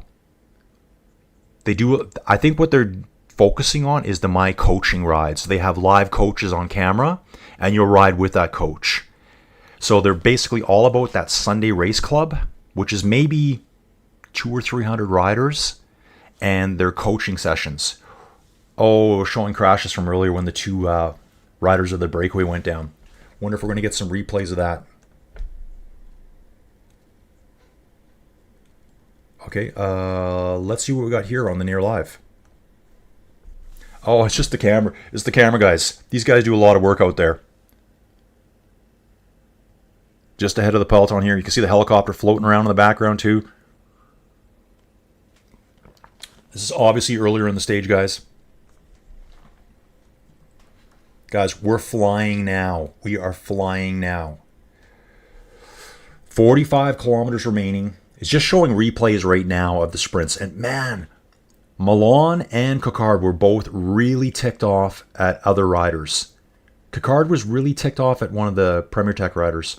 Okay, this is the catch from earlier. All back together, folks. Looks like we're getting a tailwind now. Gonna jump into the commentary, see what we can pick up here. Yeah, breakaway ended at 50 kilometers. I just watched that as well. Okay, here we go. Head to head.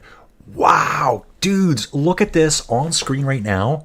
Jonathan Milan hits a top speed of 80.5 kilometers an hour. What?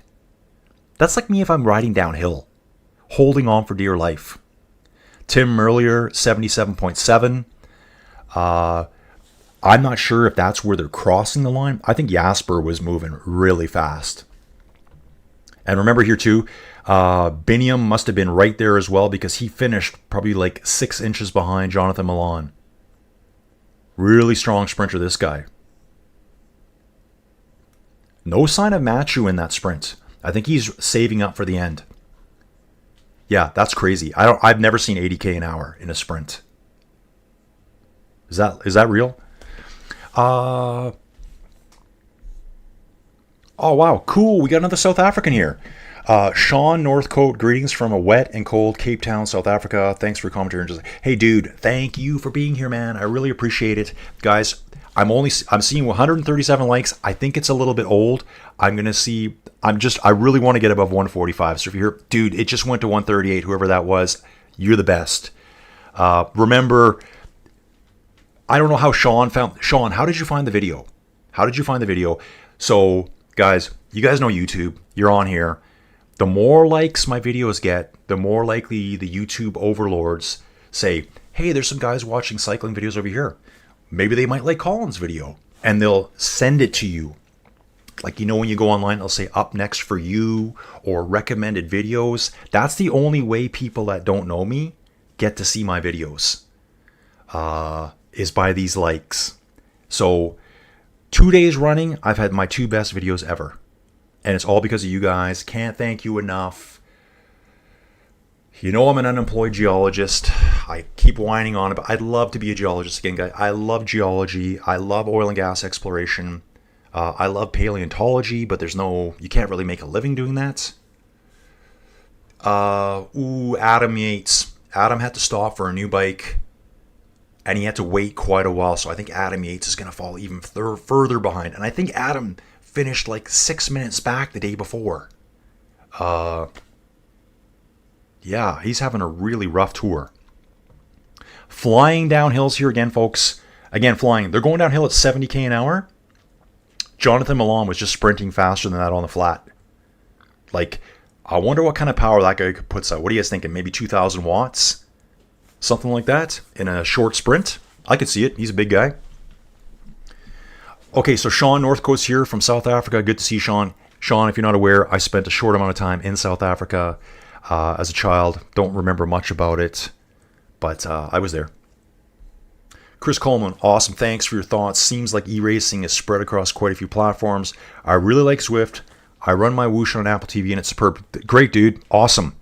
At first I was really, really, really into my Whoosh, and there used to be events on there called the OTR virtual events. They were the best events on my Whoosh.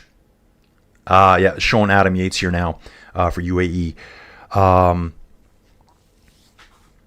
I did all of the My Whoosh events for OTR. I met a guy named James Ogilvy, and if you're in the inside cycling world, you guys might know him. He's done a lot of stuff over in RGT, stuff like that. I was on vacation, and he said, hey man, will you do some commentary for my racing stuff? Because I say in my videos, if you want me to do commentary, just reach out to me. Just ask me. I'll do it. He reached out to me, started doing his events. We took his events from like 12, 14, 15 people to over 50 people. I got a little bit kind of mad. That's not even a word for me. I just felt like my Whoosh wasn't behind the community events. They didn't put any support into it. James was working hard putting the events on. I was doing all the commentary just for fun. Guys, I do it for fun. I don't get paid to do it. People loved it. The community guys loved it. I met so many good guys on there. One of the guys, Johan Moreno, he's from Colombia. Talking about Colombians earlier. He spent time in Europe racing, probably at like a continental level. But he was there. You can find him on Pro Cycling Stats. I just I felt my whoosh was just focusing on Sunday Race Club, because that is a pretty high-level event.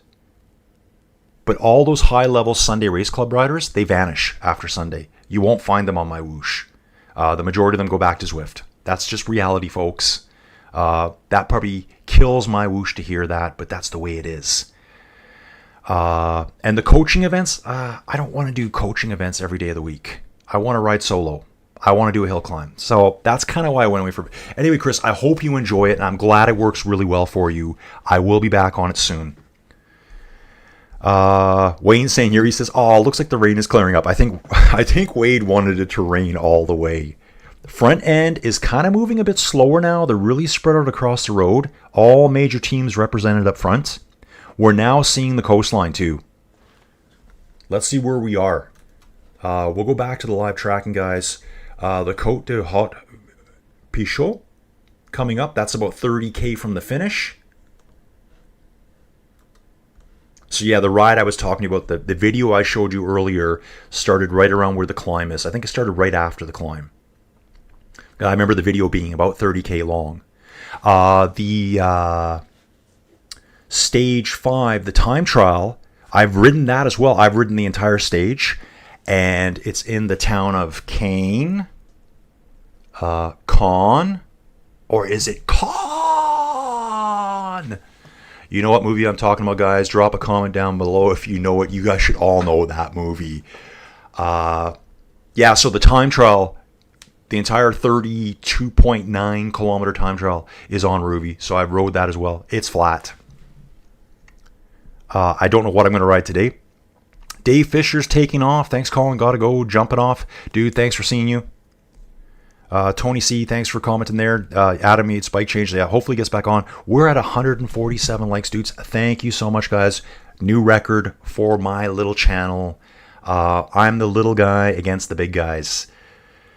I just do it my way or the highway. Just saw those guys in concert with Metallica, and they were really good. Really good. Wade saying he likes to mountain bike in the rain. Yes, Tony C, you saw it, dude. Thanks for seeing that. 147 likes. Booyah, let's go. So, guys, obviously, I just want to increase marginal gains, boys. Marginal gains. Let's talk Team Sky back in the day. If we can just grow by one every day, it's progress. We're moving forward, moving onwards and upwards. 40 kilometers to go. Simon Yates is approximately 30 seconds back. Sorry, guys, I keep getting stuck on the screens.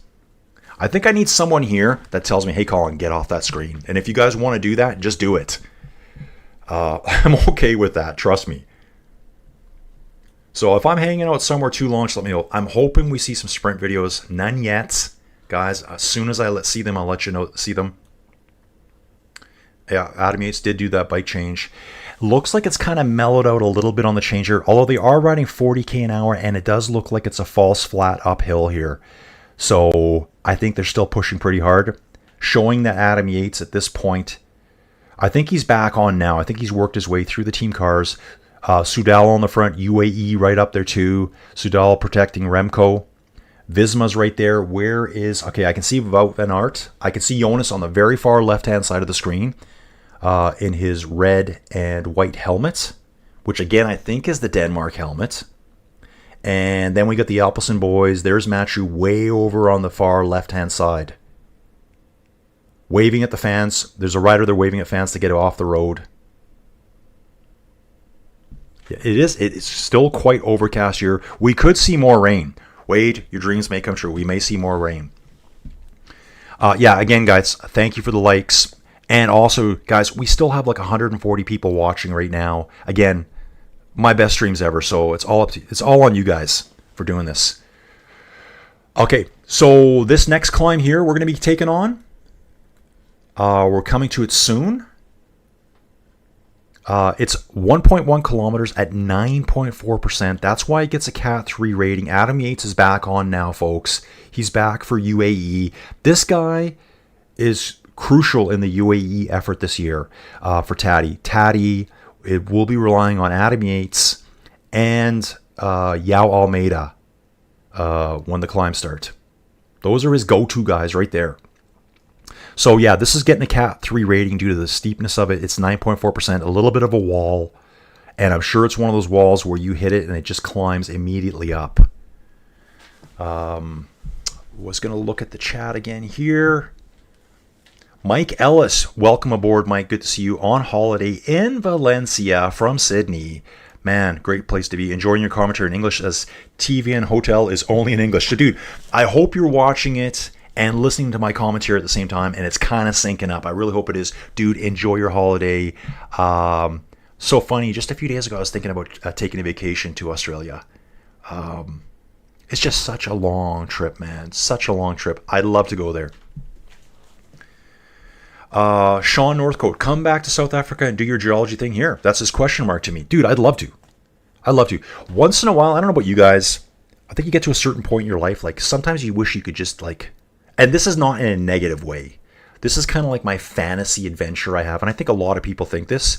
Just imagine one day vanishing from your current life and say, waking up on the island of Corsica in a new life. You don't know anyone. You get a job at a little local restaurant. Why? Because you can talk to the English-speaking tourists. I don't know, something like that. That sounds like just kind of like a little fantasy to me right now. Just kind of vanish, start over. Obviously, I wouldn't do that. I'm just, just talking out loud. Corsica, here I come.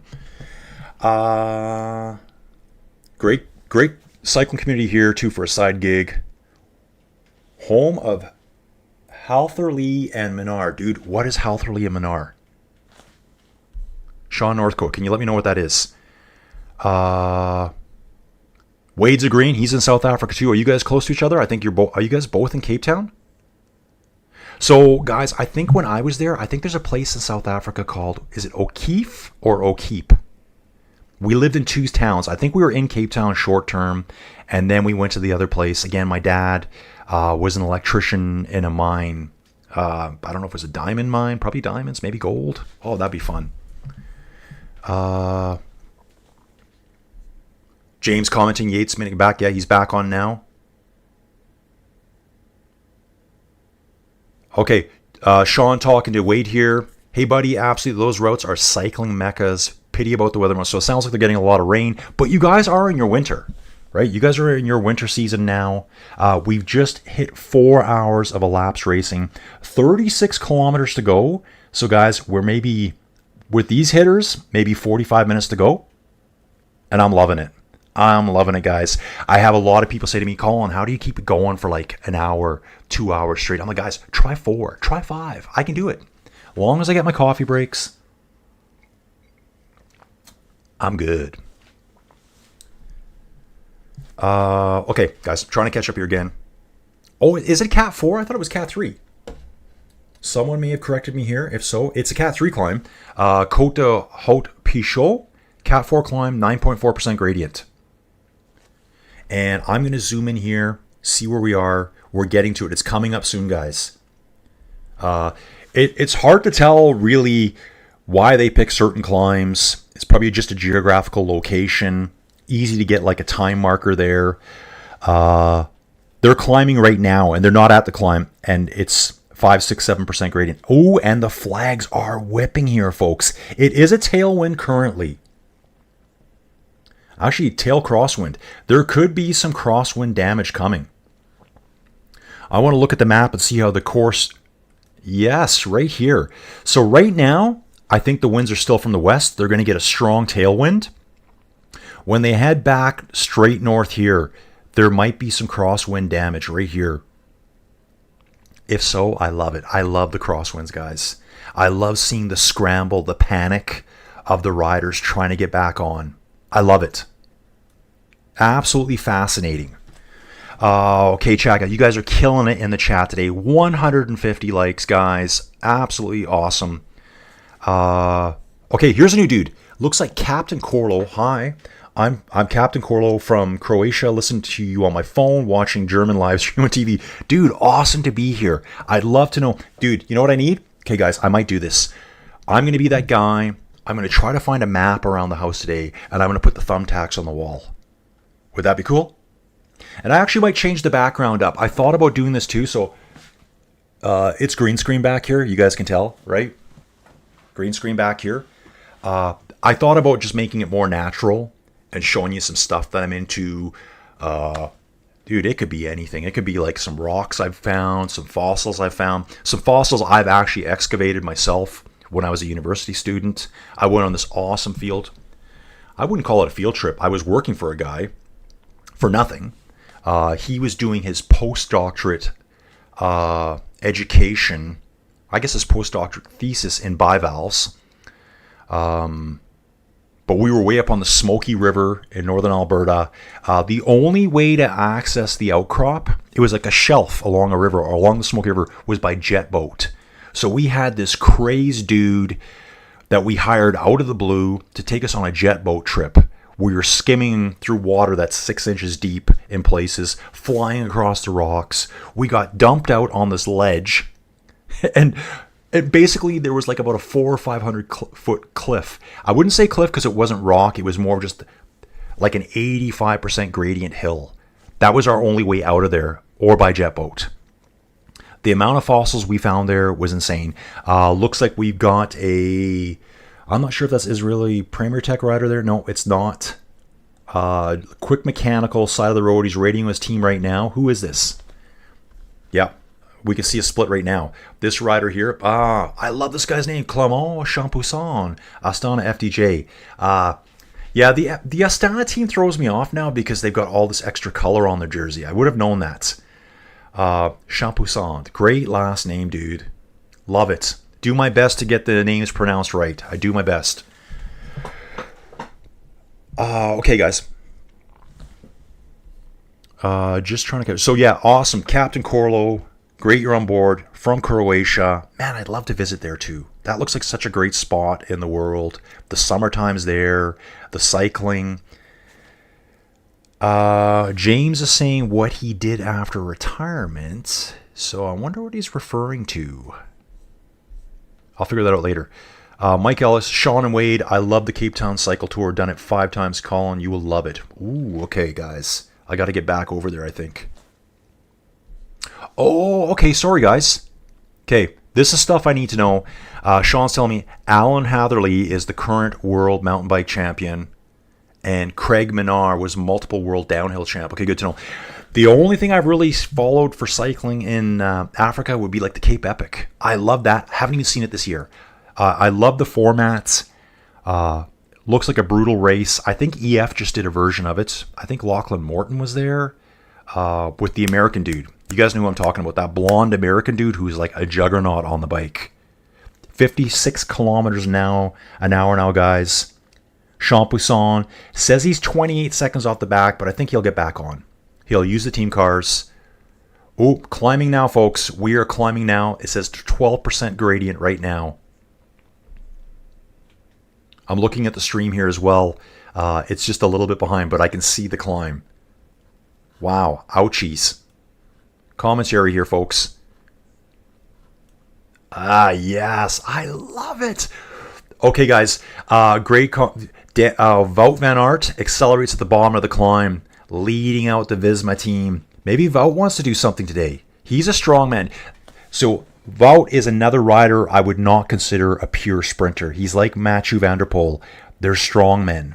Very, very fast, but not that final kick of like a Biniam or Jonathan Milan. Oh yeah, Visma is grinding the front. They're going hard. There's a sharp right-hander before we start the climb. So they're on the climb now in the video. That's why that was going on. Positioning. They're going into the corner fast at the front. Everyone else is grinding to a halt, trying to get around the corner. Yeah, Wout, Red Bull helmet on the front here, folks. This looks like a nasty little climb here. Very nasty little climb. Guys, here's a really cool point here too. Danny Van Poppel's father, Jean-Paul, won in Boulogne-sur-Mer in 1994. That is really cool. Really cool. I love all the relatives that have raced together here. Obviously, Mathieu is part of a very famous cycling family. Yeah, looks like a nasty little climb. Everyone's sticking together though. Wout leading the way. Everyone's like, ooh, yeah, okay. We don't need crashes, folks. We don't need crashes. I'm going to get some details on that right away.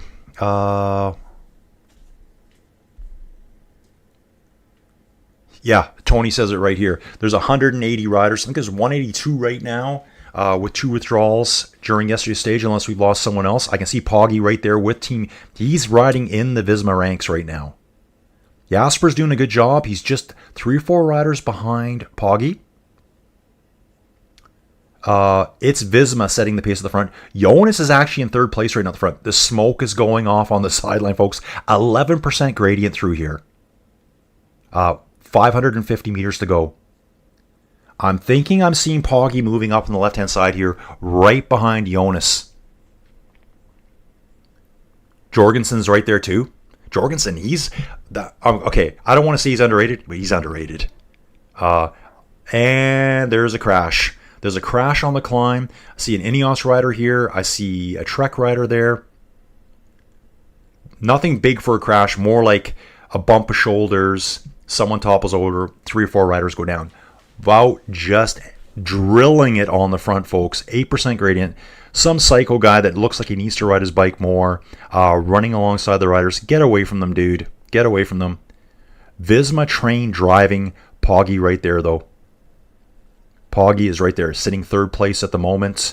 Looks like he is right behind Jonas. Jasper doing great here.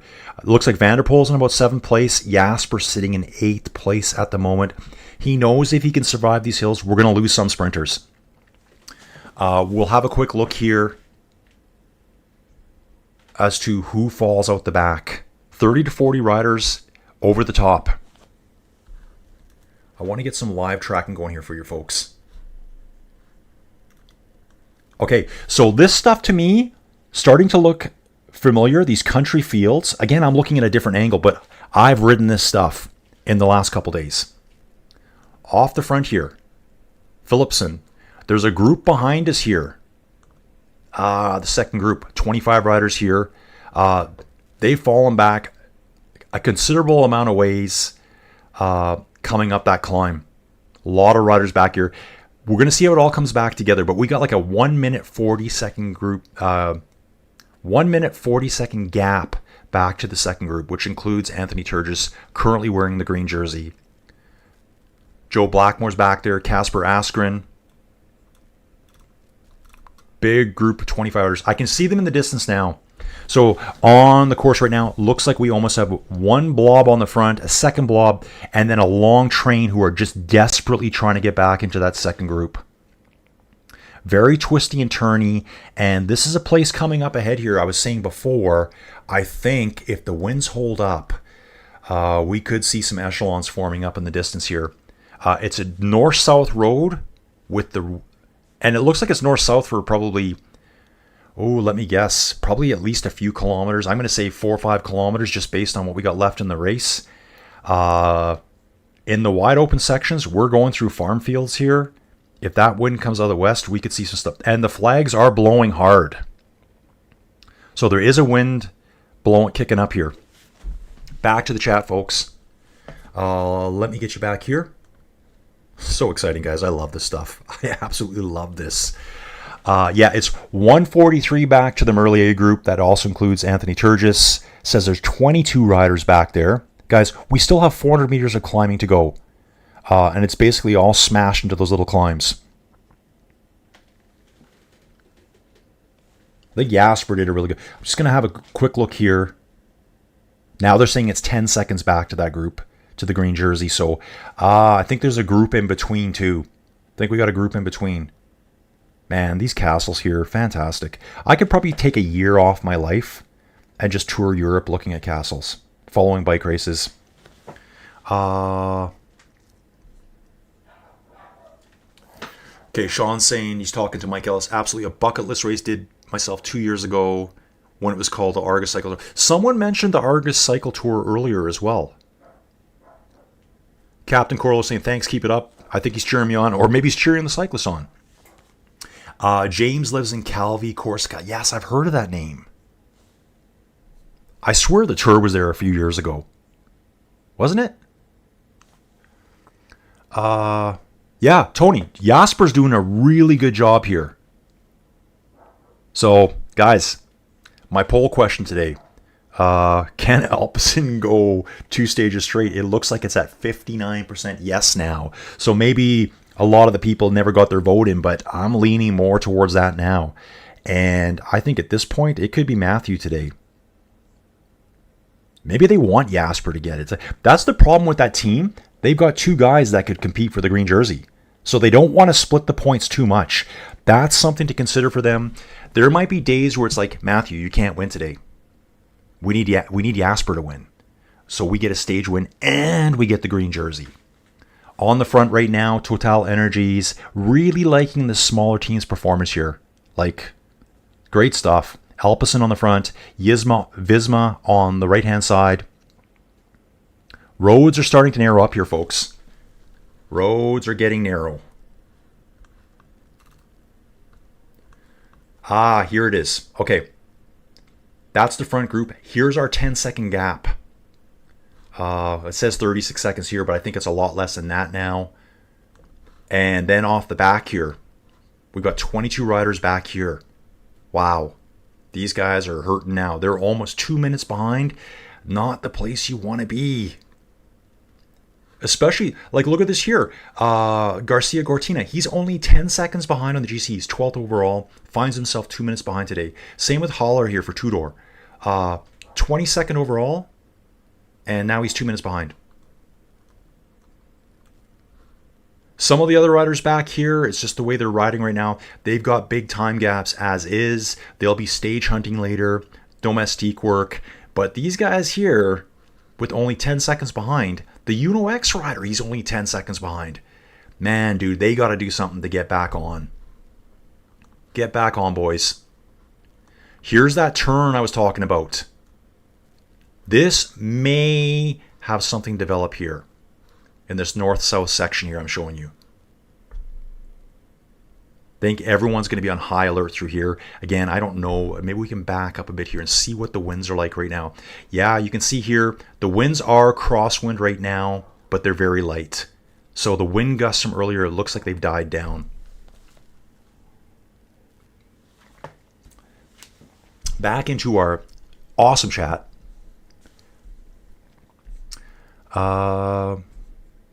Wade saying Cape Epic is on his bucket list.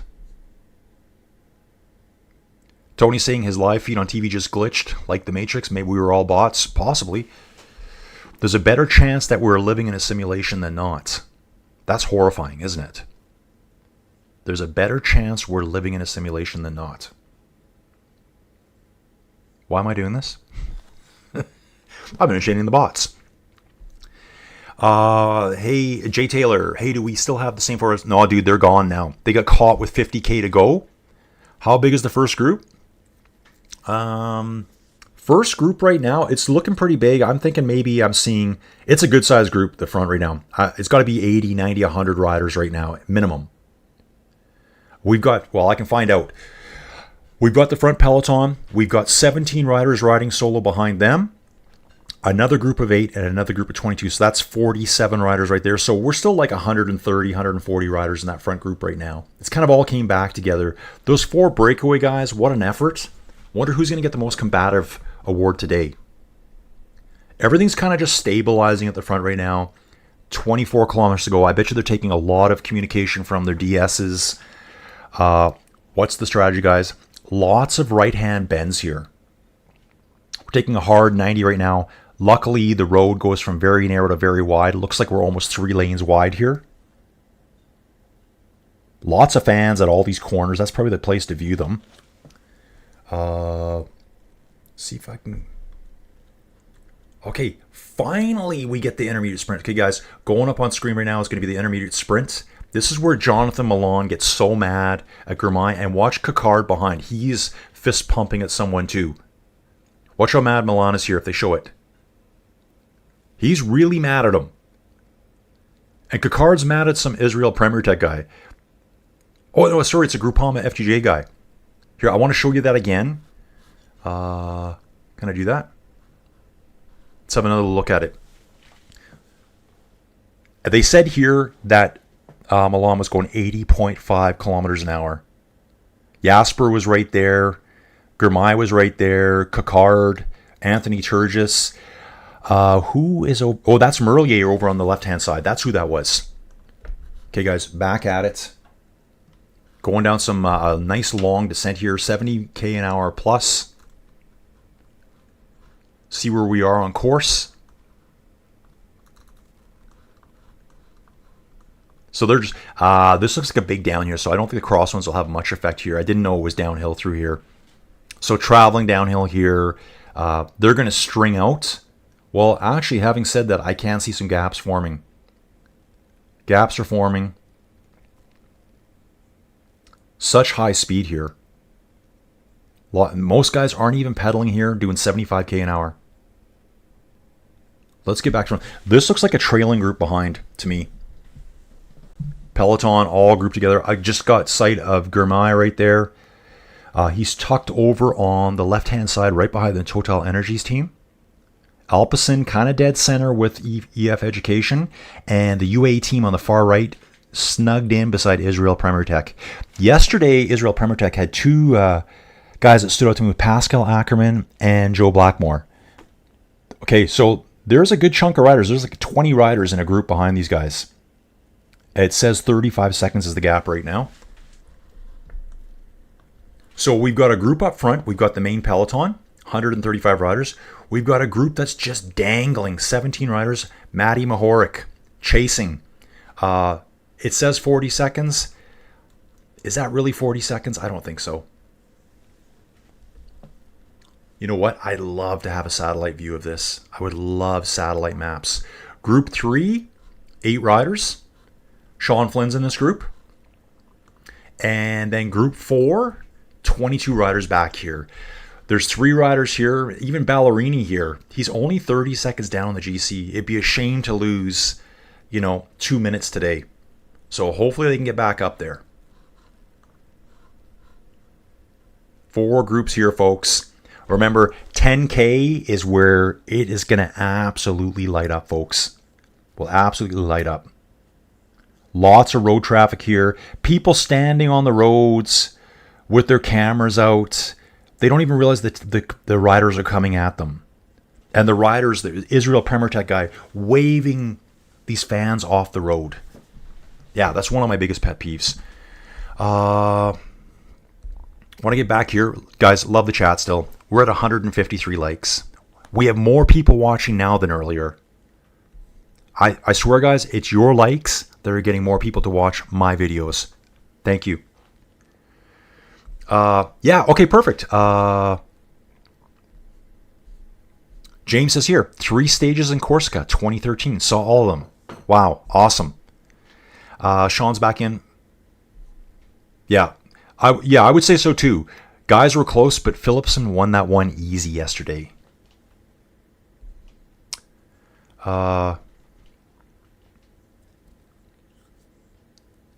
Jay Taylor saying he's using his phone, can't really see the data that well. Guys, Jay, all of the hitters are at the front right now. All the sprinters are there. The big teams are there. There is a scattering. We've got 5 groups now. I'm just going to have a look. We've got a group of 5. The Merlier group is out the back. 2.5 minutes back. That includes... Is this Merlier? Phil Bauhaus is back there. Oh, wow. One of our breakaway guys, Evgeny Fedorov, is in the last group on the road right now. 2.5 minutes back. Group 4, 8 riders. Storer's in that group. Sean Flynn is in that group. Alexis Renard, who we saw earlier, is in that group. Group 3, there's 2 groups that are together. It looks like group 2 was not allowed to bridge back. Wow, that's insane.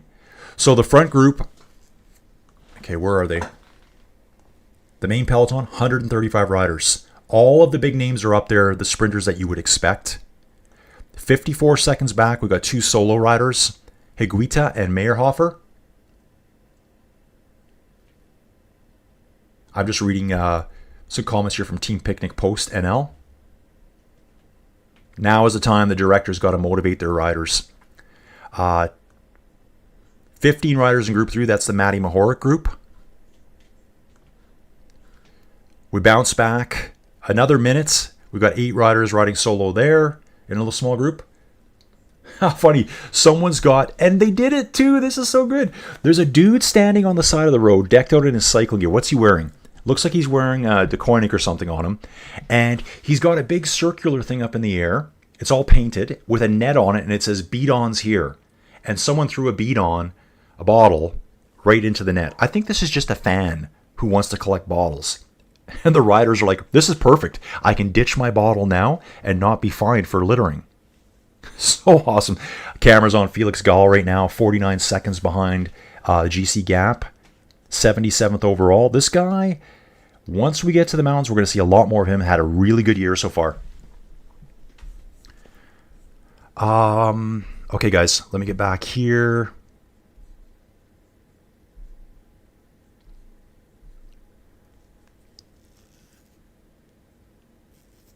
Okay, someone's talking about the cyclist being mad. I wonder if that was from the sprint.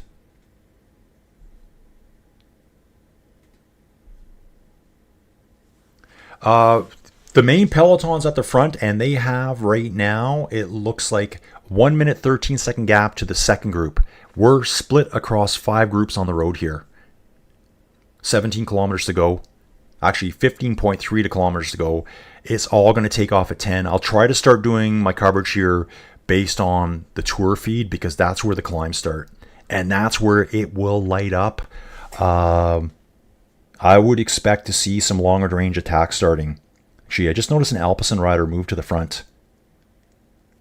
And having a good look around at all the other riders. The riders are 10 deep across the road. If you wanted to get through that, there's no way getting through. Unless you're on the front. That's the only way you're getting away right now. The entire EF team is straight as a line. Soudal's over on the far side. Alpecin's more to the left side of the road. Yeah, all the teams are setting up for something big here, folks. Stage 2, Tour de France. Doesn't get any bigger than this, folks.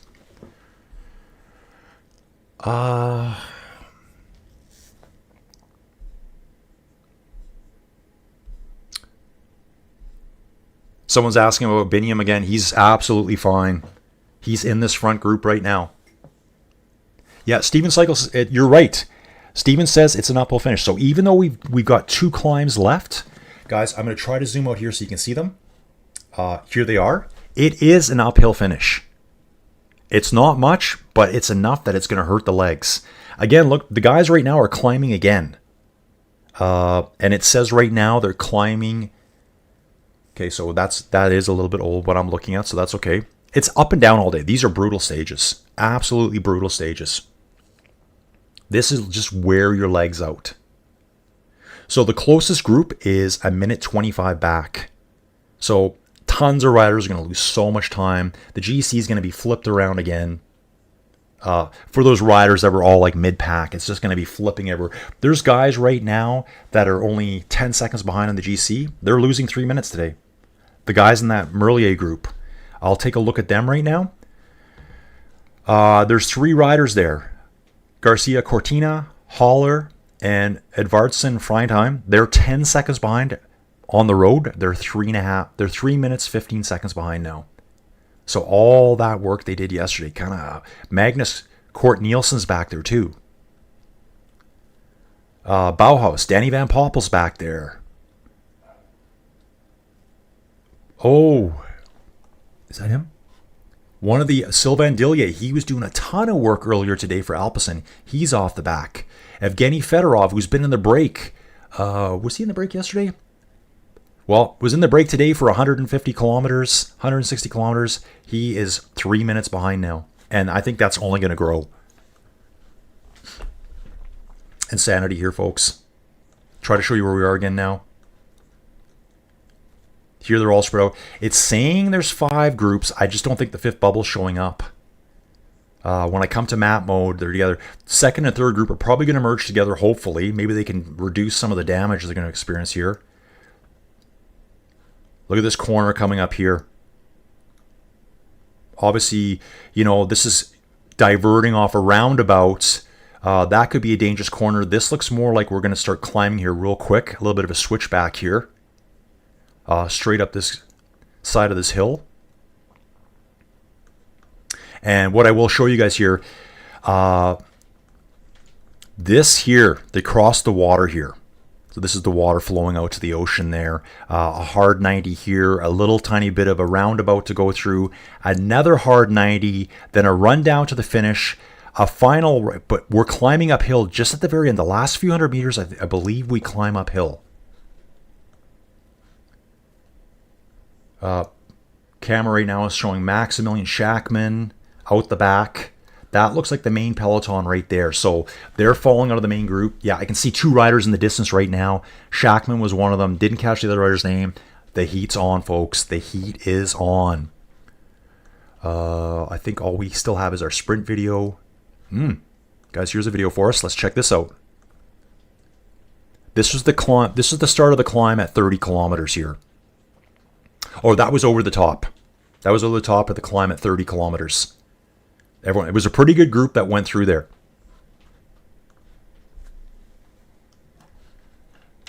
And I want to get to the commentary. We're probably going to get some more feed now coming in, folks.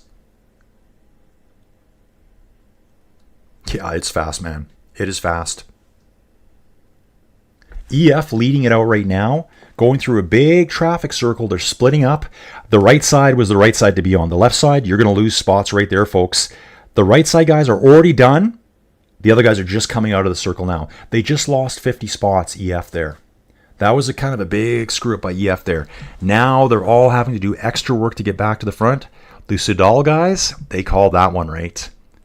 You know, how you go into these roundabouts and which side you come out is very crucial. 10 kilometers in, Groupama, FDJ coming to the front right now, guys. There's probably 4 or 5 of them up front and 2 doors there as well.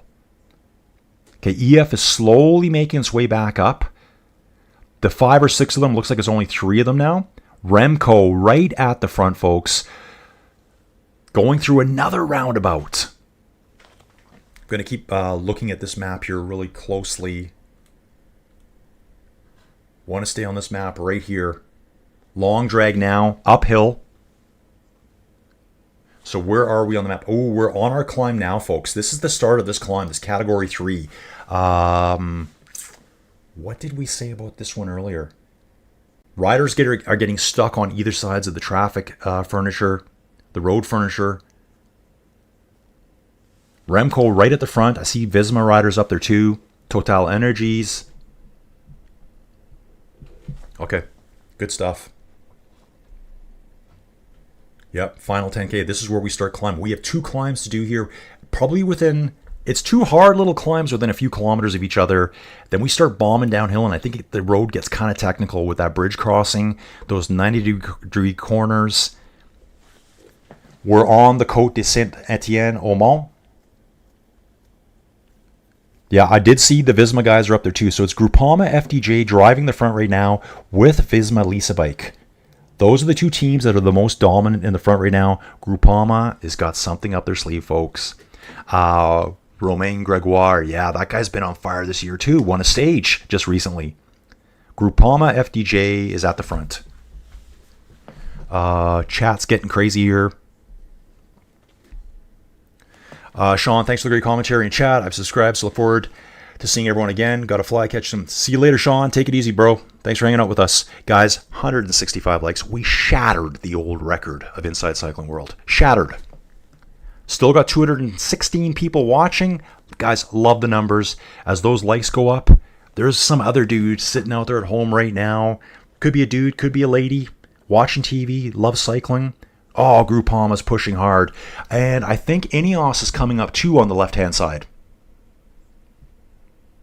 Man, they are pushing hard right now. Benut's at the front. All the hitters there. Van der Poel's there. Pogacar's there. Pogacar, however you want to say his name. That's why I just say Taddy all the time, or Poggy. No one knows how to say his last name properly. Taking a hard 180-degree corner here. I want to see this now. Let's get back here. We're going to zoom in quickly. Yeah, guys, it's like 12% gradient coming up through here. This is a tough little climb. backing down to 7%. 8.9 kilometers to go at this moment. Groupama FDJ still working super hard up there. Total Energies in the mix. Right behind them is lurking Alpecin. Yeah, so it's saying here 1 kilometer at 10.6% is this actual climb. Max gradient is 15. I think we're in it right now. I think we're in the max gradient now. I think this is going to be really interesting. It could be a Groupama rider, maybe a Visma rider. We've got 650 meters to go unless someone from Alpecin jumps out of that group. Here comes Jonas up the right-hand side right now. Looking strong. It's so good he's wearing that distinctive helmet. Now we've got a Visma rider going to the front. Got a 1 bike length lead over an Alpecin rider. I see Poggy in 3rd place. Jonas, 4th place. The road is about 6 feet wide here. Fans on either side. The gendarmes in the area. I think this is Thies Benoot on the front right now. And who is that? I got to think that's Mathieu van der Poel right there. I think it's Mathieu in 2nd place. It is Mathieu in 2nd place. On the front is Thies Benoot from Belgium. Poggy's right there. Jonas is just sitting right on Poggy's wheel. Benoot just shut down. He went from like 80 RPMs to like 3. He just pulled right over. Matthew's there. Poggy's there. Poggy's looking back all the time for Jonas, I think. We got another Visma rider attacking here. This looks like it might be Jorgensen here. I see a taller, lankier rider. Again, I said it earlier, I don't want to say he's underrated, but he's underrated. For sure. 13, 14% through this stuff here, guys. This is insane here. Absolutely insane. I need to go to the commentary. Guys, this looks like Jonas, Poggy. Who knows who's going to get over the top here. Flying up this one, guys. Thanks for subscribing, Sean. We'll see you tomorrow. Ooh. Wow. 1 billion comments just came in at once here. I'm trying to catch up. Mike is saying Girmay has a chance. It is an uphill finish. Guys, we're getting close. 6.8 kilometers to go according to the Tour site. And there's 9 riders in that front group. Check out this group. Jonas, Taddy, Matteo Jorgensen. Yes, Kevin Vacalon. I love this guy for Arkea BNB. Mathieu van der Poel. Remco is there too. Jonathan Narvaez. Romain Gregoire and A. Laurence for Ineos Grenadiers. I don't know who this guy is. Okay, dude, nice job. Axel Laurence. Love that name. With that name, you'd think he'd be French. I was going to say Belgium, but he's French. So is it really only 9? I think that 9 is going to grow really quick. Guys are going to start bombing down the other side. There's a separation between them. There's definitely separation. Looks like we got about 5-6 seconds between the front end. Oh, Matthew's sitting on the front right now, folks. Let me see if I can check out all these riders here. Guys, we got another climb to do. We still have the Côte d'Otro to do. Velasco is in that front group as well. So riders are merging back. Someone is trying to go off the front, folks, right now. Someone's going off the front. Let's see who this is. Yeah, so they're saying there's 25 riders on the front of the group now. So it's all kind of merging back together. There was like just a few seconds in between them. They're bombing downhill, catching on with the front, and now they're all grouping back up. Okay.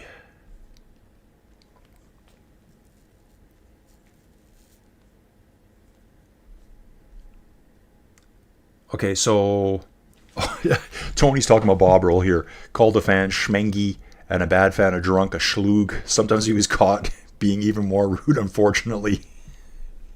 I love it. Bob Roll, Team 7-11 days. Absolutely fantastic.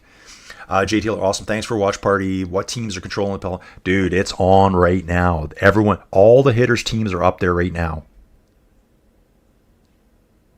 I mean, right now, this is hard. So right now, in this very front group, it's Jonas, it's Taddy, it's Matthew, the sprinters are gone. The hardcore 100% sprinters. So like, I don't see Jasper at this point. He might be in the second group. Biniam's gone. All of the big sprinters are gone. Taddy gets credit for that one first there. First over the Côte de Saint Étienne, Mont, 21.3 kilometers an hour. Jonas was right on his heels. Looks like Matthew's leading now. Okay, guys. This is getting really good. This is getting really good. I think I need to go to live tracker here. See where they are on the course. Wow. Wow. So they've crossed they're over the top of the last climb of the day, starting to bomb downhill. Jonas, Taddy, I don't know who got over that one first. I'll be able to tell you soon. Vanderpoel, Jorgensen, Kevin Vaculon. This guy's incredible. Remco is there too, guys. Narvaez, Roglick's there. Lipowitz. A lot of big names here, guys. A lot of big names. Thomas is up there too. Geraint Thomas is over there. Nielsen Paulus. Yes. Mark Hershey. Florian Lipowitz. So, nice group at the front. The group might get bigger here as I watch this. Watch the live tracking here. Yellow jersey. Okay, so Philipsen is in the second group. Big group behind him there. Okay, let's keep watching this closely. So I think I might stick on this one here, just so you can see their locations on screen right now. So this is directly from Tour de France. This is the live. This is as live as I can get, guys. So you can see where they cross the water. There's going to be a bridge. I'm not sure what that bridge approach is like. It looks like a hard left coming out of it. And then they do go through, I checked this out yesterday, a couple of roundabouts. I had to use a different mapping package to see what it really looked like. Really impressed by Kevin Vaculon. Really impressed by him. This guy, yeah. That's the last climb of the day. It's him leading the way over the top. I wonder if he gets the points for it. Looks like Kevin Vaculon gets the points on the for Arkea B&B for the last climb of the day. Wow, people are out in force here. Fireworks going off or flares. Kevin Vaculon, really good.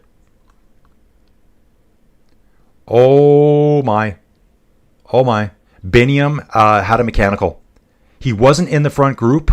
Jonas is in on the attack now. Guys, we're going to get some tour video. I'm going to jump back here because I know my feed's a bit behind. Yeah, this is a bit older. So this is saying 4.8 kilometers to finish. On here, I've got 2.6 kilometers to the finish.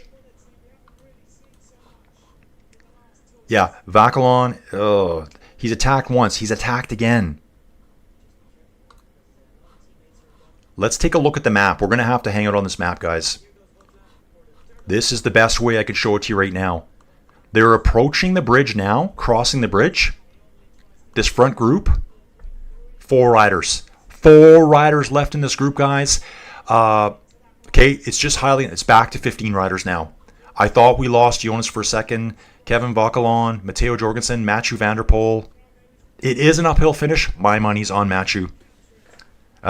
Taddy's there too. You know, Taddy's very explosive as well. This is going to show us a lot of stuff. Who's in what kind of condition. They're running alongside the riverbank now. It's more of like a canal. And so I'm watching this and trying to watch the live stream at the exact same time. Yeah, super. Kevin Vaculon, here comes a top 10 finish at the Tour de France. If you keep this kind of performance up. Ooh, there's lots of comments, guys. 173 likes, 234 riders, viewers watching. I keep saying riders. We are in the final straightaway now, guys. Final straightaway. Florian Lipowitz. It says Florian Lipowitz is off the front. Is that true? Is that true? Guys, I got to go back to this one here now. We're going to zoom in here. Group 1. Florian Lipowitz, is he really by himself there? Is there really a 3-second gap back to Pogacar? One rider up front. One rider up front right now. With 800 meters to go. It looks like they're catching him now. 3 seconds. It looks like the second group, which is all the hitters, is right on him. Wow. Wow, wow, wow, wow, wow, wow, wow, wow, wow. I need this refreshed way more than this. Lipowitz just gets caught. Almeida is now pulling for Poggy. So Lipowitz made a heroic attack on the front there to get away, folks. 600 meters to go. Matthews probably got the biggest sprint left. Matthews got the biggest sprint left, folks. Let's have a look. I'm trying to get on here as quick as I can. Take a look at this, folks. Here's the finish line coming up right away. The chat is in this corner. I can see you guys talking. I can't even look at it right now. Can't even look at it right now. Coming around this final bend. Hopefully you guys are able to see this too. I'm going to have to rely on the commentary here, I believe. Guys, well, that's behind a little bit, so we don't want to listen to that right now. Watching the finish. 200 meters to go to the finish. Leading group. What I'm going to do is I'm going to jump away, I think. Here, guys. Let's get the race through. Mathieu van der Poel for the win, folks. What we'll do right now is I'm going to turn the commentary on. We're still 1 kilometer out. You can hear all the details right here. Big move to the right-hand side. 1,200 meters to go on the longest day, and Lipowitz is about to be caught just as they make their way onto the first little bit of this rise. So the rise goes till about 500 meters to go, then it takes a sharp right, and it starts to slowly go down for 100 meters and kicks up the last 300 meters. Big effort there by Lipowitz. He's not looking back. He's going for it. Almeida struggling to close the gap. Yes, he is closing that slowly, but Pogacar on the wheel. Alaphilippe moves up to get ready. Only looking good as well. Alaphilippe looks good on this finish. Big move on the outside. Felix Gall comes up. He's already won a stage of the Tour. Felix Gall is there. Lutsenko is still there. Van der Poel in the middle. We've got 670 meters to go. Enric Mas on the right-hand side. This is how it all went down, guys. It's going to be an all-out sprint for the top of this climb. Big move of Julian Alaphilippe. Julian Alaphilippe, really? Looks around, sees Mathieu van der Poel, decides not to go. Vingegaard moves up on the wheel of Tadej Pogacar. Pogacar looking for his 100th win in his career. Alaphilippe swings. Mathieu, this kind of finish, he's unbeatable, I think. It's a long way to the finish line. Big move on the left-hand side of the road. Pogacar looks. Vauquelin goes again to try and win the stage. Van der Poel now starts to open it up. It is such an elite group of riders. Moving up. Boggy's right on Van der Poel's wheel. Vingegaard moves up on the left-hand side. There goes Mathieu van der Poel. Van der Poel starts the acceleration. He sees the gantry in front of him. It's going to be all out between Van der Poel and Pogacar. Van der Poel and Pogacar. Left, right. Van der Poel. What a finish. What a finish. What a finish. Guys, so I think that's the way we're going to do it. So I'll do my best. Then I'll throw those guys on, the pros, because there is a slight delay. Mathieu van der Poel led out Poggy all the way. Poggy used him as his lead-out man. Mathieu just too strong. Pulled him at the line. But Jonas was right there. Jonas is right there still. That was awesome. Awesome stuff. Wow. Okay, guys. My poll today. I think I had a good poll question today. Matthew's off his bike, laying on the ground. What a sprint. 2 for 2 for Alpecin right now. Like, unbelievable. That's kind of what I was thinking today. This stage was kind of built from him. Those uphill finishes, strongman finishes. Obviously, Taddy's great. Jonas is great. I don't think anyone would have thought that... If I would have said to the beginning, Taddy's going to finish in the top 3, you'd be like, oh yeah. He could. If I would have said that about Jonas, you'd probably go, nah, this is not... Jonas isn't that strong. He's top 3 today. He finished 3rd. Same time. But Kevin Vauquelin, he went early. That guy's really good. Really, really good. Taddy just squeezed through. Vauquelin slowly fades away. Jonas comes around. The Trudeau rider, which is Alaphilippe, jumps right on Poggy's wheel. Poggy's still more explosive than Jonas. Mathieu pumps the air, slams on the brakes, avoids hitting the fans. Jonas made a good attack to jump all the way around Alaphilippe to get close to Taddy. Taddy just broke away a little bit, but he was also being towed away by Mathieu van der Poel. So what can you take from that? Well, you can take that Matthew's the best at those kinds of finishes. And that we're going to have a huge battle this year between Poggy and Jonas. Guys, 176 likes. I love it. Hey, Wade, thanks for hanging out here the whole time with me. It's guys like you that really help the channel out, like watching this entire video. Savage Pro, Alpecin shampoo, wash your opponents out. Yeah, you got it, man. Top 3 dude, MVDP for the win. Taddy second place, Jonas third place, all on same time. There might have been a quarter second or half second separating them. Again, I think most people would say, yeah, Taddy finishing top 3 today. Sure. Jonas, people would say no. He just finished third place. He's on the podium for today. He's way stronger than what you thought from last year. Let's just hype up the tour, folks. Hype it up. Yeah, great effort by Lipowitz. I love attacks like that. I absolutely love it. James Delara from Corsica, thanks. You did a great job. Hey, dude, thank you for watching. My dogs are going nuts upstairs. Jay Taylor, Alpecin looks to be the best team so far. Yeah, Jay Taylor, all these early stages are just like kind of perfect for Alpecin with Mathieu van der Poel and Jasper Philipsen. If it's a pure sprint, Jasper. If it's an uphill hard man finish, it's going to be Mathieu van der Poel every time. And he showed it again. So here we are. Crosswinds weren't as impactful as I thought they might be today. They did a lot more damage yesterday, but I think this is a pretty miserable day for the dudes out there. While we're here, let's take a look at this. What's tomorrow? Is tomorrow the Dunkirk stage? No, that's stage 4. That's stage 4. Tomorrow, oh, it is Dunkirk tomorrow. So guys, tomorrow, you want flat? It's going to be flat.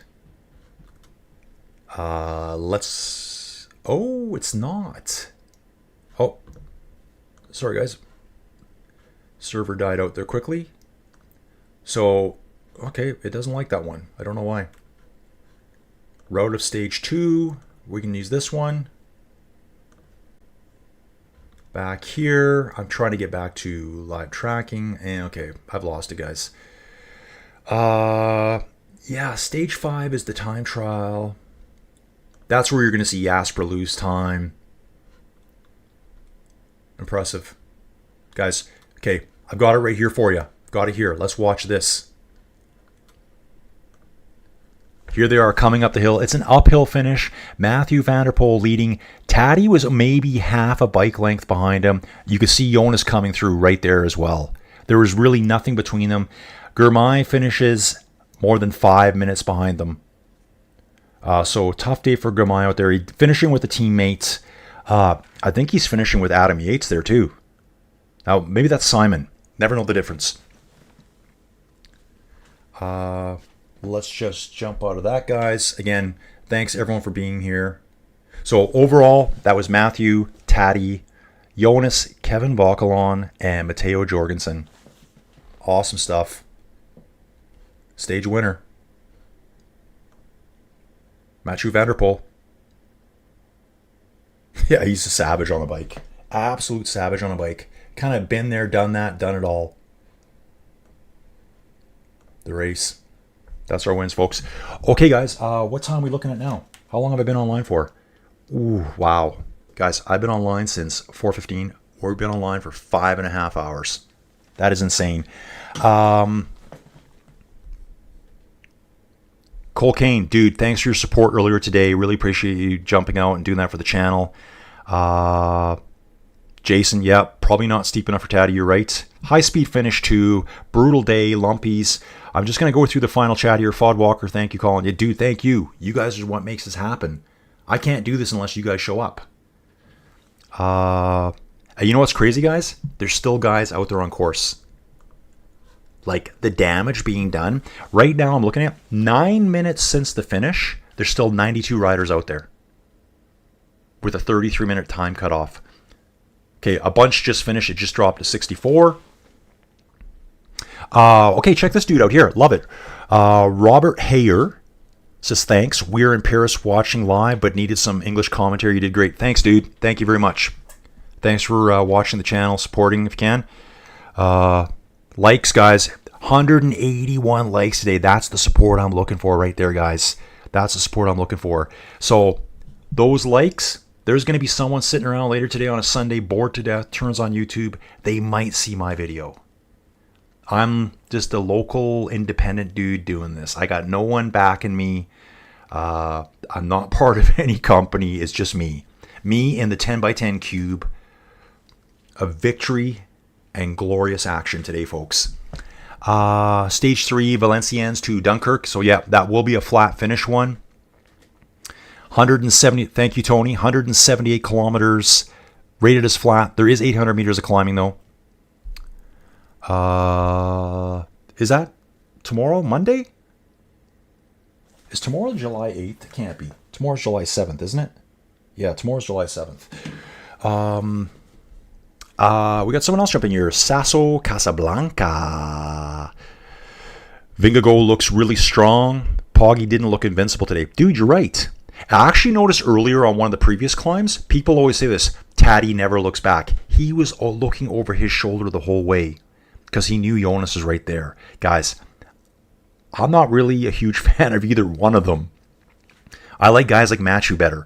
But I want to see a close battle. I don't want to see one of these. If Jonas was to blow Taddy out of the water, I would hate it. I don't want to see Taddy do the same thing either. I want to see a close battle all the way to the finish. Keep it exciting. So that was Sasso Casablanca. Good comment. Don, well, here's superb job. I'll be back. Dude, Don, thank you very much for watching today. We've got another dude here. The Other Fool. Well done, sir. Thank you, dude. Thank you to you, sir. Tip of the hat, sir. I find there's people that watch and they don't comment till the very end. And usually I jump off and they're probably still commenting. So guys, if I don't respond to you, it's not that I didn't want to. I love talking cycling. Whether you're just a cycling fan, you're getting into cycling, maybe you just like the scenery. Guys, half the reason I watch is the scenery. I'm just being honest with you. I love the scenery. I love the buildings. Yeah, Tony's, yeah. Okay, thanks, Tony. Yeah, July 7th is the Dunkirk route. Sassosin again. I love the cycling fans. Jonas looks different than Dauphiné. He looks really easy on the bike. Dude, that's what I'm thinking. He looks confident on the bike. When you watch last year's tour, he looks nervous. He looks frail. He looks fragile. He doesn't look that way anymore. Yeah, he's a little guy. He can probably blow over. He'll probably get blown over in a strong wind. But he looks more resilient this year. Okay, so we've got Holly here. Hey, Holly. She says, I'm assuming it's a she with the name Holly. That was awesome. So glad I found your channel. Holly, thank you for finding the channel. I love it. Guys, 185 likes. I'm going to be asking for more tomorrow. If we can keep growing this puppy, I'm all set. You know what, guys? I'm an unemployed geologist. If a geology company called me right now, I'd be back working for free tomorrow. I'll work 3 days a week for free. You can pay me for 2. That's how much I miss being a geologist. It's been too long. The industry's changed. I'm too old. Guys, I'm too old. I'm too old. Everyone's crossed the finish line now. So my goals in life are to be either a semi-pro, amateur cycling commentator, or I'm going to have to go sell life insurance. It's up to you guys to determine my destiny. I want number one. I want to be a commentator. We will be doing the women's tour at the end of July, and I will be doing the Vuelta, and I'm going to squeeze anything else in there that I can. There's so much coverage to do, and I don't think it's covered enough. Okay, last few comments here, guys. So, Holly, thank you. James Delar, you will be the go-to guy for the tour. Gee, dude, I hope so. James, great to meet you today from Corsica. Don, again, building a nice community following. And we got another guy here, Joe512. Where's everyone watching from? Joe's from Southern California. Joe, Colin, the commentator here, is whatever you want to call me. Colin, your friend. You can call me your friend. I'm in Alberta, Canada. Tony's saying he will wait to judge Poggy until stage 12, the Hilly stage, and the time trial. Me too. Me too, dude. Me too. Savage Pro. Nice comment here. Geologist? Well, look at it. You're always down to earth. Dude, I am. I am down to earth. I'm humble. I appreciate you guys being here. Wow, what a great community to be part of. We've got, looks like Gago. Dude, okay, I'm struggling. Gago Verusic, nice job. Salut from Slovenia. Yes, dude. Your country is a cycling powerhouse. It's kind of like certain countries just get on it and they say, let's develop our guys. It's kind of like Great Britain did with Team Sky and all that stuff. All of a sudden, out of nowhere, really, you got all these incredible cyclists from the UK, tour winners, multiple tour winners, and it's Slovenia now. So, yellow jersey is now Mathieu van der Poel. Polka dot jersey is Taddy. Most combative is Bruno Amaral. Great to see him get something here. Love it. Absolutely love it. Kevin Vauquelin is now in the white jersey. Now Jasper gets his jersey, the green jersey. What a great race. Guys, I'll be checking the timing tomorrow. So here's my day. I still need to ride my bike. I still need to put about a good hour in on the bike. And I want to get Joey Jojo, that's the wife, out of the house today. We haven't left the house this weekend. I think we need to get out. Maybe go for afternoon pizza. Okay, guys. And then we got, I'm not sure what the last, Nivek Dejinski. I'm not sure what they're saying here. Meath for Sam. Don't know what that means. Everyone, guys, 187 likes. Can we do 200 tomorrow? Can we get to 200? Guys, I'm so glad I found the right group of people that want to hang out and do the same kind of thing. I'll try to improve it every day. And anyone that's watching, if you want, reach out to me. I'm not this guy that's like, hey man, it's personal time now.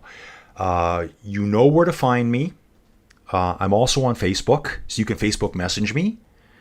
So Inside Cycling World, that's me on Facebook. This guy, right here. Inside Cycling World, right here. That's my channel over on Facebook. That's the name of this YouTube channel. You can directly message me there. You can private message me if you want. 189 likes, fellers. Let's go. Wow. I'm going to be so pumped to see how many views we got at the end. Guys, we all did a great job today.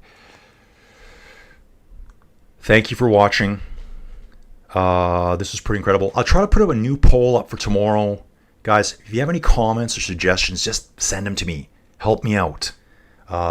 And special thanks to number one dude today was Tony C. Savage Pro was number 3. I'm looking at the top fans here right now. So the podium with 350 XP today was Tony C. Number 2 was Wade with 300 XP, Savage Pro. Number 3 at 250, Rubu. Jeff Lils was there too, Swoosh Kid. Guys, so there's like a little thing that shows up every day on my YouTube channel. Not sure how to show you guys.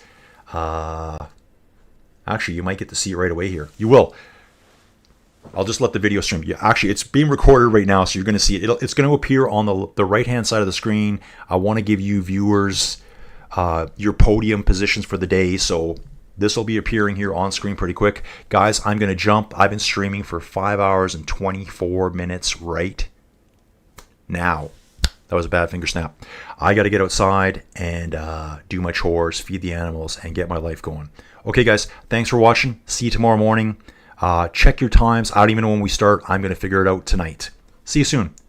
Appreciate you all.